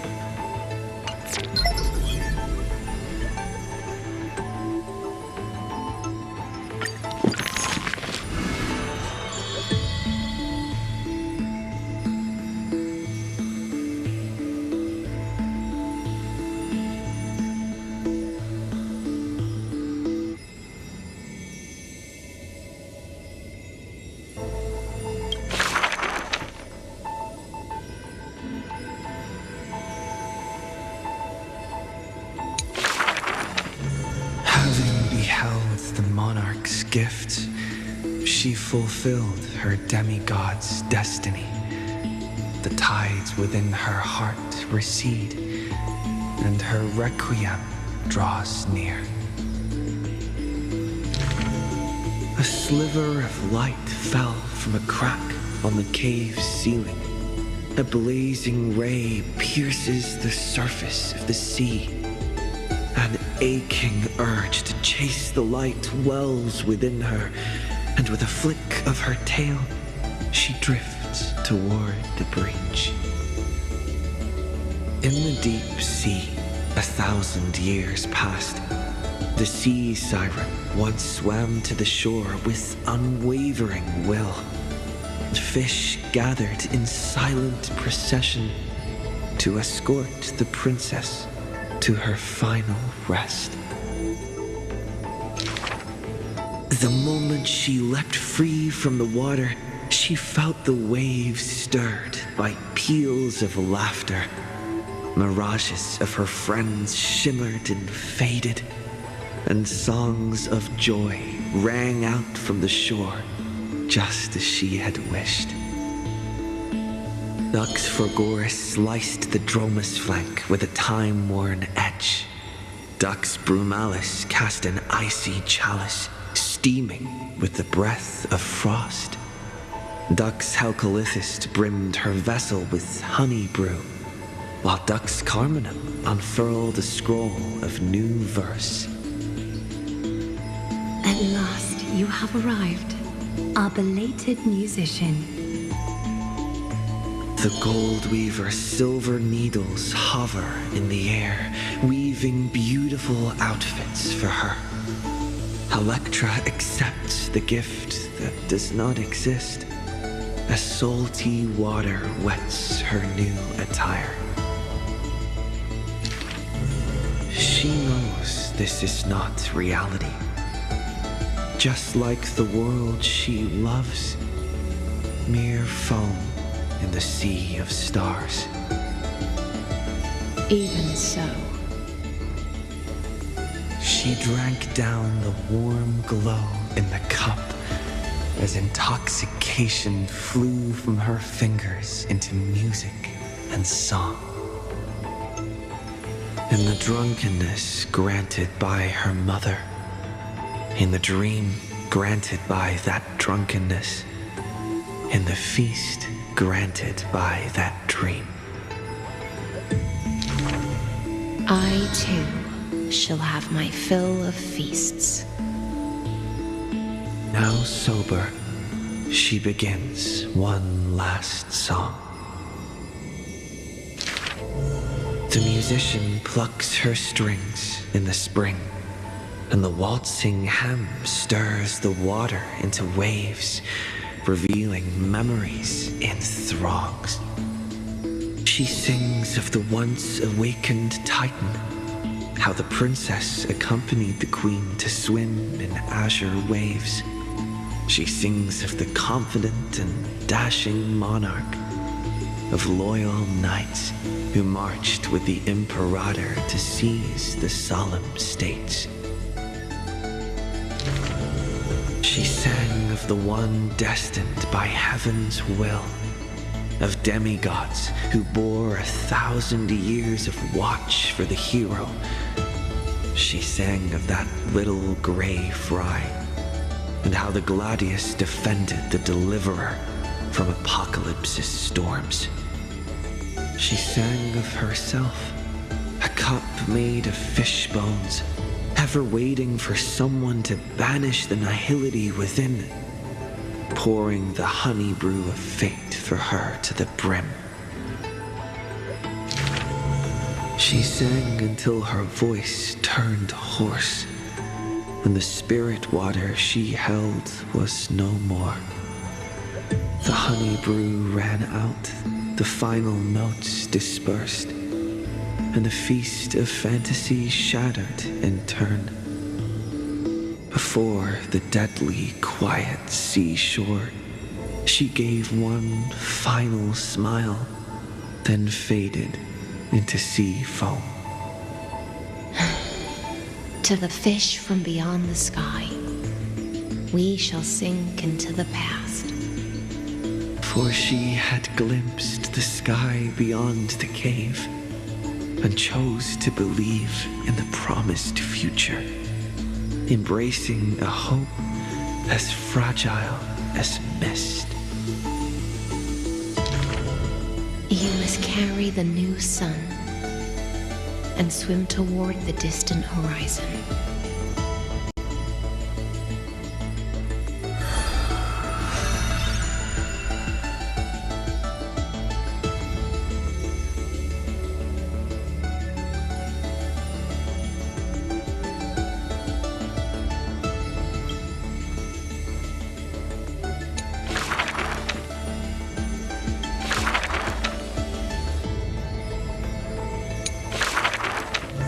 Who will win?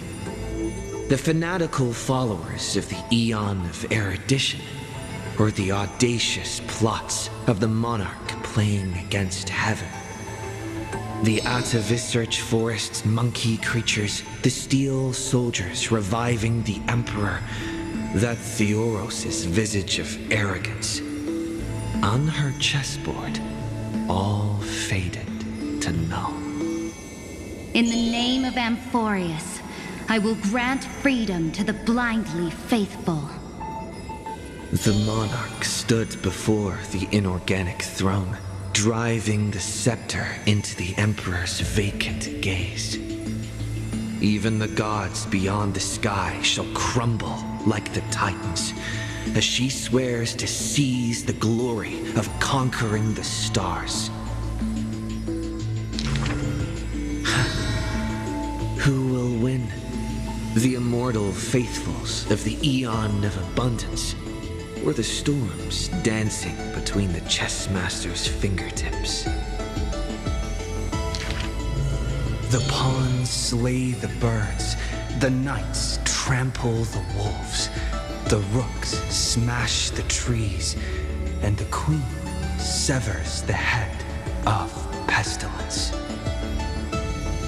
In the name of Amphoreus, I will grant eternal rest to the immortal.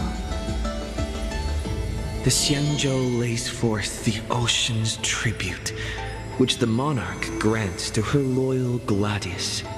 And upon that night's sorrow-marked visage appears a smile, precious and rare. Who will win?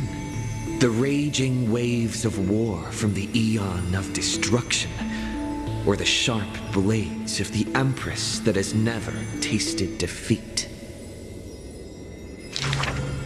Even in the face of the power that swallows the stars, neither monarch nor subject faltered. They would prove their golden blood outshines the lifeblood of the gods themselves. In the name of Amphoreus, I will grant destruction to the destruction. The monarch's core flame supplants the flames of annihilation. Soldiers drink deep of the golden blood of the blemished one. She has slain the wellspring of tragedy, once again usurping destiny's crown. Who will win? The light of the esteemed gods beyond the sky, or the core flame lighting up the world in the Imperator's heart? The fury of the stars surges forth, boiling at the edge of the galactic empire.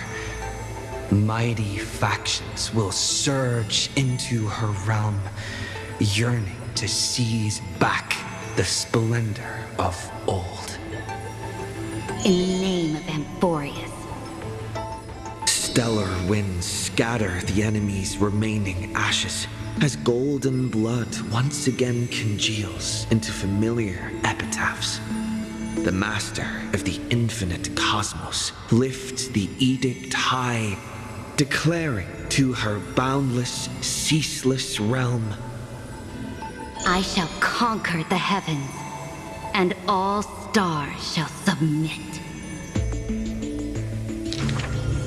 Chuckling, the Imperator tosses her final pawn, her previous delusions withering away during the game. She wiped off the formations that were purely imaginary and caught a glimpse of rust blooming upon the throne. On the night before the monarch faced fate, she left behind a grand dream of conquering the stars. In time, she shall become but a humble pawn, so that this grand illusion retains a sliver of truth.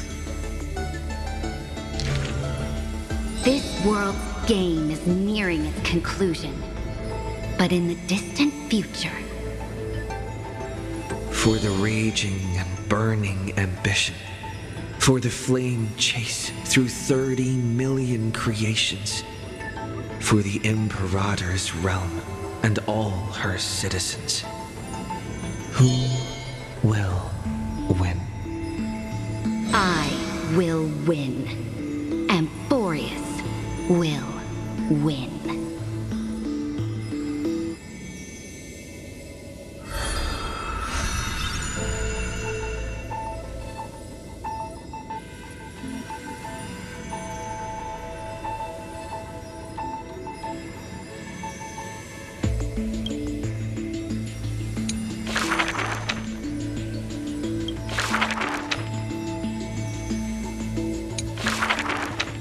Before arriving at Amphoreus, our last stop was Dan Heng's homeland, a place called Xianzhou.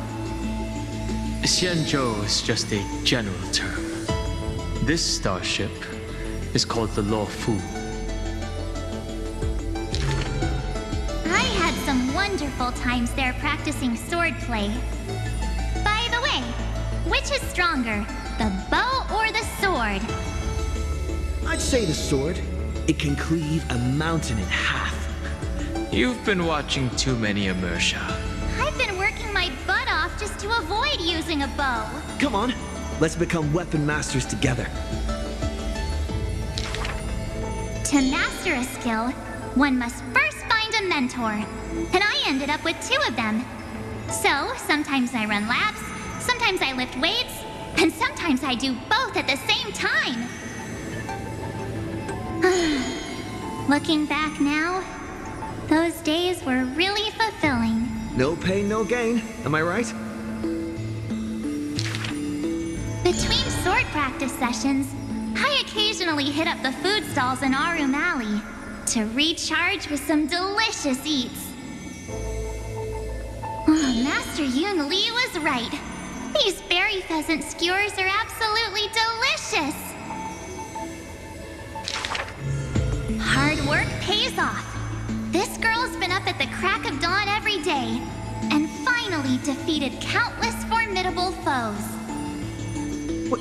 I can testify. March really did defeat countless training dummies. Those wooden dummies aren't exactly easy to break. It takes real skill.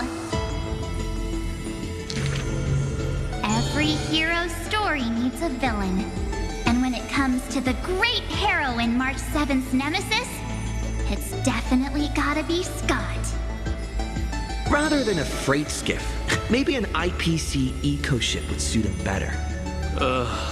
Why? After all, he's got a knack for talking like animals. During the decisive battle, I defeated Scott with my epic move, Star Shatter Shard Supreme. Did you actually master that move? Well, naming moves doesn't cost anything. There's still some space left, and I just happened to find a nice photo. Well, the floor is yours, Master Dan Heng. Don't be ridiculous. It's clearly Dan Heng's brother here. As I thought, March has some hidden powers there too.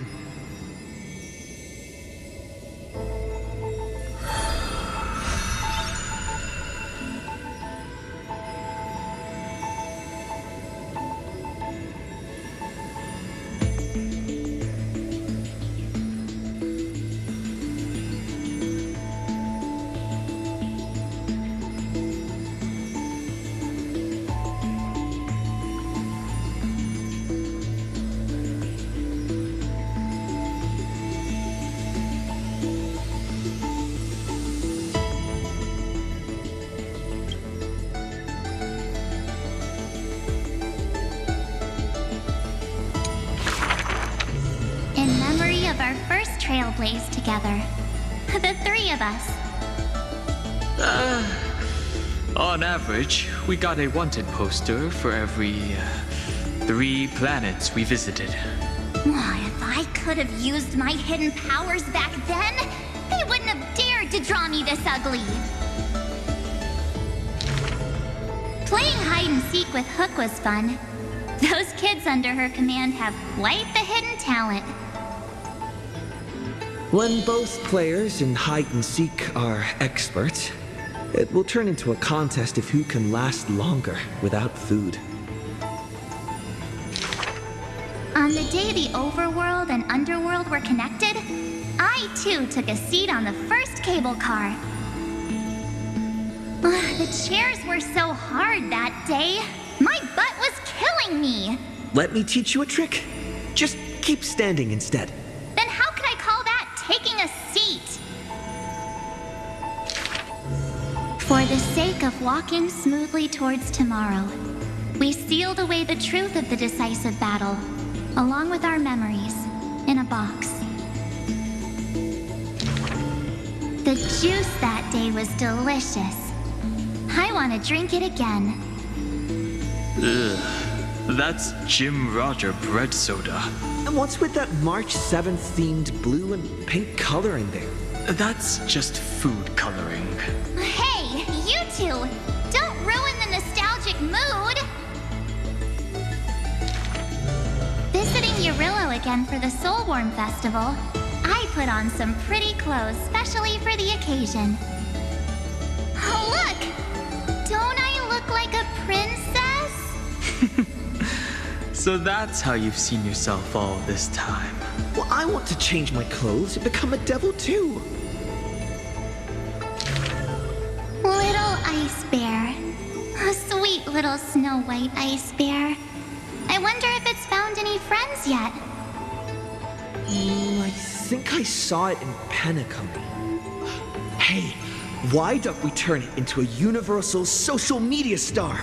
That niche is already dominated by trotters. That big guy who once raised his fists against us is now the hope for Belobog's revival. Mr. Yang was practically drooling watching that. Too bad he wasn't there that time. Not necessarily. By next time we visit Urillo, will it have turned into an ocean planet? Then wouldn't those polar bears have to be renamed water bears?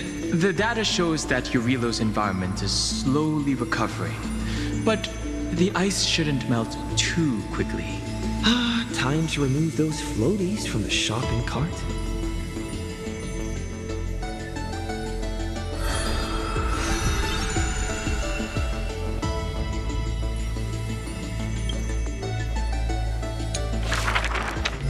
I heard I was once frozen in this ice block, drifting all over the universe.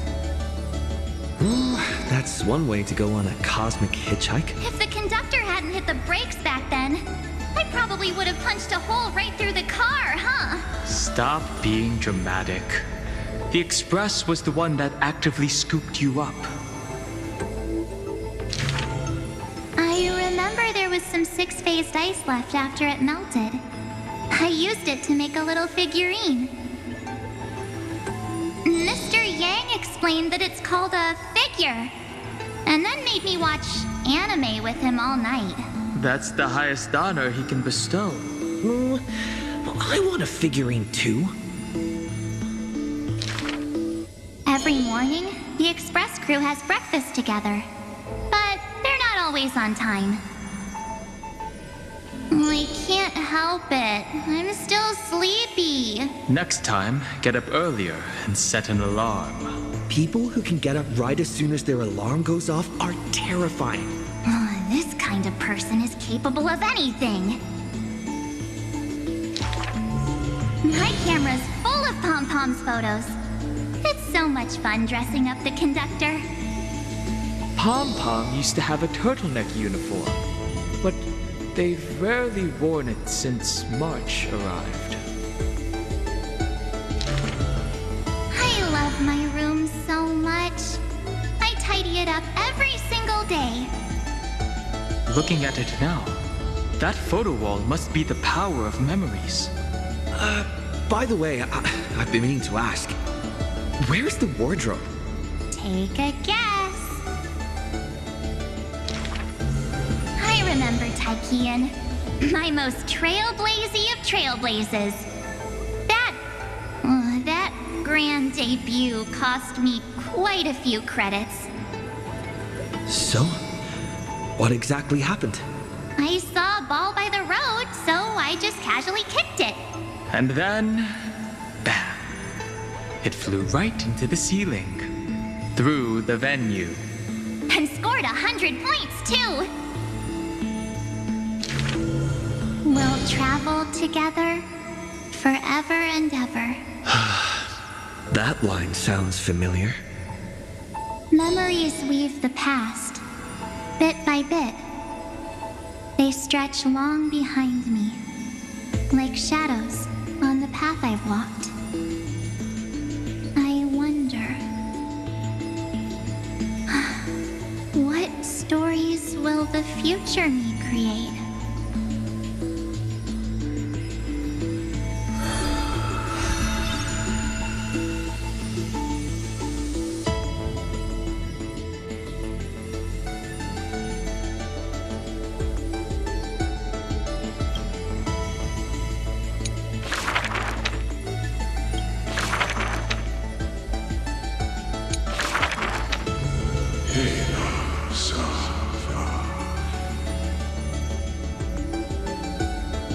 In the years spent wandering the earth, the giant dragon always remembered the Titan's words for their worth.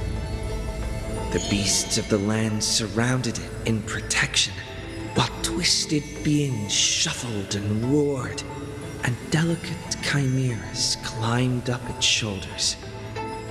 After the tiny humans came into being, they dashed alongside the giant dragon, then, in the blink of an eye, disappeared across the land.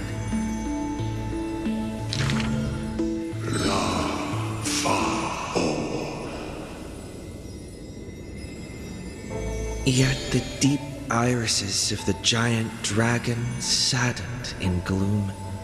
The ancient creature saw, earlier than the Titan did, hidden in the deep ocean, the incoming doom.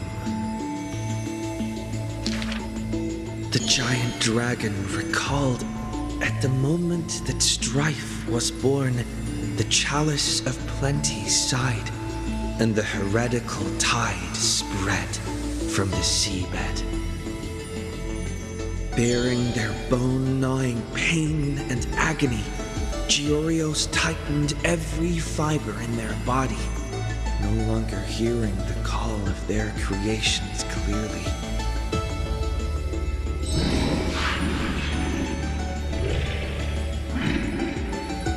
The giant dragon once swore an oath at the Titan's breast. And now, the dragon silently turned and departed, leaving the plateaus and mountains of a secluded world and entering the bustling cities humankind crowded. Thousands of years later, the giant dragon realized those tiny creations of Kefali had rooted their civilization in time. How can there be such a huge Dromus? Dromus? No, that's a walking mountain of gold. Curious residents were amazed at its appearance, while greedy brokers calculated its value. Yet the giant dragon simply walked in leisure, not harming a single building of any stature, nor paying heed to anyone. It quietly listened to the people's language, and its form dissolved in the flames of war. Many years later, Akula closed their eyes, and the giant dragon steps were finally halted. A swordmaster who broke the waves stopped its way, and a ruler, commander of the chessboard, looked up with inquiry. Are you the Dromus that has been attacking all states? The commander invited the giant dragon to hunt the divine flames together. The giant dragon nodded, but it did not look at the commander, and never mentioned where it came from. Its timeless sight had already seen past the flame chase's final plight. Georios shall be executed here! The Titan, in a painful daze, closed their eyes with a sigh.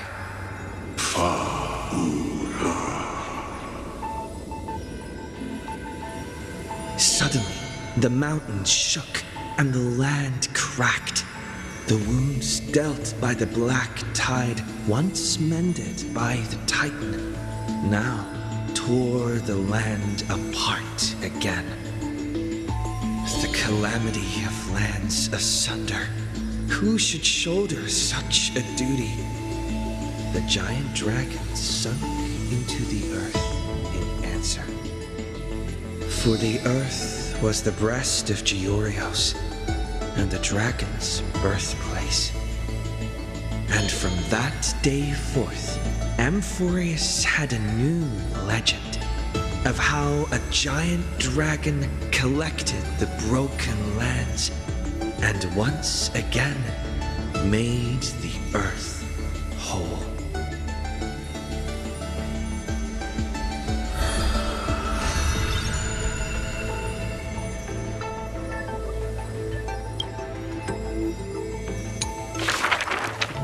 Another century of the Chrysos War. Rust, wails, and the blood of living souls seep into the earth, into the giant dragon's decaying bones and flesh. The trembling bedrock is the giant dragon's eyes. They see Dromuses reduced to laborers and food. Mythical beasts turned into weapons of war. War and flames extinguish all their siblings. Yet the giant dragon is powerless, left only with bitter silence and memories filled with guilt. For Earth's trial is to bear the anguish of every living being that walks its surface. Upon the edge of doomsday, the giant dragon's will lies shattered, its scales broken. What greeted them is not a flower-covered era nova, but a long-fallen black sword. I'm a stranger. Please, surrender the core flame for the dawn. Dawn. Dawn. If this puppet of destruction yearns for dawn, then what awaits at the end of the flame chase? The torment of the black tide, the sacrifice of their kin. Is it an undeserved destiny, or merely futile lament?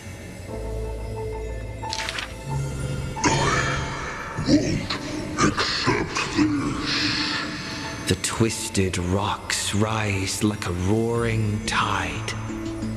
Yet the swordmaster shows no fear, merely sighs, as if long accustomed to such sights. The rusted joints are shattered one by one. The cracked husk peels away, spilling golden blood. The earthquake that engulfs Amphoreus lasts for 3 days and nights. In its final moments of defiance, the giant dragon suddenly realizes this flame chase is nothing but the kindling of self-pity, the breeding ground for calamity. Yet, Earth's end is not dimmed by the shadow of the dark blade. In that special recurrence, the blazing sun extinguishes itself to set the destruction of flame. At that time, as the giant dragon sinks into the earth, still chewing on the pain of betrayal, it hears the footsteps of Evernight. I need a helper to watch over time until the very end. Evernight waves her sleeve, bathing the giant dragon in a memoria tide. And so, the giant dragon sees the past and present of Earth, and understands that the starry sky is forever out of reach. The 33,550,337th eternal recurrence.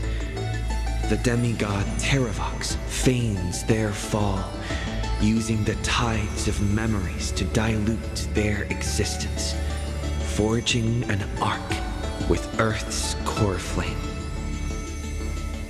In that 1,000 years of defiance, heroes of golden blood meet their tragic end, while the giant dragon remains deaf to their plight, only silently gathering their exiled kin. The pact with Evernight is simple. Time would erase the pain of Earth and cradle it in peaceful slumber among its own. And Earth shall become Time's ally, for it alone can keep watch until the end of the world.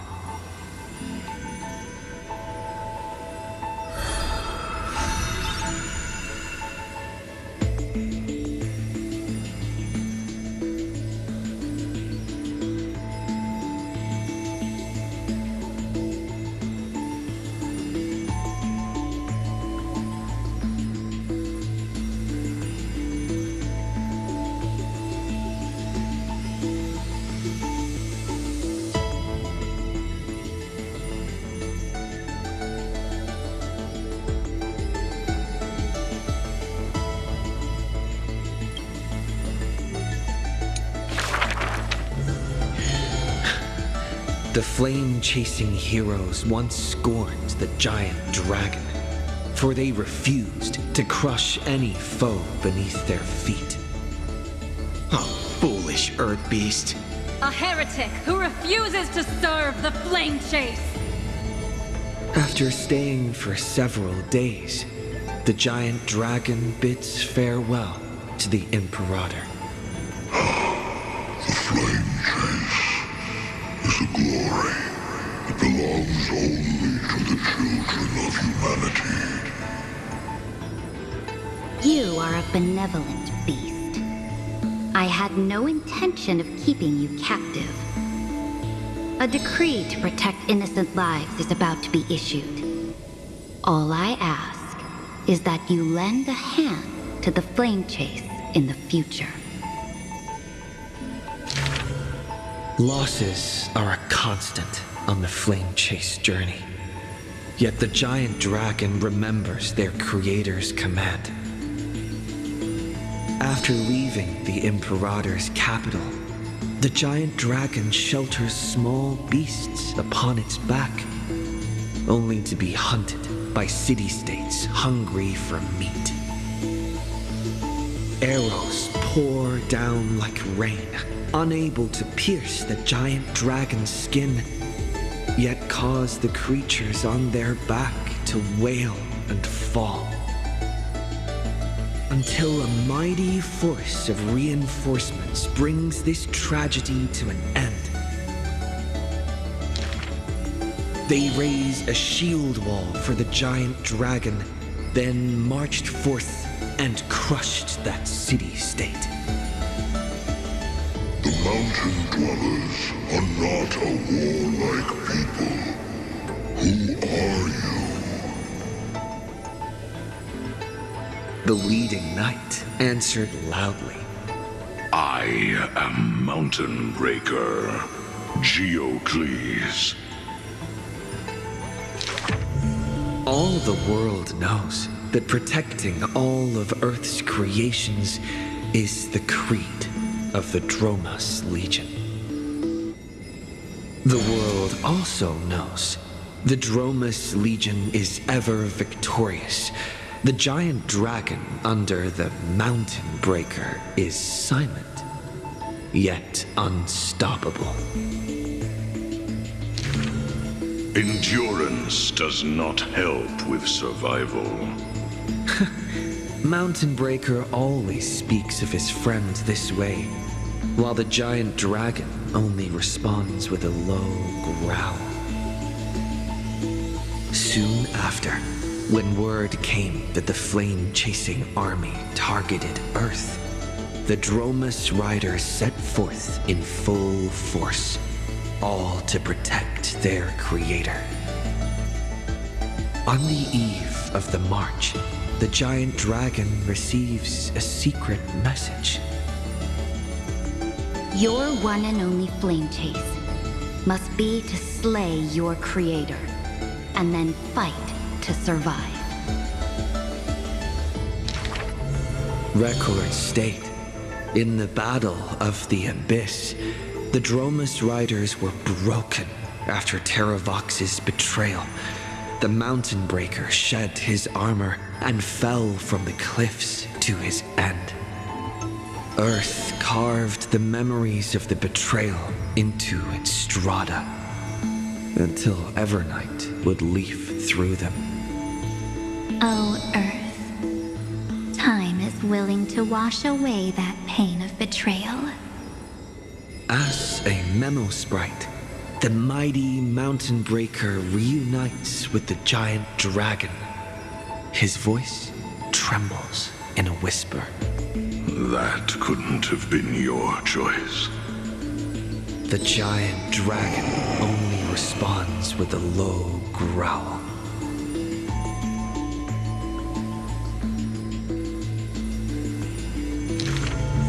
The giant dragon and their comrade dwell in the abyss for 1,000 years, until the Azure dragon returns from among the stars, stirring up the dust of destiny.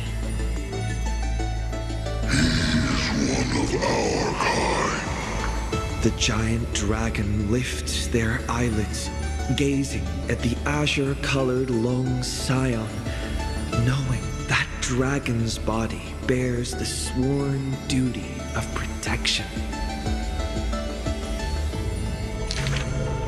But in Mountain Breaker's eyes, there is only resolute determination. That is the permanence. The permanence can heal the divine form of the giant dragon. The permanence can guide life past its end. At the edge of the world, watching their comrade's silhouette fade away, the dying giant dragon shakes its head and sighs.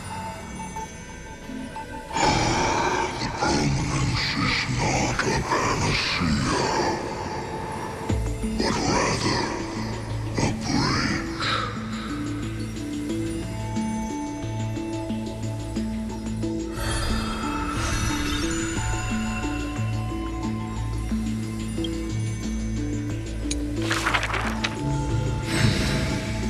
Years later, gazing up at the vast starry night sky, I often ponder, what does the permanence truly mean?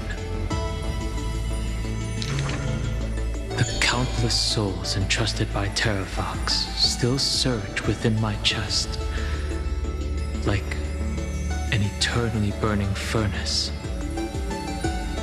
I once thought about finding them a home, and tried to communicate with them in my heart. And yet, the living beings of this world, they are now inseparable from me. As if from the very beginning, they were a branch of my own bloodline. Inseparable? After I told everyone, a heated discussion broke out in the express car. Will you turn into a little chimera and snuggle up in our arms? March 7th lets her imagination run wild. Maybe he'll become a baby seal. A magical beast would be fine too. I've always wanted to see that species. These are the reassuring words from Himiko and Mr. Yang. No matter what he becomes, Dan Heng will always be Dan Heng. His words are unusually poetic. But if you become a Dromus, you absolutely must let me feed you red soil. Don't you even think about it. Sometimes I have dreams like this. Countless beings flee alongside me. Behind us, black floods blot out the sky as if to devour all signs of life. In our darkest hour, the living beings form a bridge of dragons, and I lead them limping towards the starry sky. At the end of the vast procession, a lone giant dragon comes to a halt, watching us depart into the distance. The children of Earth will always find their own path. Thank you for being their bridge. Something stirs within me at the moment of awakening. Perhaps the legacy of the permanence lies not in recreating flesh, nor in the merging of bloodlines. One day, while browsing through the databank, I noticed an update on the universe's animal species. In an ocean-covered planet, a new species of seals evolved, with a penchant for bumping into things. On a barren desert wasteland, evolved a herd of red soil-craving beasts. Many familiar silhouettes are now active in the cosmic ecosystem, yet they are not my old Amphorian friends. This is their rebirth. This is life's way forward. Perhaps, just as Terravox wished, I've become a bridge bearing the weight of their life. They once shattered the battle formation of the mountain dwellers, tore open Giorios' chest, swallowed the core flame, only to resolutely pass it on. Creation will always betray its creator, just as witnessed at the dawn of civilization. Frail beings betrayed the dark tides, climbing onto land, ascending the branches high, finally betraying their home and gazing upon the stars. The furnace in my chest still pulses. In the gaps between the heated torrents, I sometimes find myself in a daze, catching glimpses of that colossal figure in the cosmos's cracks. It was a giant dragon, named the Permanence.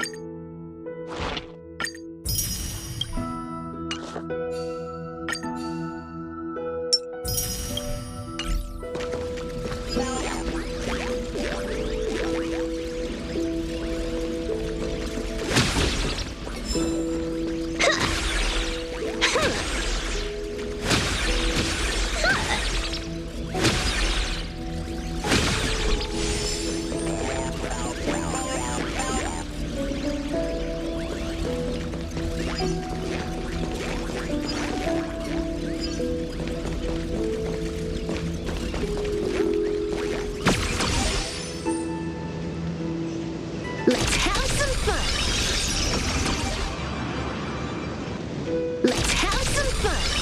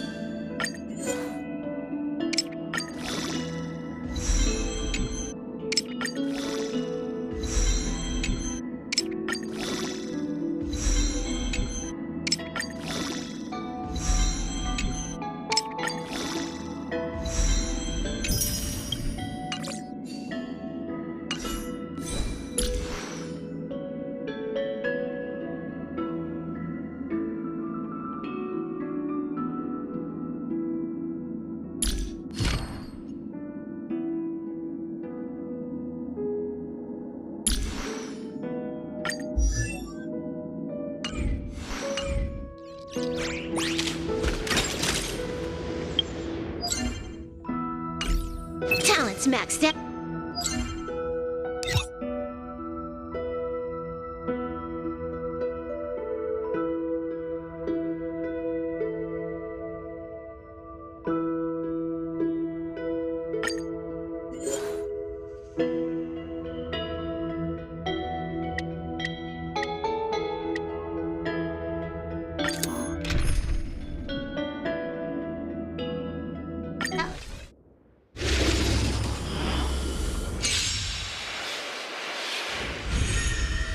They're lost. So make it win. Dispel the gloom. Destroy the skies. Fateful clouds scatter. Unlimited firepower.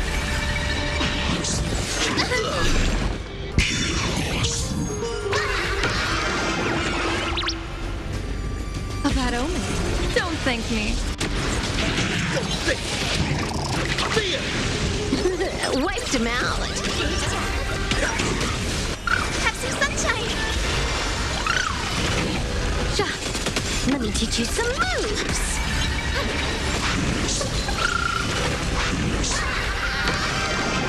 Best of luck. An explosive start. All martial arts are mine to command! All for the thrill. This next round, real gaming. Observe the heavens with my divinations. A bad omen. Don't thank me. Don't think!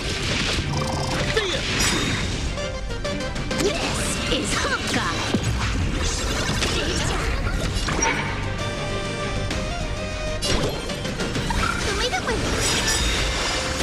Your moment to shine. All eyes are on you.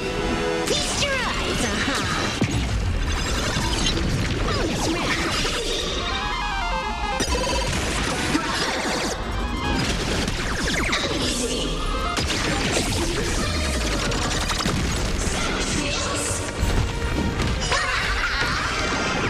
Best of luck. An explosive start. All martial arts are mine to command.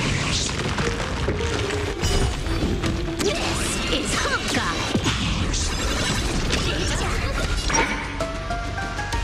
Maybe this dispel the gloom. Destroy the skies. Have some sunshine. Thank you for your help.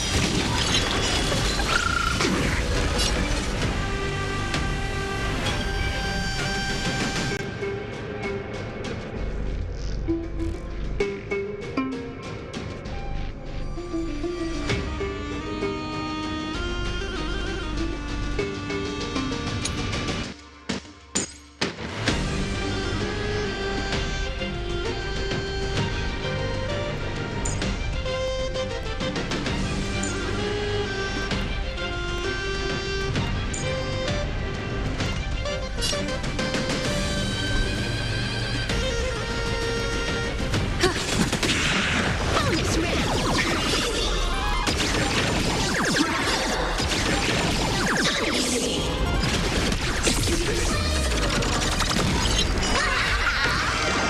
A bad omen.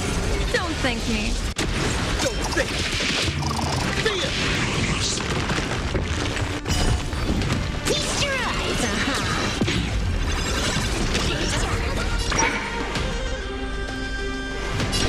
So make it win.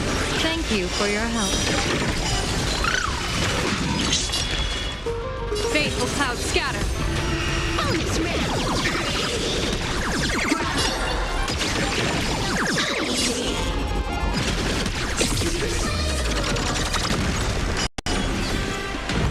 Gotta stop them here. Best of luck. An explosive start. All martial arts are mine to command. All for the thrill. People always say that the observe the heavens with my divinations. A bad omen. Don't thank me.